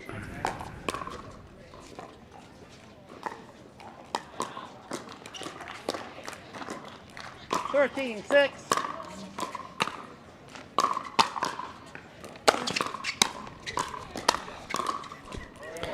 Once again, well disguised by Fliegelman. Tough to read where he's going to go. He often with that forehand tended to go cross-court toward Spearman's forehand.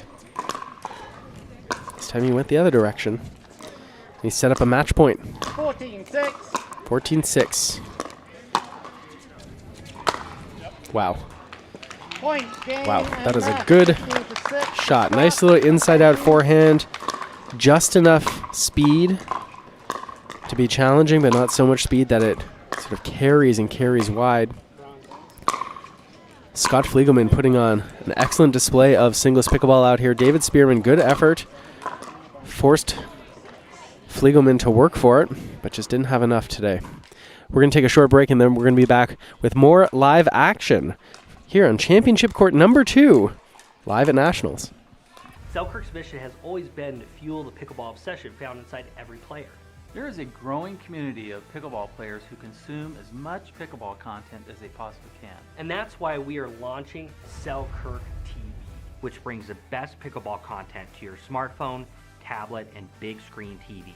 It's pickleball's original and only free TV app. This is 24/7 Pickleball, proudly brought to you by Selkirk.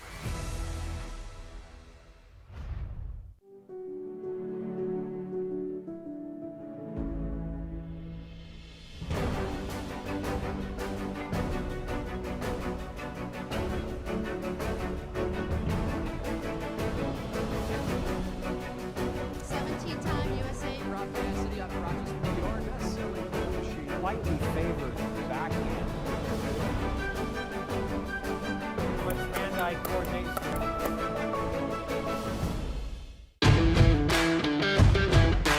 Hey, I'm Ben Johns, and I'm here to tell you why the pros prefer the Franklin X40 Pickleball. I really like the durability. It's pretty rare that I crack one of these. I really like the balance in the ball. I really love this ball because of the color. The visibility at any time during the day is always extremely easy to see, so I think it's not just for the players, it's also a great spectator ball.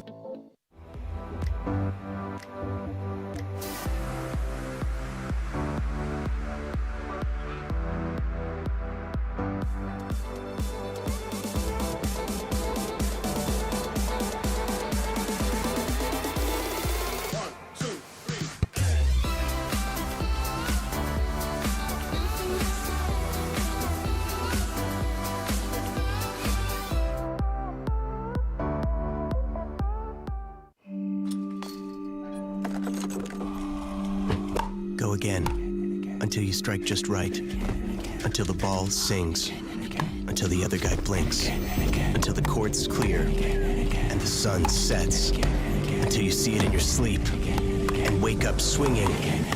Go again, till you can't miss, until you can't lose. Go again, and again. Stay, play, and dine in Margaritaville. Escape while enjoying Margaritaville's signature casual luxury, fun, and laid-back hospitality. Visit MargaritavilleResorts.com.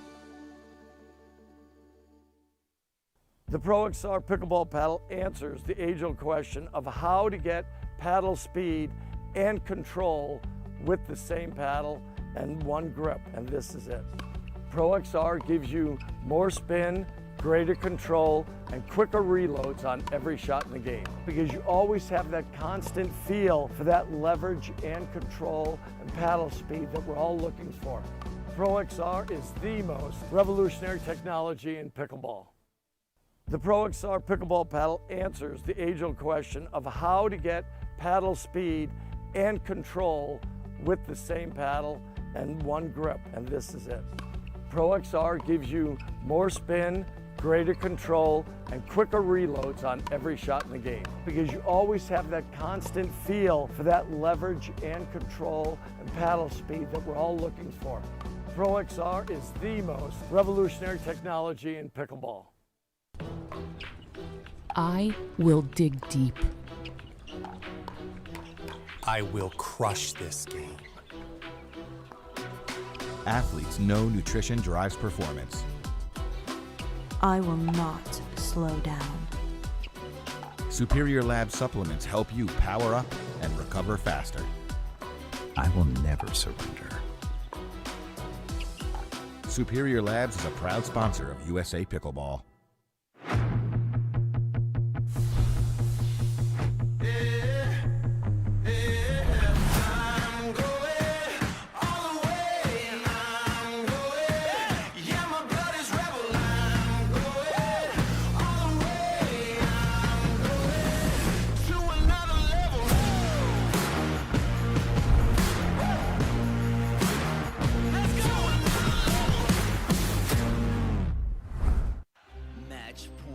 It's all up to me.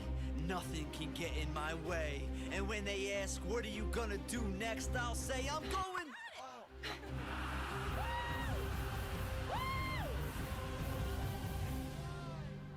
We're going to Margaritaville!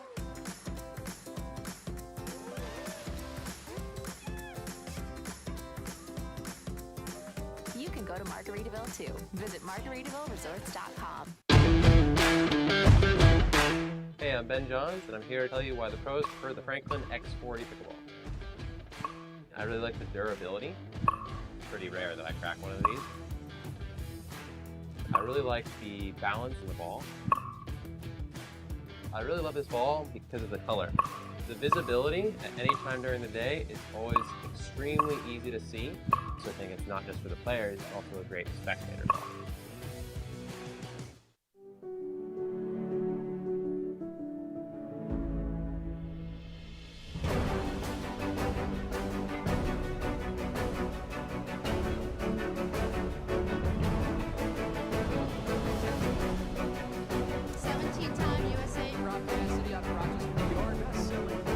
Slightly favored backhand. But hand-eye coordination.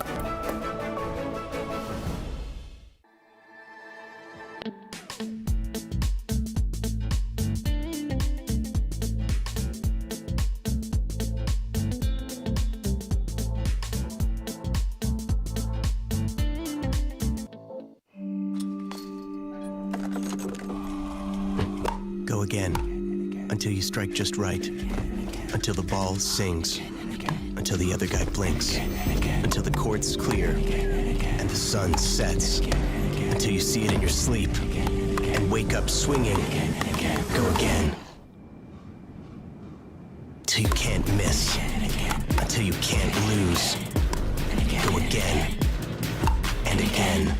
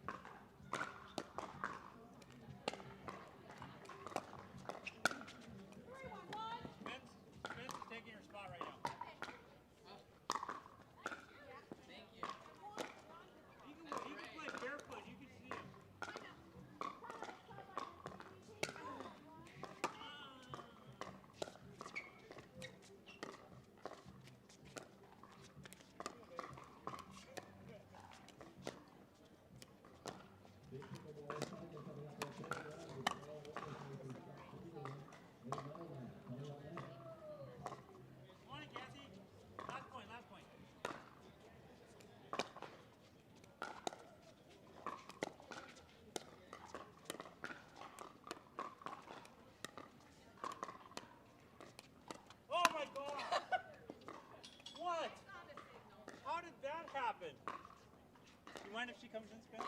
Thank you. All right, girls versus guys. Thank you. You're the best.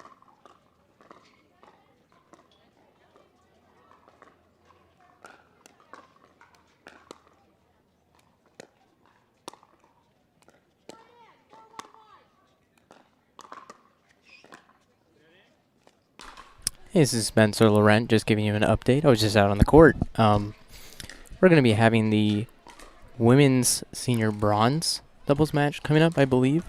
I'll keep you posted, but we will have Mark Ryerson back shortly and get that match going. Thanks for watching.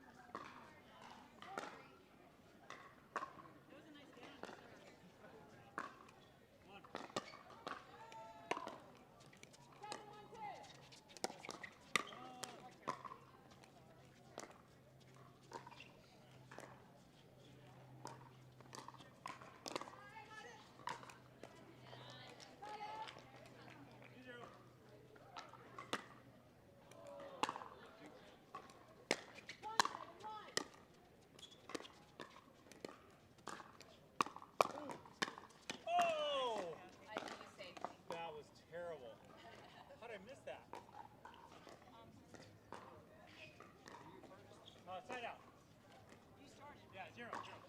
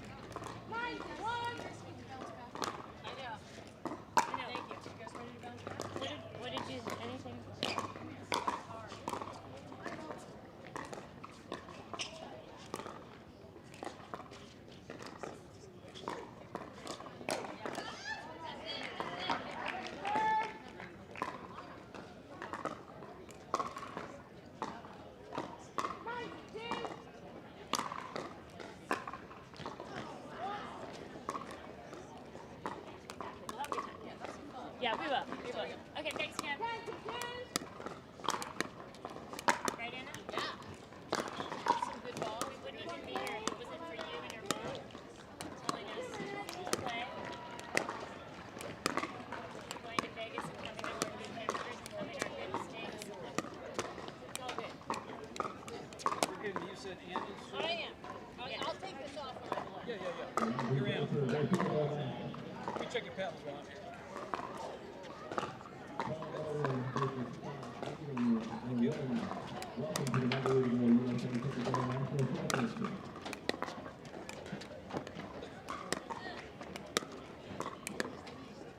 Pretend we just got out here for the day right now. First match, okay? Come on, first match.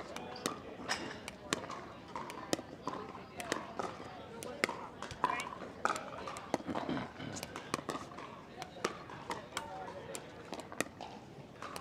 No more misses. Talking to myself. Yeah.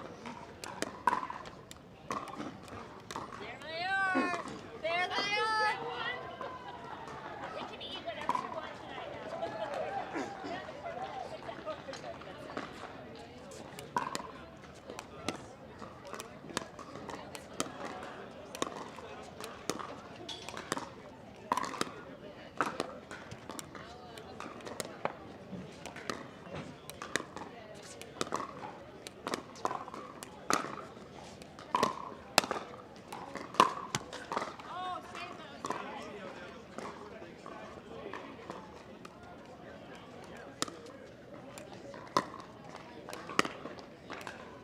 Sorry.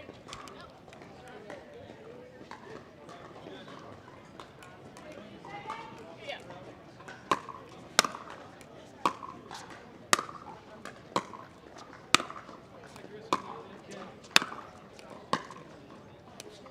Sorry. Ooh, that was weird. I like this little court better right here. It's nice.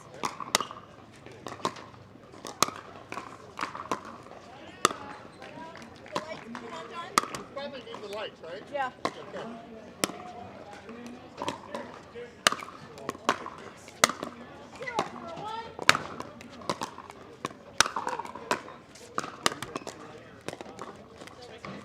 So we're going to go in about 4 minutes, but we'll wait for the lights. Don, you calling for lights? I'm doing it right now. Thank you.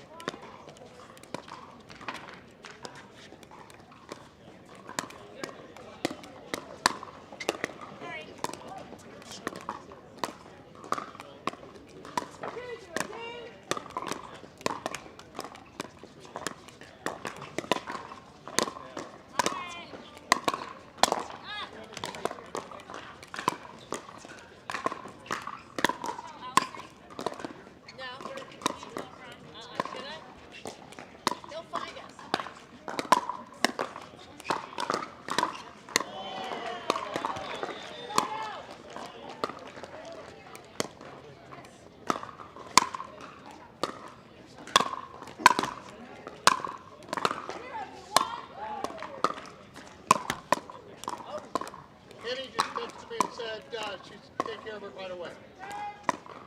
Thank you.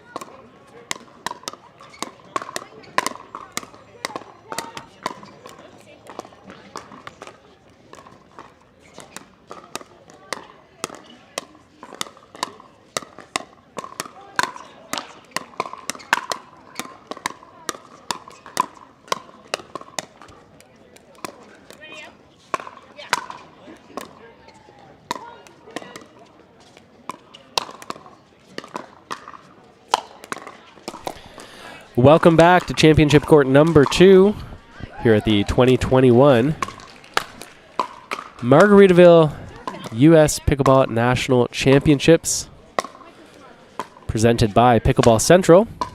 You're looking at championship number 2. We're going to be watching this bronze medal match coming up right here. For those of you in pickleball land, you will know that this means that the loser of this match, the non-winner, if we want to be generous, they will earn the bronze medal, and the winner of this match is going to go back and fight for gold. Both these teams have been knocked down to the consolation side. The teams that we're talking about on the right of your screen, really the ones playing on your screen right now that you can see on the far side, we have Chris Anderson and her partner Natalie Bagby. And they're going to be taking on 2 women who we've seen a couple times here on this championship court number 2, Beth Bellamy and Anna Shirley. They're just off screen right now. So I'll tell you what, while these players conclude their warm-up, why don't we go to a short break? We're going to come back with the first serve 002 bronze medal live at Nationals. Hey, I'm Ben Johns, and I'm here to tell you why the pros prefer the Franklin X40 Pickleball. I really like the durability. It's pretty rare that I crack one of these. I really like the balance in the ball. I really love this ball because of the color. The visibility at any time during the day is always extremely easy to see, so I think it's not just for the players, it's also a great spectator ball.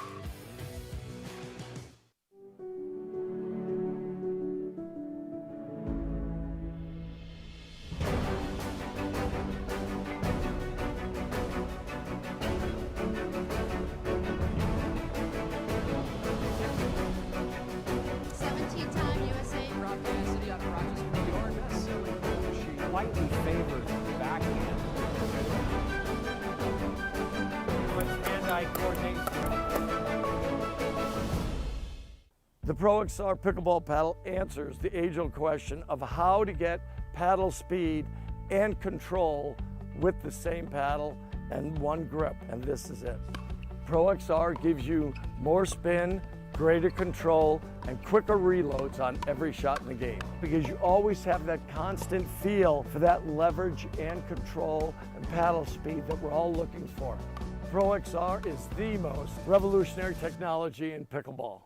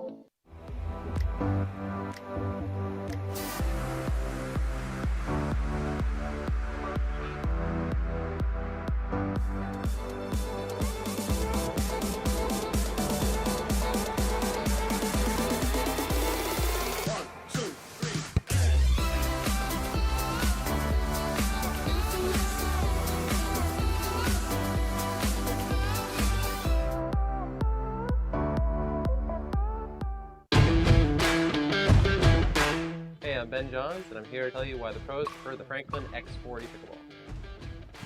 I really like the durability. It's pretty rare that I crack one of these. I really like the balance in the ball. I really love this ball because of the color.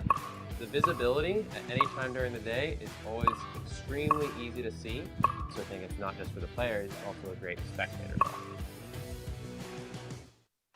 Match point. It's all up to me. Nothing can get in my way. And when they ask, what are you gonna do next? I'll say, I'm going.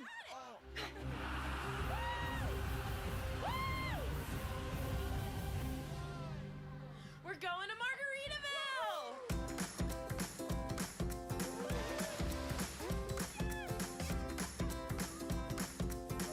You can go to Margaritaville too. Visit MargaritavilleResorts.com.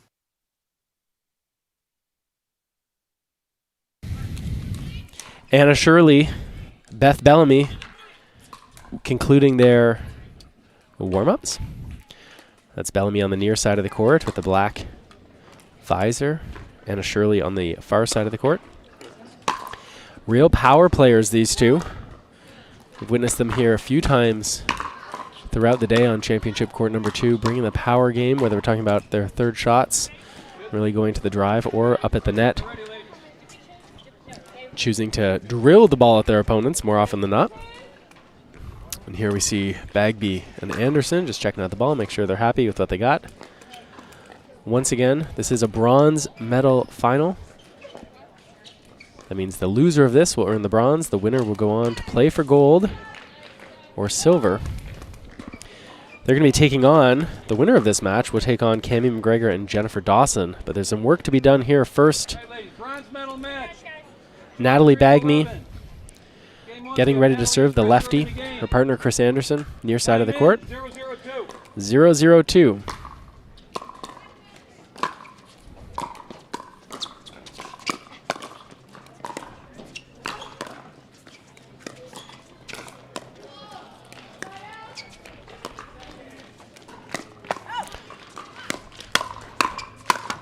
There we see Bellamy and Shirley speeding things up.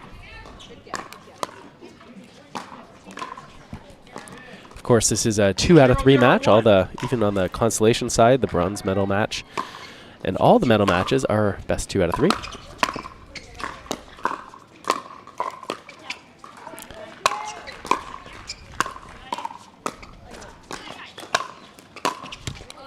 And if this match is looking a little bit familiar to you, that is because it was the first match that we showed here earlier today on championship court number 2. This team is bringing a lot of firepower out here, hitting hard, also relying on the lob a little bit more often than we sometimes see from these senior pros. So let's see if that trend continues here for this bronze medal final. There's a lob, not well executed. Bagby does a good job with that overhead, hitting it just hard enough that Shirley's not able to handle it.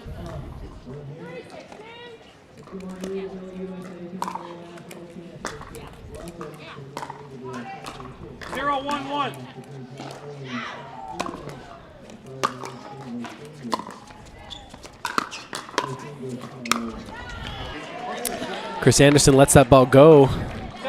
But it looks like she misjudged it because that ball lands just inside the baseline. She's going to take over serving, scoring at 0-1-2. Good deep return of serve from Shirley. Anderson gets some help from the net off that third shot drop. Something to pay attention to here, if you're watching, is the direction of the drops that the players are hitting. You'll see the majority of them are hit cross court. We'll talk about why in a moment.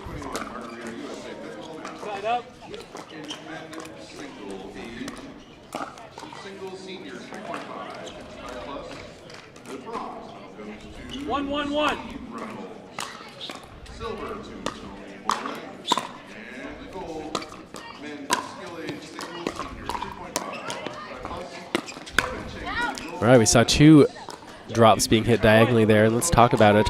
When you hit cross court, you're hitting over the lower part of the net, so that gives you a little more margin for error to work with. And when you hit cross court, you're actually giving yourself more room to work with because the length on the diagonal is longer than straight ahead. So unless there's a really good reason to hit your drop down the line, you'll see the majority of drops being hit on the diagonal. And you at home may want to consider that geometry as well next time you're out playing pickleball. Second serve, you have 2. Yes, ma'am. 2-1-2.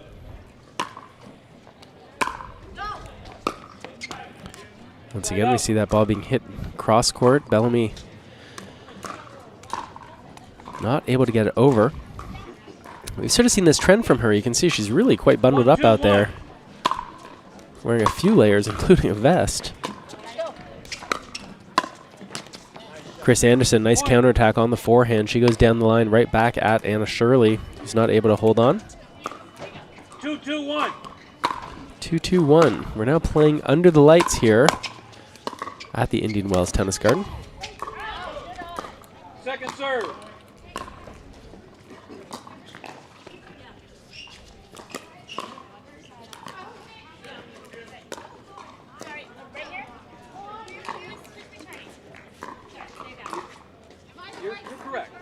You're correct. I'm correct right now?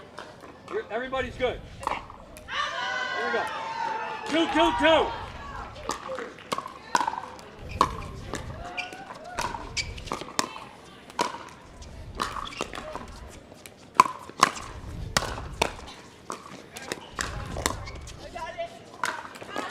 The lob goes just long. I think a real question here for this match will be how well does Shirley and Bellamy withstand the forehand drives of Chris Anderson? Anderson's going to look from that left side of the court to use that forehand to hit it hard, especially in this sort of arrangement where Anna Shirley's on the left side. A lot of balls are going to be going her way. We'll see how well she handles them.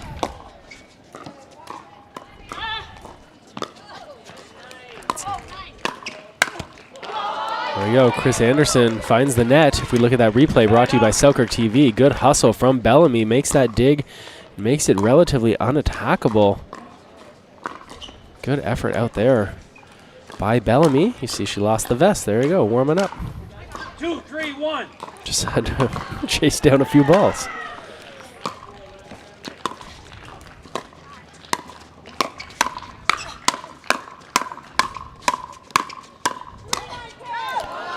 Bellamy, just long. Look at that replay. Chris Anderson withstanding some pressure there. Good job. Looks like Bellamy and Shirley have the plan to go at Anderson, at least early here in this bronze medal final.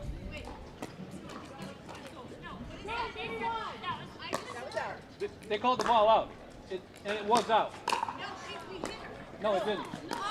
It didn't. Oh, I'm sorry. So you're in second serve with 2 points. Yep. All right, just a little communication there to make sure that 2, 3, 2. Bagby didn't in fact get hit by the ball, and she did not.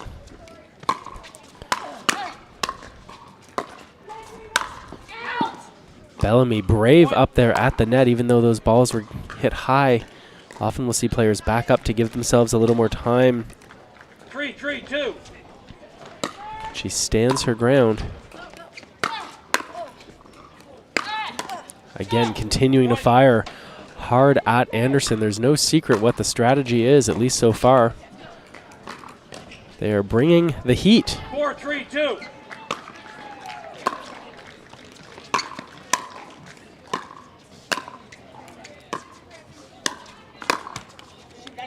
Side out. It's okay. Bit of a misfire there by Shirley. 3, 4, 1.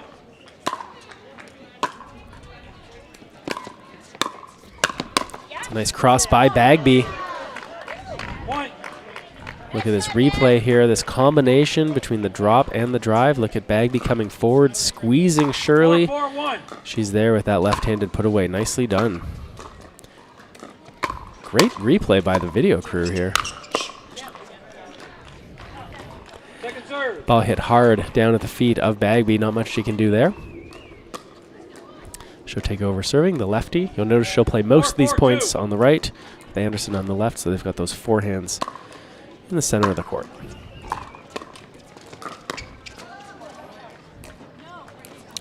Point. Shirley.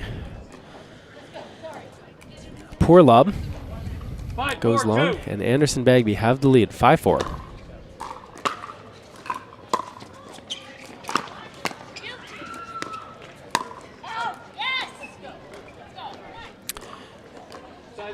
Anderson succumbs to the pressure there, misses. Little left. 4, 5, 1.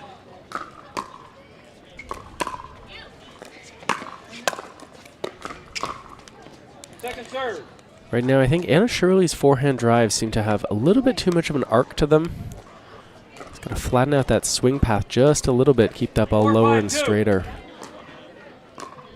Ball sitting up a little too high, and Anderson's able to handle them. Here's another example. Once again, got to think that Bellamy and Shirley relying a little too much on that lob. It worked effectively for them early in the day, but right now they're missing more often than they're making it.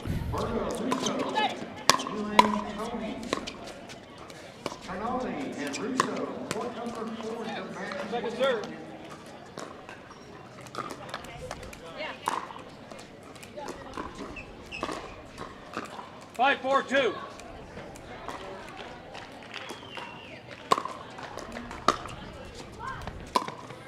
Chris Anderson with the offensive lob on the third shot. Defense by Shirley.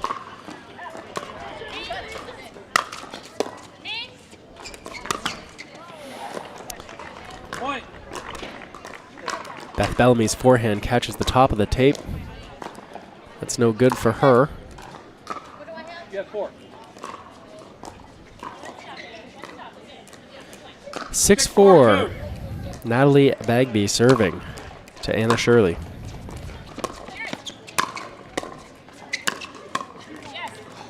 Bagby not able to reset that second ball. Bit of a change in strategy here. Seems like Shirley and Bellamy 4-6-1. going toward Bagby a little more often now.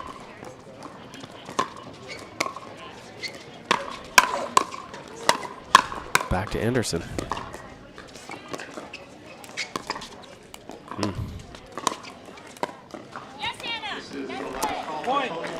And Anderson showing some good hands there. Some nice soft touch around the non-volley zone. 5-6-1.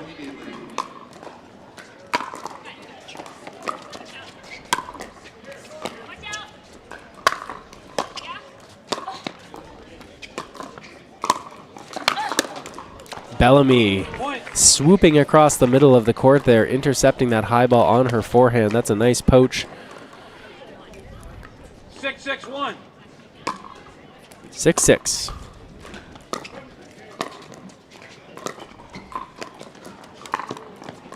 Point.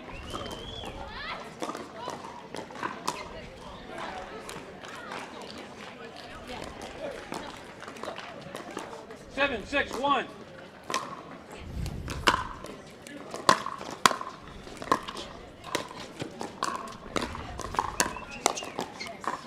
Chris Anderson gets the best of Anna Shirley. It's going to force Bellamy to take over serving responsibilities. 7-6-2. A 1-point margin here in this bronze medal final. Side out. Anna Shirley was going hard down the line with that backhand. 6-7-1.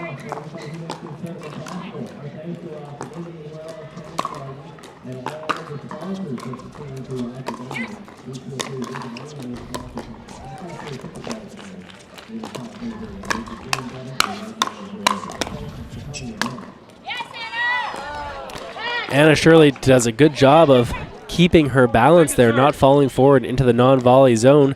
Look at this replay. 6-7-2.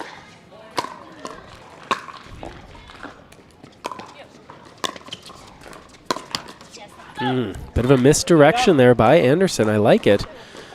Fortunately, she doesn't line it up quite right. Hits that ball into the net. 7-6-1.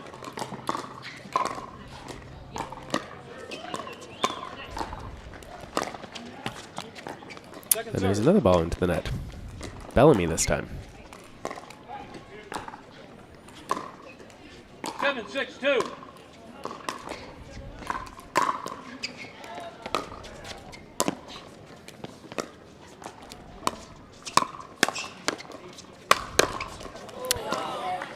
Side out. Anna Shirley standing tall in there trying to defend against that overhead smash. Bagby's overhead is very good. Just not able to catch up with it. 6-7-1. 6-7-1 on the side out.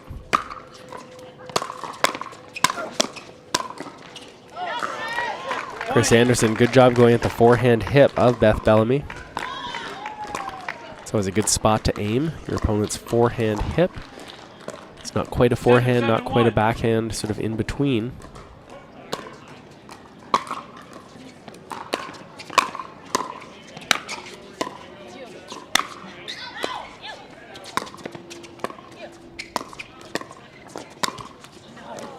Anna Shirley had the opportunity there on that backhand.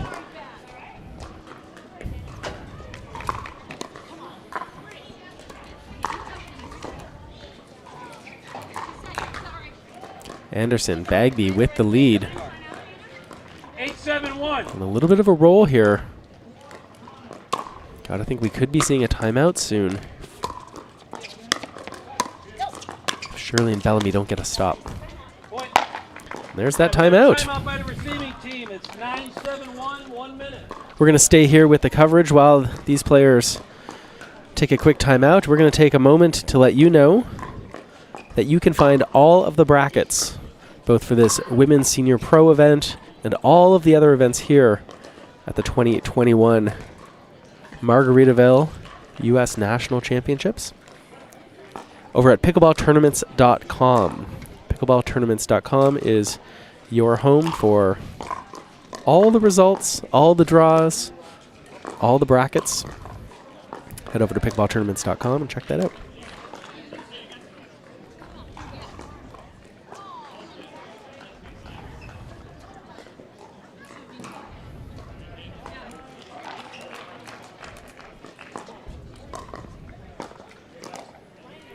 As the players are back on the court now, getting ready to go.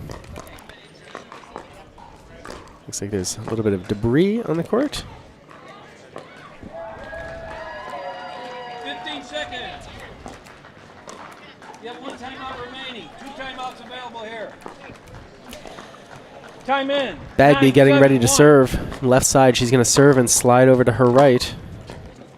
Deep return from Shirley. Second serve. Chris Anderson went fishing a little bit for that ball in the middle of the court. Ended up exposing her down the line on that left side. 9-7-2.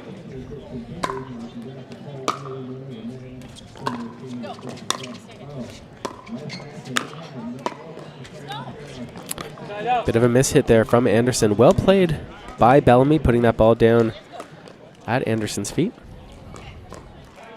7-9-1.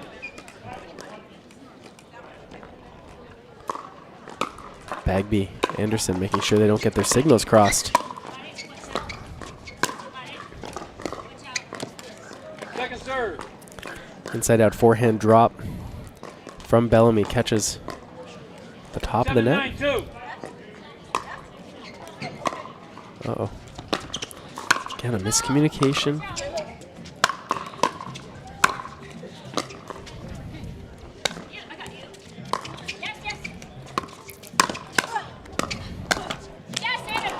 A bit of a broken play there. Watch the replay, brought to you by Selkirk TV. So the players scrambling a little bit there. Chris Anderson just too late on that forehand volley. 8-9-2. 8-9. Anna Shirley serving.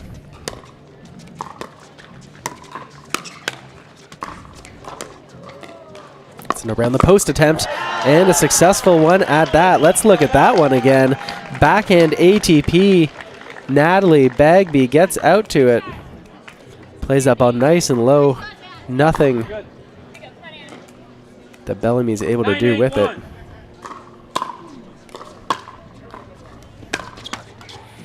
Second serve. Chris Anderson misfires a little bit there. Nice crowd here in the house tonight. It's actually warmed up later in the day. Quite cool earlier. Everyone here enjoying some great pickleball action under the lights here at the Indian Wells Tennis Garden. With that miss dropped, we have a side out. Anna Shirley 8-9-1. looking to draw even.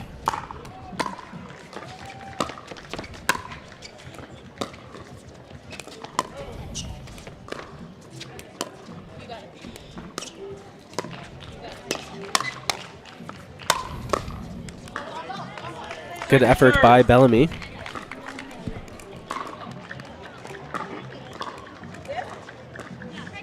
Yep. 8-9-2.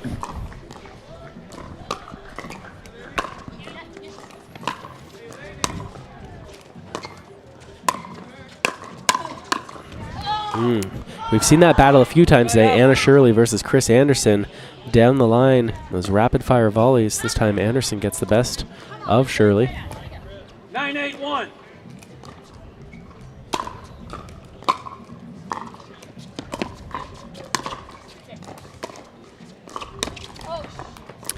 And once again, an error from Anna Shirley. That's going to set up our first game point of this match. 10-8-1. 10-8-1. Look for Anderson Bagby to be aggressive.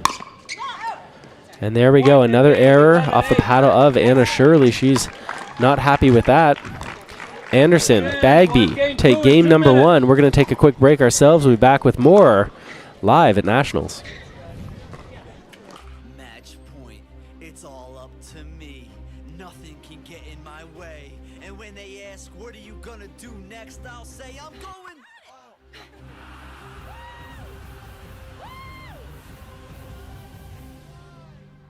We're going to Margaritaville!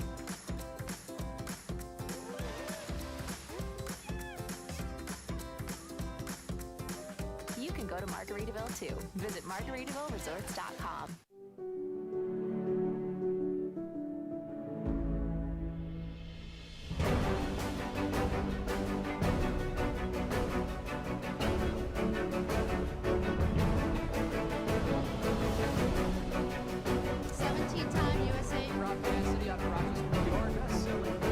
Slightly favored backhand.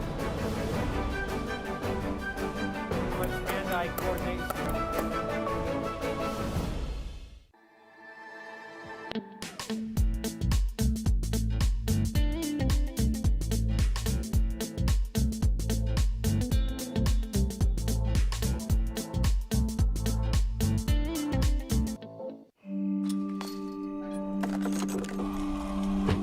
Go again. Until you strike just right. Until the ball sings. Until the other guy blinks. Until the court's clear. And the sun sets. Until you see it in your sleep. And wake up swinging. Go again. Until you can't miss. Until you can't lose. Go again. And again.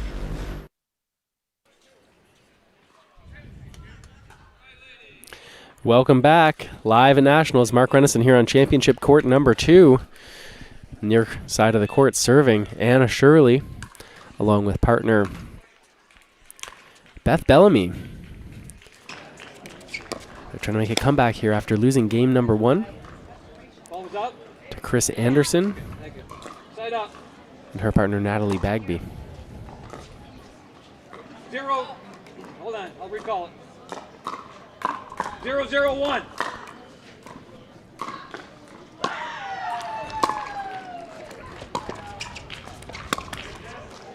Point. Game 1 ended with Anna Shirley making a few errors. Begins the same way. Uncharacteristic for her. She's been very solid all day long. We're going to see if, and again, that risky lob there. We're going to see if Anderson and Bagby continue to put pressure on Shirley. 1-0-2. 1-0-2. Chris Anderson serving.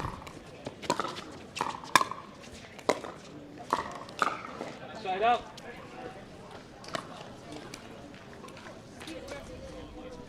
Zero, 1-1.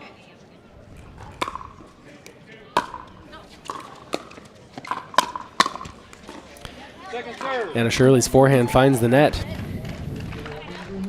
Getting a little bit frustrated with herself out here. 0-1-2. And an unforced error, missing that serve well wide.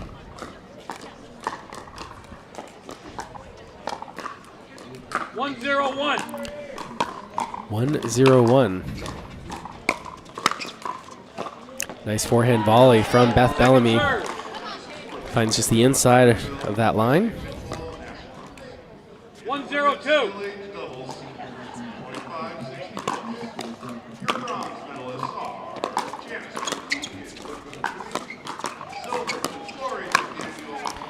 Natalie Bagby climbing the ladder there for that high forehand, puts it away through the middle of the court. That is a good spot to go, especially when you have your opponents moving off the court. 2-0-2.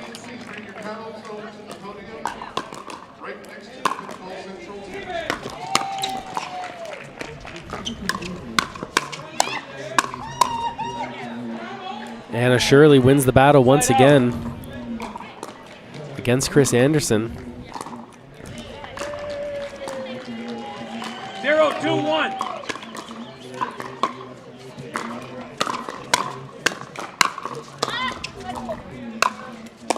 Natalie Bagby goes back. Good overhead smash. Been really impressed with Bagby's overhead all day long. She's been very effective at putting away those high balls, or at least putting them in a way that they come back even easier for the next one.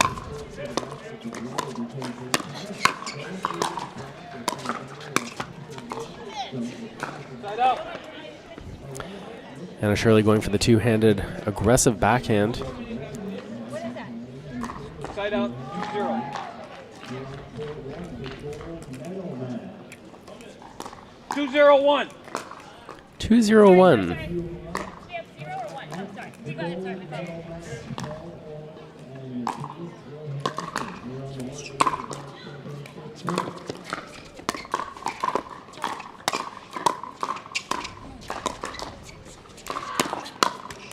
Chris Anderson ready for that ball to come right at her forehand. She anticipated it well. Fortunately for her, a little bit late. 2-0-2. Missed times at 2-0-2. Chris Anderson. Beth Bellamy. Point. Good effort from Anna Shirley to get to that ball. Can't quite get it up and over the net. 3-0-2.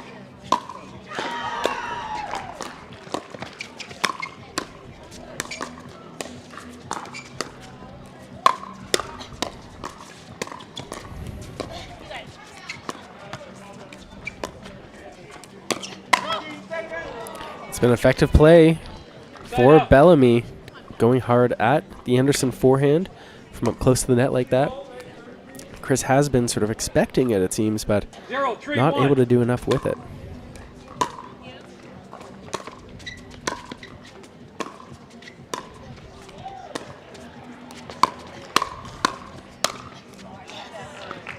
Point.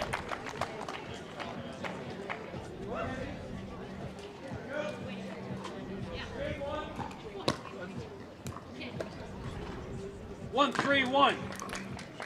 1-3-1, Anna Shirley serving.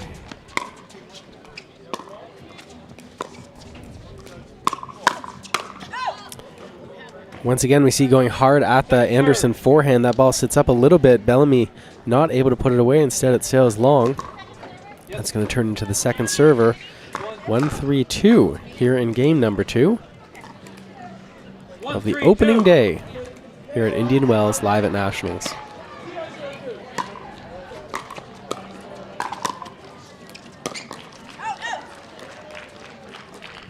Side out.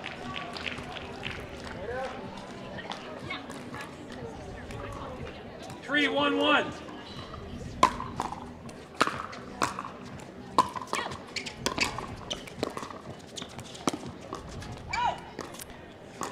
Ball goes a little bit wide. Really trying to expose the backhand of Anderson there. Cut it a little bit too fine, did Bellamy. 4-1-1. Anderson Bagby going out to an early lead here. Nice poach by Anderson. Coming across the middle. She's got a big wingspan up there. Can cover a lot of territory. Does a good job with that high ball. 5-1-1.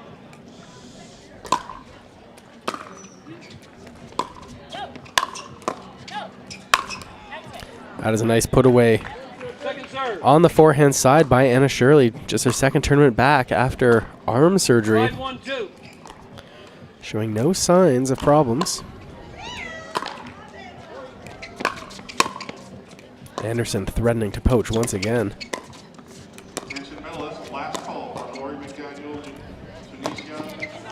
It's good effort by Anna Shirley. Just runs out of real estate. Nice offensive lob by Anderson and Bagby. That's going to force a timeout. By the receiving team, it's 6-1-2, 1 minute. 6-1-2 here in game number 2.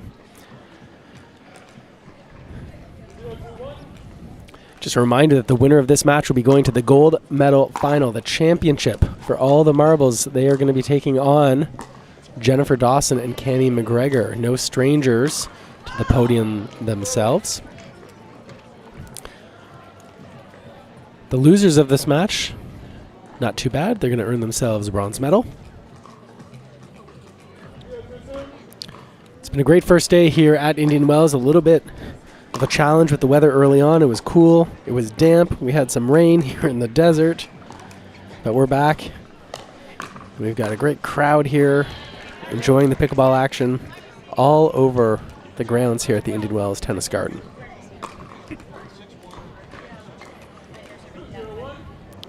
Each day you can join us for live coverage between 10 a.m. and 5 p.m. Pacific time. That's 1 p.m. to 8 p.m. Eastern.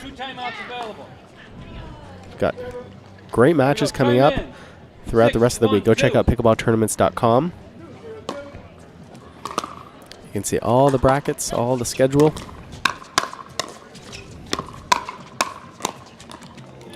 Anna Shirley wins that exchange.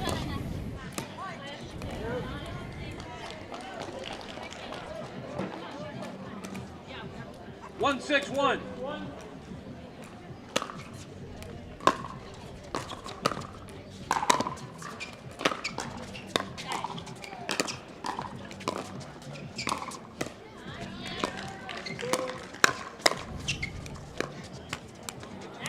Once again, Shirley Bellamy on the right side of things.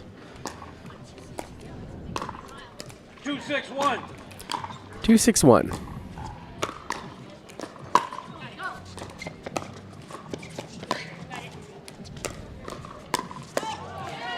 Anderson, nicely done, reaching forward with that backhand, accelerating, looking at the replay here, brought to you by Selkirk TV. She leans forward and just pokes that ball right at the upper body of Anna Shirley.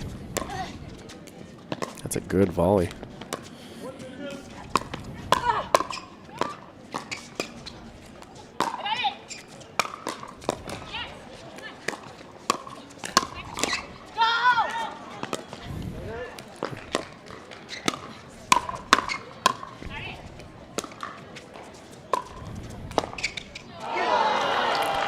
What a rally out there from these four women. A little bit of everything. Some drops, some dinks, some drives, some lobs. Good play by all four of these here in this bronze medal final. Yeah, you have 2. 6-2-1.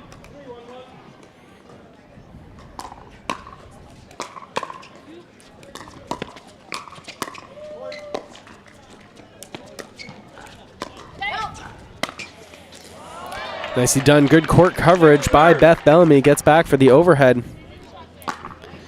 So important not to let that ball bounce if you don't have to. Gives you a chance to hit it down and hit it hard. You've got a little more work to do to get the ball back, though. Anna Shirley anticipating the encroachment by Natalie Bagby. She was looking to poach, looking for something over the middle. Shirley saw it coming. Played a nice little angle into the open court.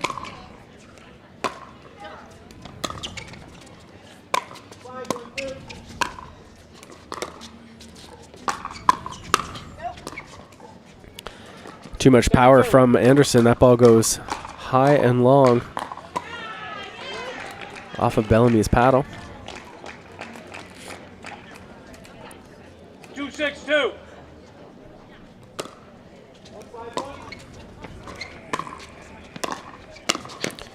Another nice poach by Bellamy. This is really such an important element of the game, is to put pressure on your opponents through movement up at the net. Poaching, crossing, switching.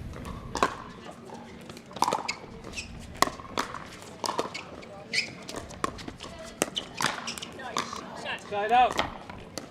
Bellamy makes the error on that backhand dink.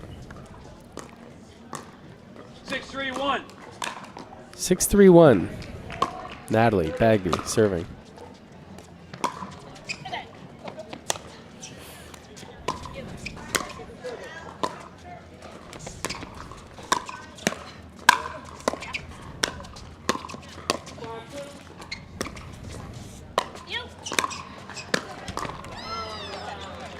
I think it's safe to say that Bellamy and Shirley pulled that one out of the fire. A little bit of a miscommunication there on that lob over the middle. Bellamy called off Shirley, ended up playing a fairly weak backhand smash. Not much of a smash at all, really. And well, it worked out for them. That works out as well when your opponents hit too hard, too high. The ball will sail out. Nothing better than getting out of the way and letting it go. 3-6-1.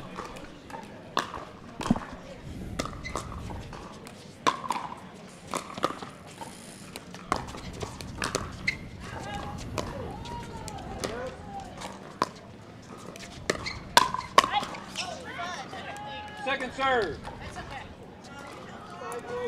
You had it. You had it. You had it. 3. 3-6-2. Goal. Stop play. Ball came over from a neighboring court. That's going to be a replay. Better safe than sorry. So it is a Here we go. quite a 3-6-2. significant hindrance.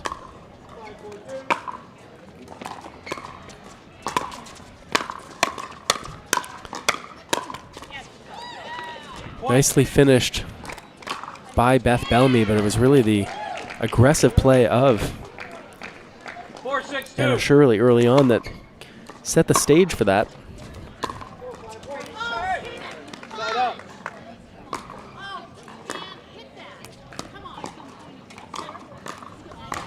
Anna Shirley 6-4-1. technically talking to her partner, but really talking to herself.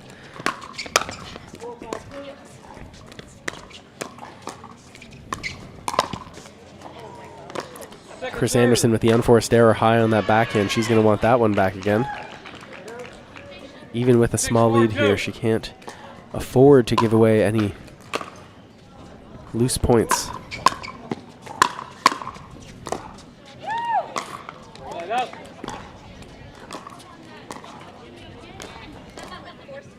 4-6-1.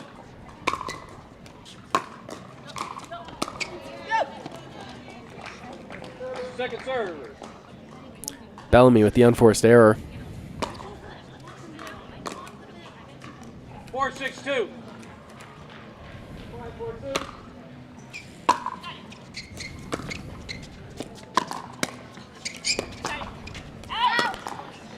Nicely done by Anna Shirley. There's some communication there saying she's got the middle. I've got the middle, Anna Shirley says. That's going to force a timeout from Anderson and Bagby, and they're going to rethink their strategy a little bit. They don't want this lead to slip away more than it already has here in game number 2 of this bronze medal final. Reminder that the winner of this match will go on to face Jennifer Dawson, Cammie McGregor. They've already punched their ticket for the gold medal match. Undefeated throughout the day. Jennifer Dawson a little earlier was in the stands here watching this match. I imagine right now she's probably out on court loosening up. One timeout remaining. You're watching the 2021 Margaritaville USA Pickleball National Championships presented by Pickleball Central. Mark Renison here, along with the whole broadcast team, bringing you these great images of these great players here at the beautiful Indian Wells Tennis Garden. Ooh. Side up. And that, folks, is how you should handle it, both when you hit someone with a pickleball and when you are hit. Chris Anderson making sure that her opponent was okay, checking in with her. Anna Shirley acknowledging that she's okay, of course, realizing there's nothing personal about this. It's what happens in pickleball.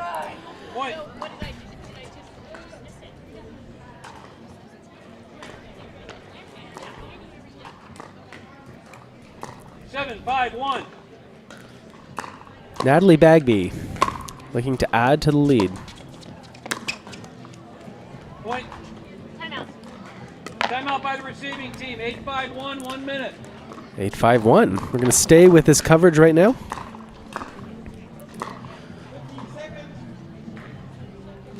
Just a reminder, you can head over to usapickleballnationals.com/live. You can see both feeds that we have going. You can also do some shopping. You can get tickets. You can come on down here, join us. Today's only day number 1. Got lots of pickleball to go throughout the week and into the weekend. We got the pros coming up later in the week.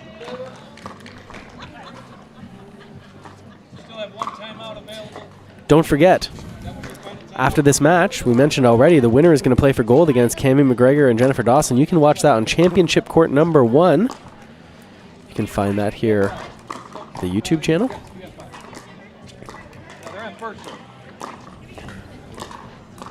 Okay, time in. Back to the action. 8-5-1.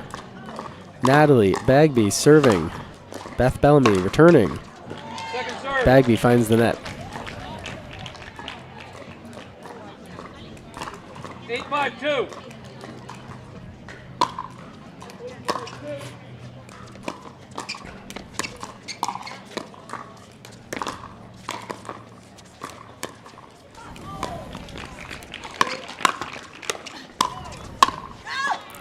Anna Shirley overhits it just a little bit. Ball lands long. It's going to be another point. 9-5-2. Chris Anderson, Natalie Bagby got to be happy with where they find themselves right now. Aggressive serve. Even more aggressive backhand. Goes right at the body. Bellamy. Ball was called out. We look at the replay here. Yeah, it looks like it just landed out. You had 9.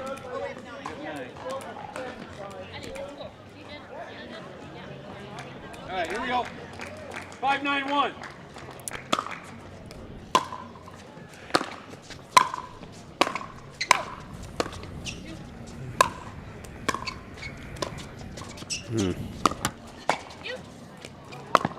Around the post, defended by Anderson.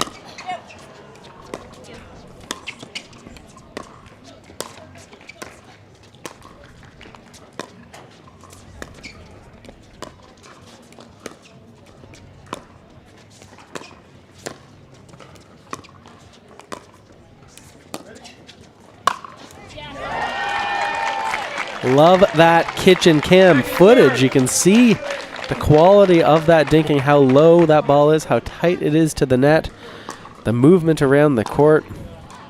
Good stuff out here on Championship Court number 2. Yes, you are. Yes, you are. There we go. 5-9-2. 5-9-2. Anna Shirley delivers to Natalie Bagby. Chris Anderson, that lob is too good. She's been using that forehand effectively all day, sometimes as a dink, sometimes as a flick at her opponents. In this case, a nice little topspin lob, an offensive shot. Excellent. 9-5-1.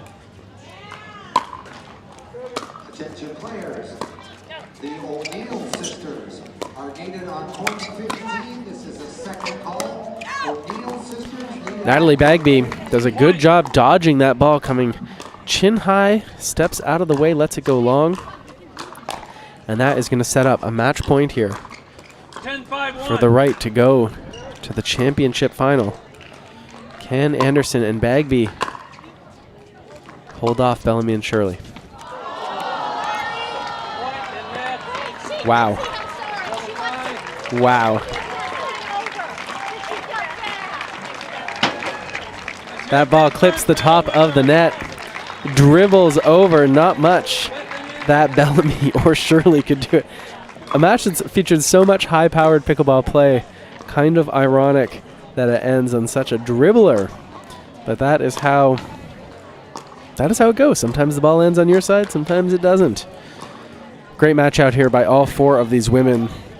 Real shout out to Beth Bellamy, Anna Shirley, fighting hard all day long. Really a joy to watch these two play out here. And also to Chris Anderson and Natalie Bagby for taking this. They're going to be going to the championship match. You can find that on Championship Court number 1 on the live stream. That'll be coming up later. We're going to have more coverage right here. More great pickleball action. So if you're not tired of my voice yet, we'll see what we can do. Come back in a few minutes. and we'll show you some more great pickleball here live at Nationals.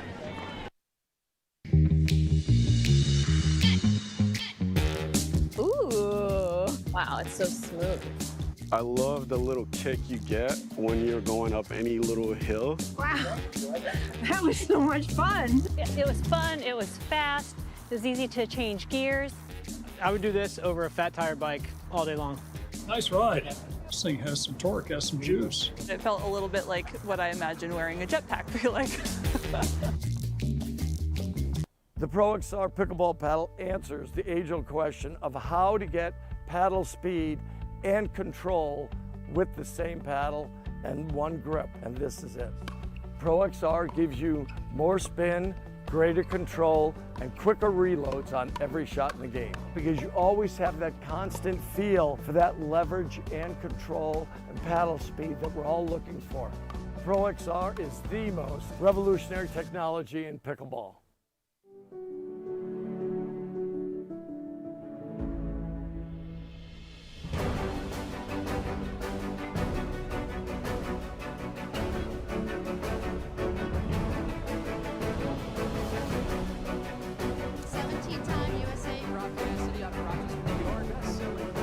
Slightly favored backhand.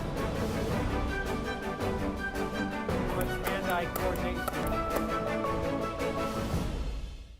Stay, play, and dine in Margaritaville. Escape while enjoying Margaritaville's signature casual luxury, fun, and laid-back hospitality. Visit MargaritavilleResorts.com.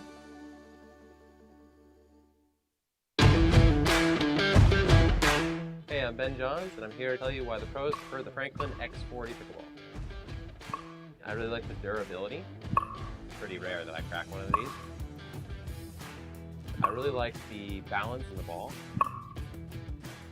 I really love this ball because of the color. The visibility at any time during the day is always extremely easy to see. So I think it's not just for the players, it's also a great spectator ball.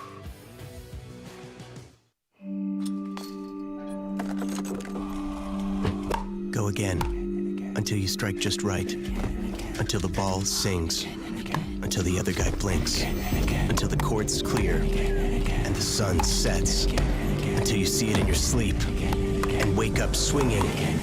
Go again, till you can't miss, until you can't lose. Go again, and again.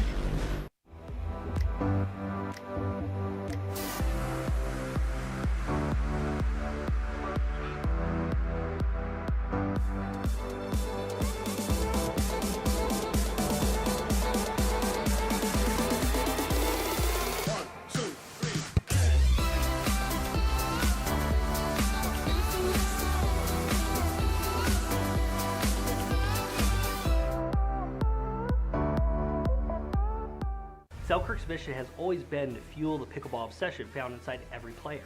There is a growing community of pickleball players who consume as much pickleball content as they possibly can. And that's why we are launching Selkirk TV, which brings the best pickleball content to your smartphone, tablet, and big screen TV. It's pickleball's original and only free TV app. This is 24/7 Pickleball, proudly brought to you by Selkirk.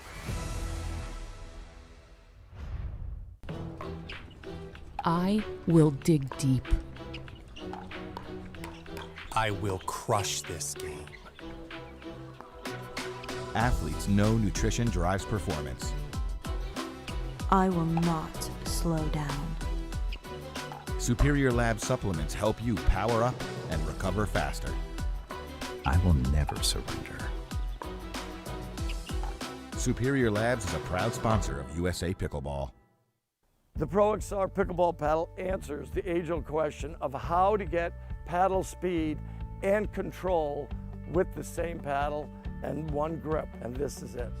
Pro XR gives you more spin, greater control, and quicker reloads on every shot in the game, because you always have that constant feel for that leverage and control and paddle speed that we're all looking for. Pro XR is the most revolutionary technology in pickleball.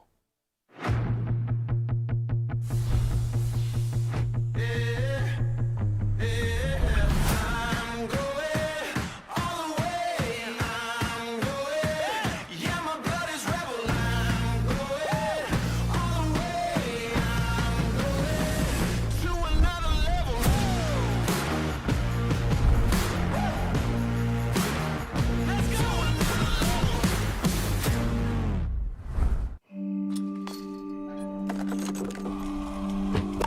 again. Until you strike just right.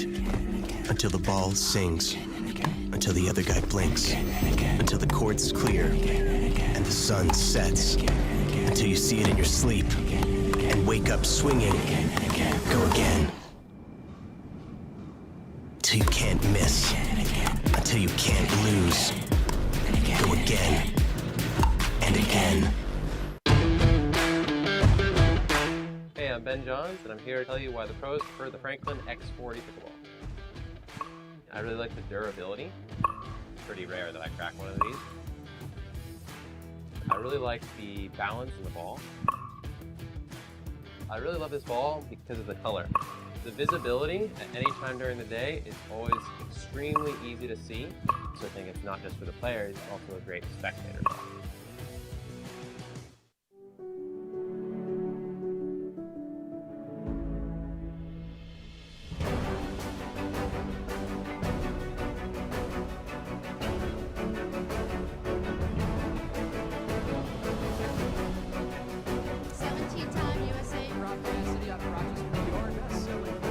Slightly favored backhand.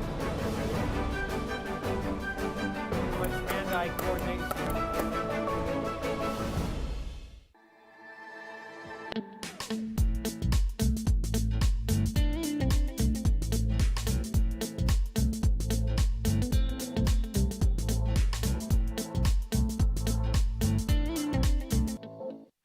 Match point, it's all up to me. Nothing can get in my way. And when they ask, what are you gonna do next? I'll say, I'm going.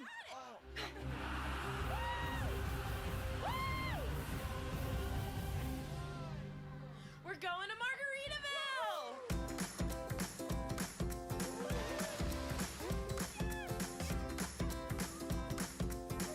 You can go to Margaritaville too. Visit MargaritavilleResorts.com.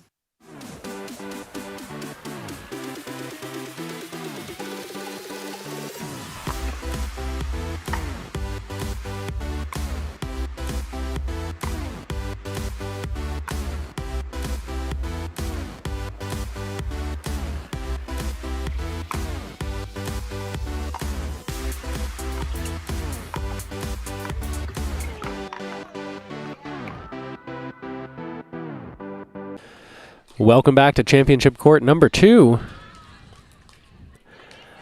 One of the great things about coming to Nationals is all the rec play that gets to happen here. As soon as the main matches of the day get all wrapped up, the court's open, the lights come on, and all sorts of people get to come out and play. Whether you're friends with people already or you're soon to be, you get to come out and play, just like these 4 women out here having a great time.